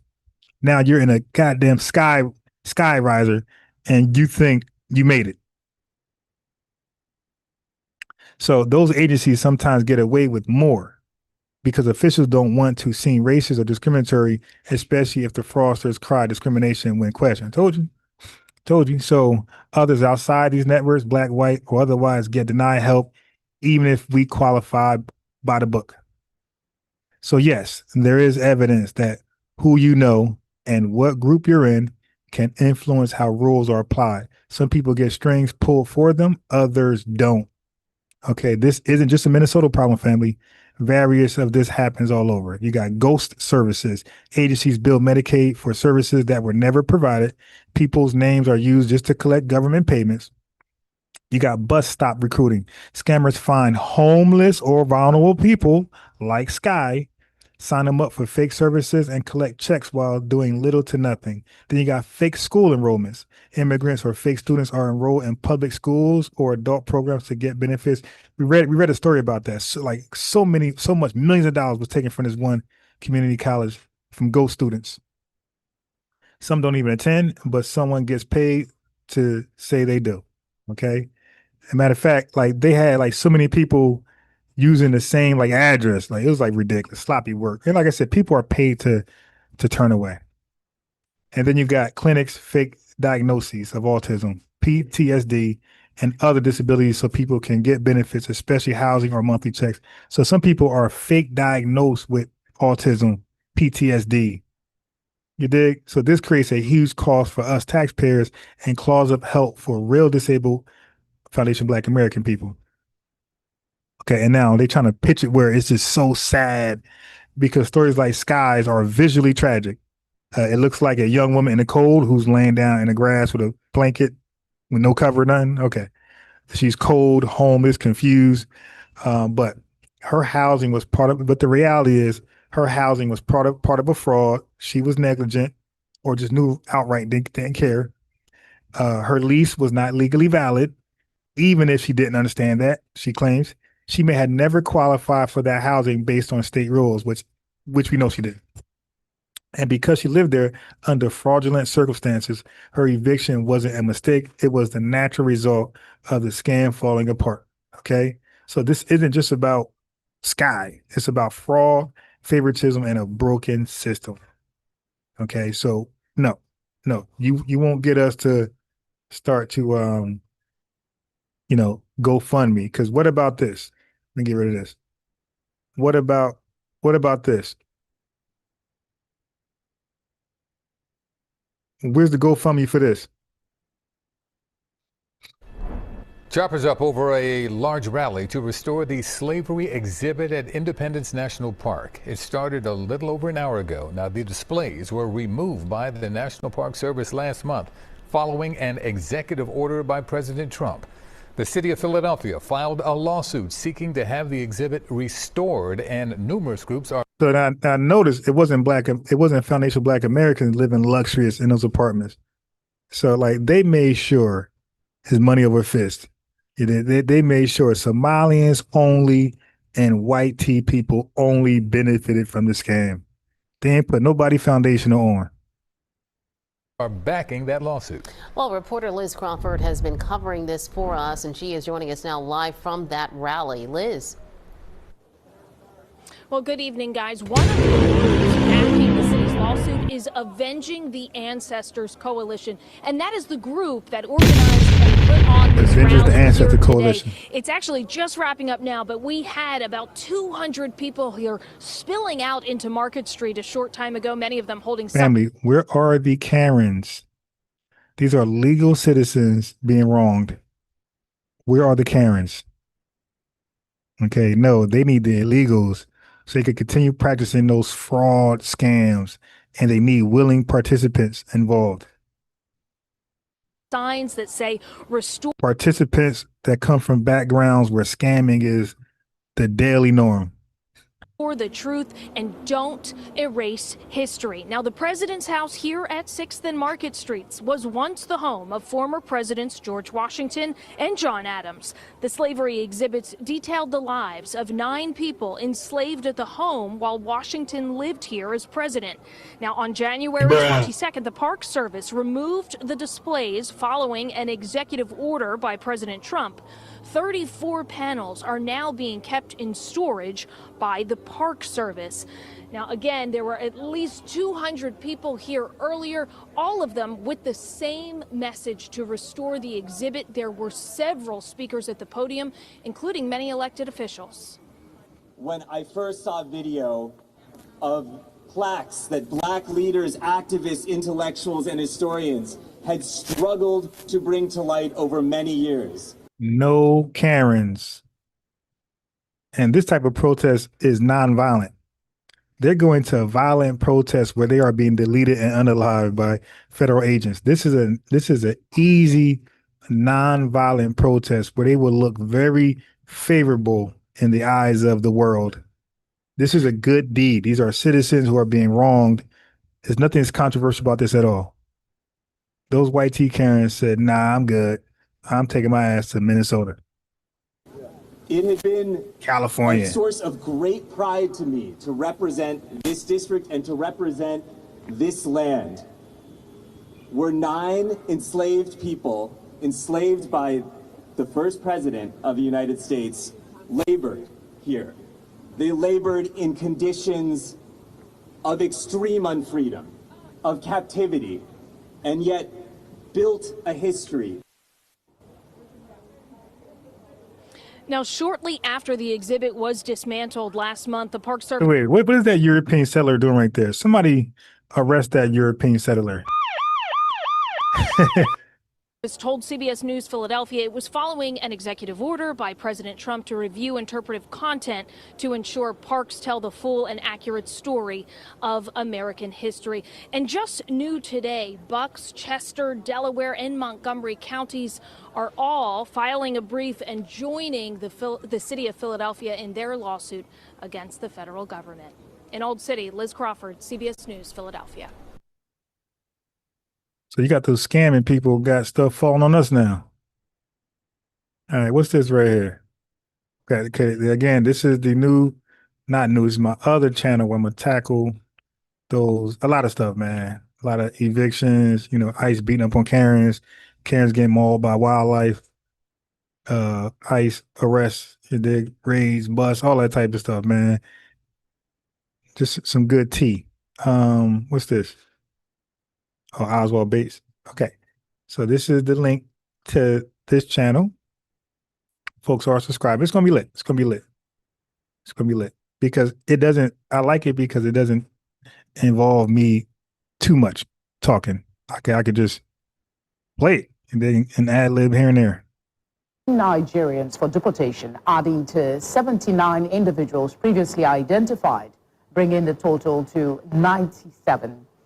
The Department of Homeland Security said the arrests followed a coordinated enforcement operation carried out across. Homeland Security said the arrest. Yo, what the hell is this?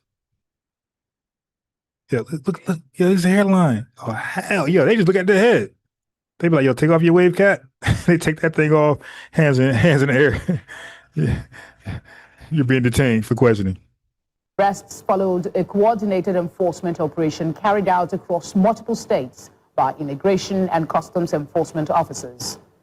Authorities explained that the additional names were included under an expanded nationwide program targeting non-citizens convicted of criminal offenses. The cases involve allegations such as wire fraud, mail fraud, and identity theft, which it linked to financial and security concerns. Adeni Yukunu is an international journalist and policy expert. He joins me now for this conversation. Thank you very much, as always, for obliging us. First, it was 79. Now, an additional 18. How has the United States verified or substantiated these offenses to be so sure some of them are not just being victimized? Well, I'd like you to understand that when it comes to record, the U.S. is actually very meticulous. And I need to emphasize that the Donald Trump administration has actually been able to demonstrate that when it has, by first of all, cleaning up the entire system as the security system. And why have I said this? I've said it because here on record, he has been able to present infallible figures that shows that they have tidied up the data system of the U.S., even if it is not 100%, it's been able to demonstrate capacity in that regard. Now, let nobody make mistakes about it. The West is characteristic of keeping records. And one thing that it does is to even remind you of the things you've said they probably have forgotten. Let me give you an instance to tell you that 8 out of 10 times, these particular allegations are actually correct, because in New York, about a couple months ago, a Nigerian that actually had a citizenship taken to court and yet to be addressed, had put on his record that he came out of here because he came out of Nigeria to the U.S. years ago because his family members were killed. Now, when he turned 50 or 55, he celebrated, and he wrote a book in which he said he wants to thank his mother who was still in the village. And when those in the Homeland Security actually went through that material, they found out that the record you gave us when you came here from asylum to, of course, permanent asylum, that means he's trying to be a refugee. He's lying. But you see, he messed up. He messed up. You see, a liar is going to tell on themselves. So he gave a shout out to moms and where mom is originally from. And I seen that DM. He tried to delete it. Too late. Got him. You lied about where you were from, guy. And then they did a background check to the village and proved, verify he's from that village. Bye-bye. Bye, Felicia. The record you gave us when you came to security actually to thank his mother who was still in the village. That he came out of here. Yeah, this guy snitched on himself on a social media post. Damn. Because he came out of Nigeria to the US years ago because his family members were killed. Now, when he turned 50 or 55, he celebrated, and he wrote a book in which he said he wants to thank his mother who was still in the village. And when those in the Homeland Security actually went through that material, they found out that the record you gave us when you came here from asylum to, of course, permanent residency and citizenship was that you were attacked and your parents were killed. The man is still in detention, and they're still looking at this case. So the point is, he was attacked and his friends were killed. These damn liars, man. When it comes to record keeping here, it's almost foolproof. And that in itself is something that I've single-handedly been able to realize, because some of the things that I've done in Nigeria in terms of my media work that at times I've forgotten were pulled up in the course of trying to get into some of the systems. And I was surprised that some of the work I've done like 10, 15 years ago were actually pulled up and showed to me that this is you, we know. So I do not think that those people who are set to be in Nigeria within the next 24, 48 hours are accused wrongly. And it is why we oftentimes recommend that when you come into another country, the best thing you could do is to represent your country rightly. So and be honest. The U.S. is wrong for that particular decision it has made. All right. One would have thought that the U.S., I mean, considering all we've heard, there's improved diplomatic relationship with Nigeria, would have coordinated with Nigeria. Hey, Buckhorse, thanks for the super chat. $5 lineage love. He says, Foundation Black Americans, and we fight. We never fled. Facts. Let me see. She's my Ray Sean said it was crazy how they get put on with all these frauds. Yeah, I'm saying, yo, that's why we know it's the Dems. That the Dems are behind it. The Dems are lacing them. And then they flex on the gram and call in our spaces talking about how they, do you own a home, nigga? I'm like, nah, white supremacy is, well, some of us own homes, some of us don't, because of, it's not that we can't get one. White supremacy is all got all type of barriers. Well, I got a home, nigga. Yeah, but your home is based on a scam, my guy. Like, how do you tell somebody their home is based on a scam? Like, yeah, you got a home, it's fraud. Like, you came as a refugee, my guy. Refugees are broken poor. They're starting over from ground zero. There's no way in hell you afforded a home, working day labor jobs, my guy. You didn't come over here as a hyper-selected immigrant, brain gain. You came over here as a burden on society. We know you don't own a home, and it's through a scam. So, good luck. Nigerian authorities to facilitate the deportation process. So what would be an ideal response, in your thinking, from Nigerian authorities to this deportation?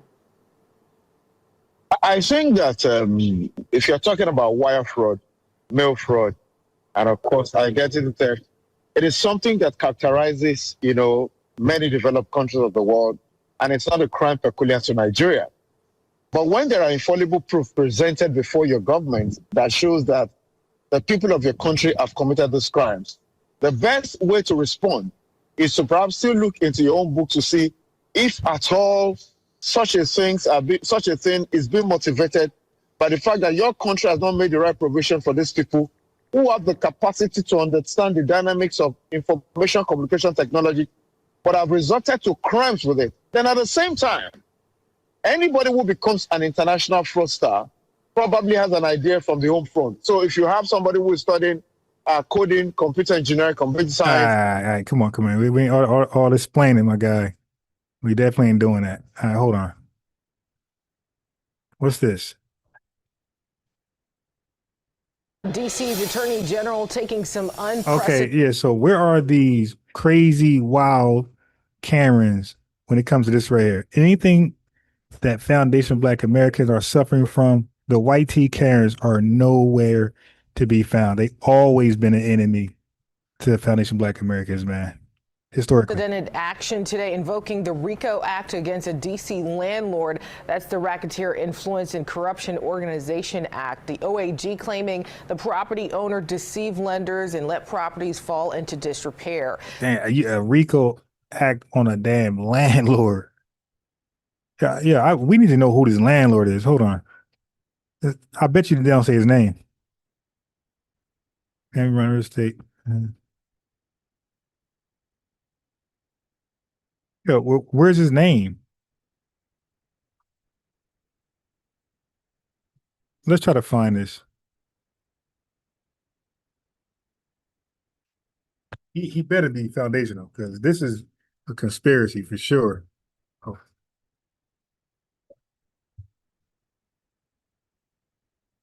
Are they going to name the guy?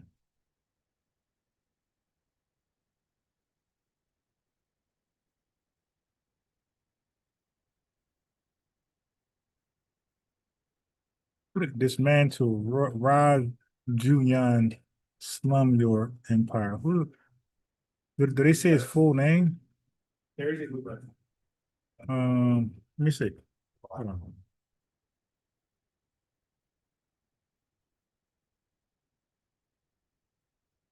Here we go. To dismantle an extensive real estate fraud scheme led by slumlord Ali Sam. Oh my God. Yeah, everybody's out here to get us, family. We are under attack, man.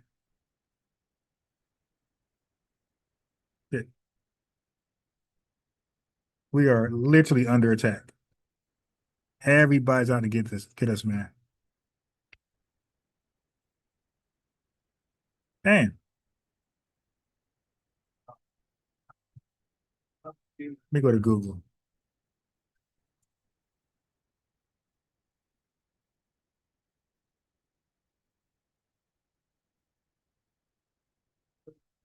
Is that him?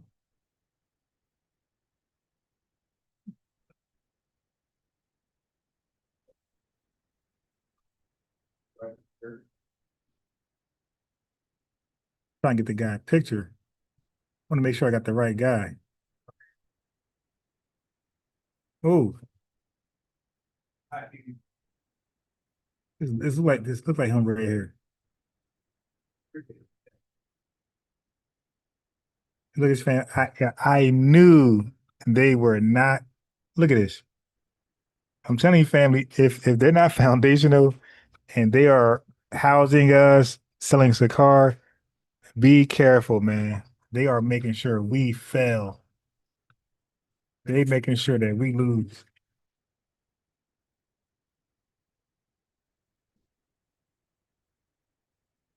All right, let's get back to the story.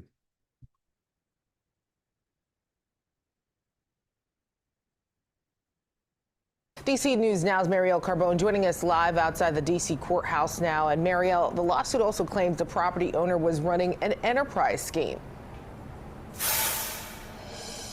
Yeah, Annalisa, essentially the OAG says that this is a Ponzi scheme. He says that Sam Rajuian, who he refers to as a slumlord, owned more than 70 properties with his family across the district. And not only did they let them fall into disrepair, he says that they defrauded the district $16 million in housing programs.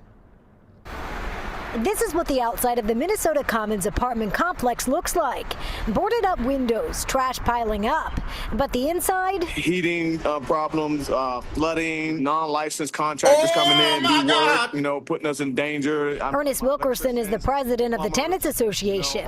An 83-unit building, he says only a dozen are filled. The rest are uninhabitable. Wilkerson blaming property owner Sam Rajuian. You can actually see the dirt floor because they had, unlicensed contractors in there. Rajuian and two other family members now facing a civil lawsuit brought on by D.C. Attorney General Brian Schwab. Unfortunately, the district is home to some bad actors slumlords who seek to profit off the city's housing crisis. Schwab filing this under the RICO Act. In a Ponzi-like scheme where they use falsified financial documents to trick lenders into giving them large loans to purchase primarily rent-controlled properties under the guise of profitable redevelopment. They then Yeah, this is worse than a scam. At least the Somalian thing, they had like they did them a little better. Yeah, they took the money and did nothing with it. No repairs, nothing. Like, yo, you are bound to get caught. Like, goddamn, they showed an apartment like demolished, like a demolition happened. and rent these units to tenants who receive housing subsidies while allowing the properties to fall into disrepair. In all, the OA. I mean, you're not gonna spend one dime, and guess what? They're gonna become homeless like Sky. But who is going? And look, they're victimized by a real scam that they're unaware of. Okay, they're not benefiting from the scam. Sky was benefiting from the scam. She was living luxurious. These guys are living in slum homes. Nobody's asking for their GoFundMe's. And look, only 3,700, 3,800 views, while Sky shit got 40,000. Damn near, what, 13 times more? OAG alleges the family owns more than 70 properties in D.C., 90% in Wards 7 and 8. And by allowing so many apartments to become uninhabitable, they have decreased the overall housing supply. The lawsuit looks to ban the family from owning any properties in D.C., as well as pay back restitution to tenants and the district. If they win this case, you don't have to worry about if we're going to be living in squalor. And the OAG has sued Rajuian previously. We now know that he's racked up more So he got sued before. So is he going to prison? That's what I want to know. than 4,000 property violations. Mark and Annalisa, I did reach out to him and he answered.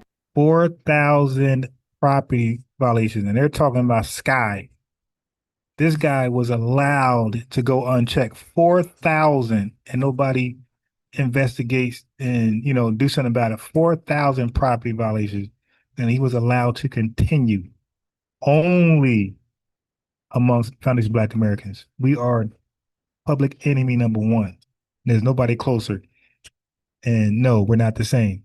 You don't have this going on in your areas. You're protected. You're part of the scam. They're scamming and not even including us. By text saying he strongly disagrees with the allegations made by the OAG. We have his full and complete statement up on our website. That is dcnewsnow.com. Reporting live from the courthouse, I'm Marielle Carbone, DC News Now. All right. So remember Sky and the other guy who's claiming his left hip was hurting. They were disabled, living in luxurious apartments on our tax-paying dime. Okay, so I want to show you something. Right here. Look at the face she's making. Oh, yeah. All of it is an act. Now she's going to look extra sad and delusional and stop it. All right. That's AC. That's AC right there. All right. So let me get to what I seen earlier. And I got to play this later on Lineage TV. The lead attorney, he embarrassed Corey Holcomb. He showed Corey Holcomb was kind of incompetent. Don't even know what's going on, which was embarrassing. She said, "This is what I'm going to play on my Lineage TV. These rich people will get mauled." Now this was garbage. This guy right here met a Tether. All right, I'm gonna play this one next. Okay. So I'm trying to look another one. Karen's getting the lie. Look, I'm playing this on Lineage TV. That's the type of stuff we're gonna watch. So get your popcorn ready. Where is what I'm looking for? Yeah. All right, thank you. Yeah. I'm looking for a funny meme on how to test people that claim to be disabled. Oh yeah, let me get to the Black History thing before I forget. So I'm just gonna reiterate. When you let anybody tag on to the word Black, any recent immigrant, yes, you're gonna get the problem we're having right now. Okay, This is why we're repoing black for anybody who want to call themselves black in any sense. You're not black. You are from your country, and therefore black history reserved and preserved for foundation of black Americans. But when we call other people black people, this is the problem. I can't even get mad. So we got to get the language right. So I already hit Tariq Nasheed up on TikTok. I try to reach him on TikTok. Tethers, I had to wait behind Tethers. So hopefully I can get to a good, strong bill with him to let him know, like, listen, man, if you use black, clarify, disclaimer, just say just for the sake of conversation, something like that. But let them know, like, how are you black? So right here, I'm gonna get on this right here, be part of the Lineage TV. This is part of Lineage TV. Okay, but what am I looking for? I'm looking for this fake Burger King. That was hilarious. Let me see if it's here. I gotta show this one right here. This was crazy. Okay. So this is a big old rat playing with a cat. I try to tell my boy, I said, yo, cats don't eat rats in New York. He thought I was joking. Yeah, they do. This rat is playing with the cat. This cat didn't get up. Look, this cat didn't get up.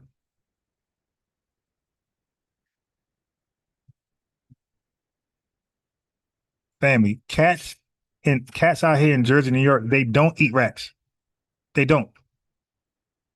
That's why it's a big rat problem in Newark and New York. Cats don't eat them. They don't even bother with them. You just seen it yourself. So let me get to the meme.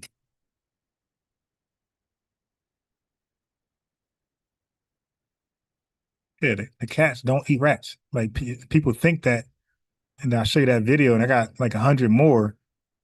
No, they don't. Yeah,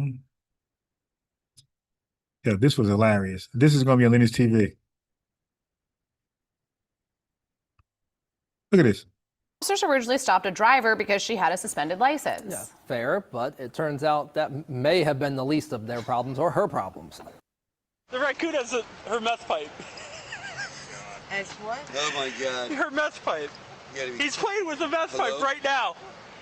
No, don't reach for it. That's evidence now. Oh, I don't want him to have that. That's why I'm going to do it. There's a lot to unpack in this video, and I wish we had 30 minutes to just sit and do that and watch it on repeat. But anywho, she's smoking meth with her raccoon pet. Raccoon. That raccoon has a name. It is Chewy, and its paws were on that meth pipe. The raccoon's playing with her meth pipe. She looked unhappy. Oh, there's no way. He's trying to smoke it. All right. There's no way. Imagine this officer in 30 years recalling the story to friends. He got the meth pipe in his mouth, yo. The cop is dying. About the raccoon and the meth pipe. Trying to take a hit off of that. Oh, God. Officers say this raccoon was a pet and the driver did have the proper paperwork to own it. That's good news here, but she's facing a lot of other charges after officers found a large amount of meth, crack cocaine, and 3 used pipes inside her car. Yo, how do you smoke meth and crack? Yeah, look, don't let this fool you. She about 39 years old. She about 39. Play with her meth pipe. Okay, she about 39 years old, yo. No cap. The raccoon was playing with the meth pipe, yo. Now look at this fake sad story right here.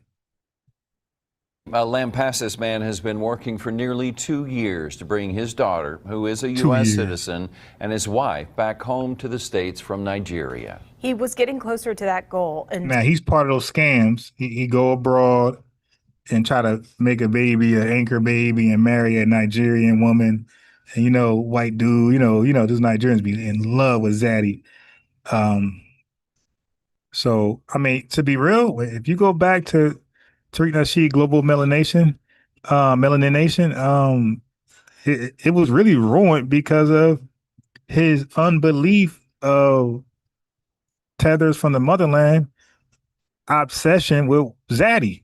Like that was the straw to break the camel's back with Tariq Nasheed doing a global melanination. That was he complained so often on flag waving Tether immigrants from Africa, just in love with Zaddy, defending. So when Tariq Nasheed roast Zaddy, they the first ones attacking him in defense to Zaddy, and Zaddy was being disrespectful, saying the N-word, calling black women, well, melanated women names, and he would expose them and get on them.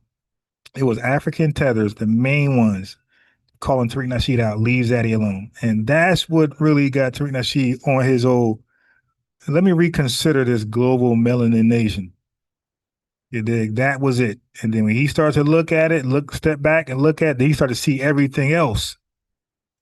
He's like, oh shit. And I made so many videos on that. The origins of delineation.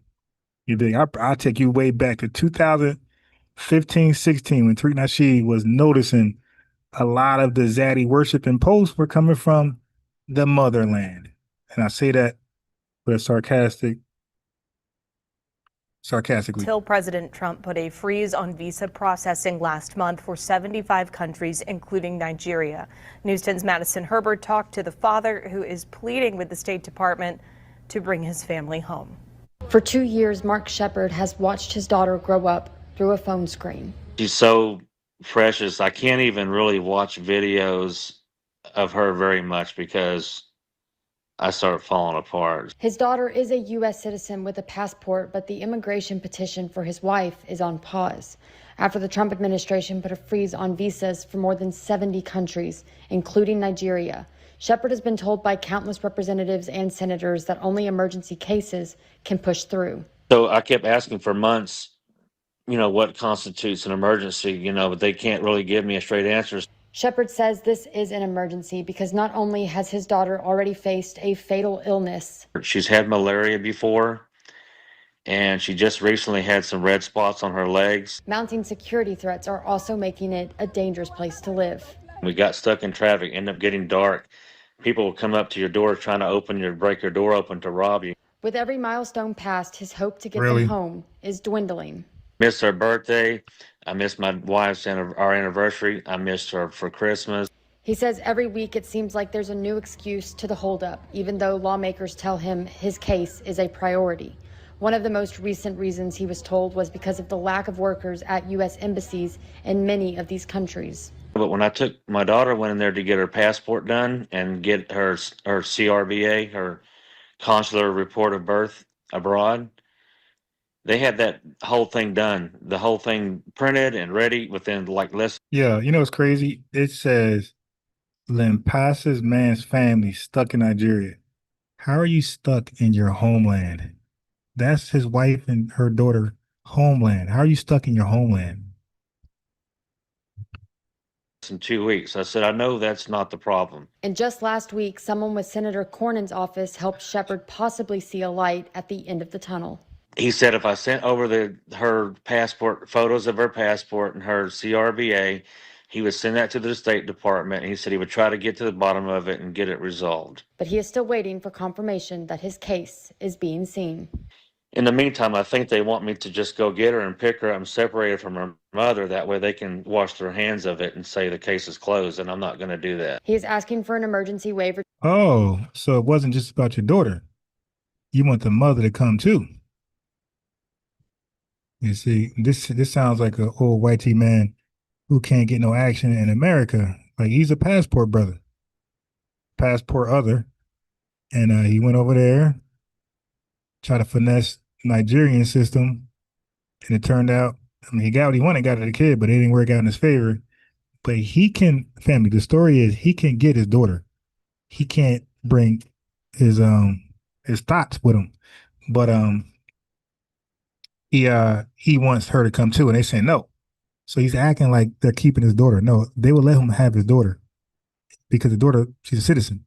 The mom can't get a visa because of the suspension.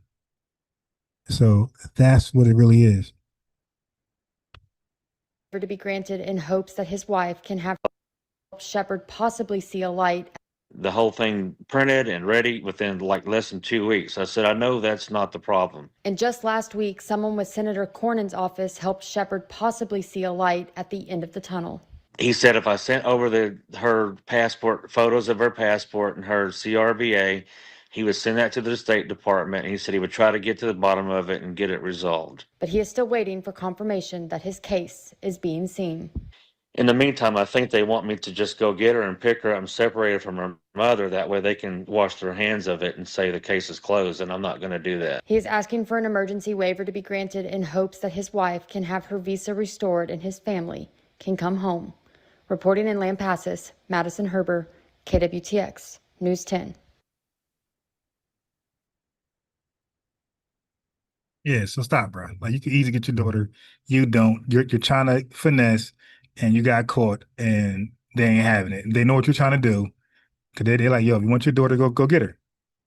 You dig? And you're like, well, can her mom come with her? Like, nah, she a Nigerian citizen, and visas are suspended temporarily.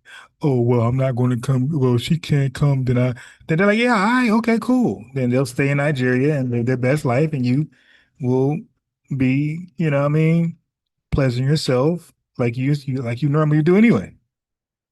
So you're back to your regular life. How they talking, man? His family's home, right? These guys, man, these passport others, um, you know what I mean? You stuck in your own homeland. Yeah, the news, yeah, I'm saying the news can really paint a picture. The news can really paint a picture, man. I got so much information that I'm not gonna do right now because it's so late. But I want to cover Soul City again. I got a lot to talk about that, and I want to go a little deeper. Trey sent me the thing with United States of Latin Africa. I'm gonna look over that. You dig? And yeah, man, definitely not gonna.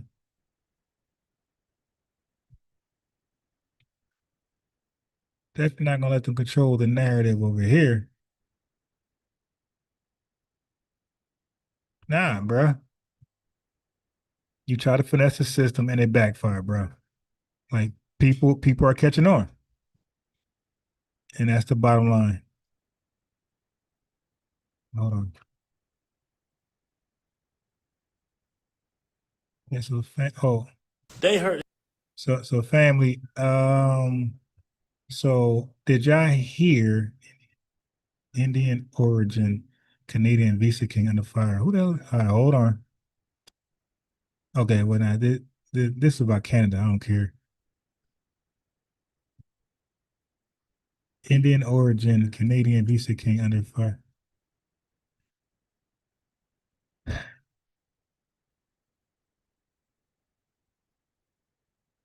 Yeah, this guy Tether Dream is still trying to be a. Yeah, this guy Tether Dream family. You got to see this guy. I just happened to see a video that he made. He is trying. Yo, all this is a guy from Jamaica. None of his posts, none of his videos got anything to do with Jamaica. Everything is about foundation Black Americans. Like he's trying to be so viral. He's trying to go be successful, bro. You'll never be successful, man. You debated me. I ended your YouTube career, my guy. And it's public. And I'm gonna start making little videos and putting your name there. So when anybody ever YouTube your name is gonna be associated with getting your ass kicked by Unbiased Ron. Now, none of these guys can ever put my name in a bad light like they want to debate. No, sir. They gotta chop and screw it. They let that thing fly, ain't none of them to tie my shoes talking about delineation reparations. Man, I didn't deleted so many people careers on YouTube, but he's back. I see he's back trying to make a video. He's trying to use people's names in there. Black American code. It's corny discussion. No views. Like two people were Peace. asking right there. Corny. Never shows his face ever. You can imagine how he looked. Always, always, always be wary when somebody never shows their face, especially from like an immigrant. Immigrant background, never show your face. Yeah, something's up. Immigrant background, and they want to be seen all the time. These Tether Dream people, they want to be seen all the time. Never show their face. Shoot, shoot, baby, shoot, baby, do, baby, baby. Right. Oh, so let me hit y'all with the lineage song, family. Check this out.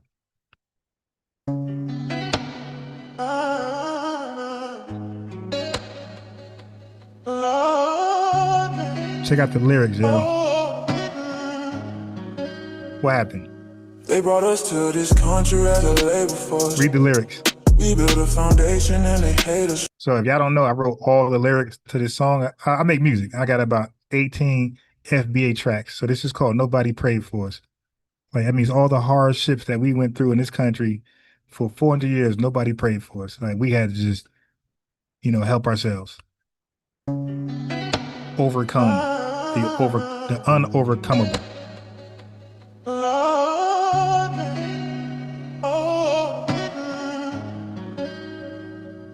They brought us to this country as a labor force. We built a foundation and they hate us for it. They hate us for it. We built a foundation and they ain't pay us for it. They hate us for building the foundation, family. But they gon' pay for it. They ain't paid for it. They ain't paid us, but they gon' pay for it. Already prayed for it. Non-believers didn't pray for us. Non-believers didn't pray for us. We're black and we built the foundation. Stone by stone, generation to generation. Vultures said we had no culture. Them vultures got a Jay-Z poster. Them vultures got a lacy culture. Vultures eat what they didn't kill. Vultures sleep what they didn't build. They brought us to this country as a labor force. We built the foundation and they hate us for it. We built the foundation and they ain't pay us for it. They ain't pay for it, but they gon' pay for it. Already paid for it. Nobody prayed for it. Nobody was in pray for us. Nobody was in pray for us. We're black and we built the foundation. Stone by stone, generation to generation. Vultures said we had no culture. And vultures got a Jay-Z poster. Them vultures got a lacy poster.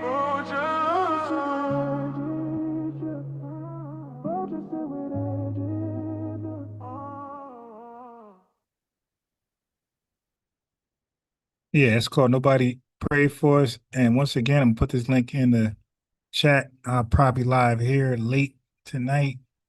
I'm gonna show police officers getting arrested for DUI in full uniform. And we're gonna clown and have fun, family. Get your popcorn. I might even take a sip. You know what I mean? Get a little loose. And have fun with this one. Lineage TV. You feel me, family? We be doing something different. Doing something different. So let me throw the link in the chat, family, on your way out.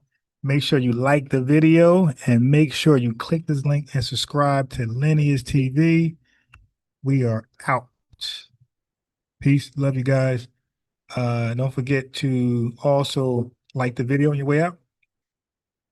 You got unbiased, $sign Ron. That's the Cash App. You ain't got to be Bill Gates. $1, $2. That'll go to one of my subscription bills. And yeah, man, we out. Appreciate all of y'all. Thank you for pulling up.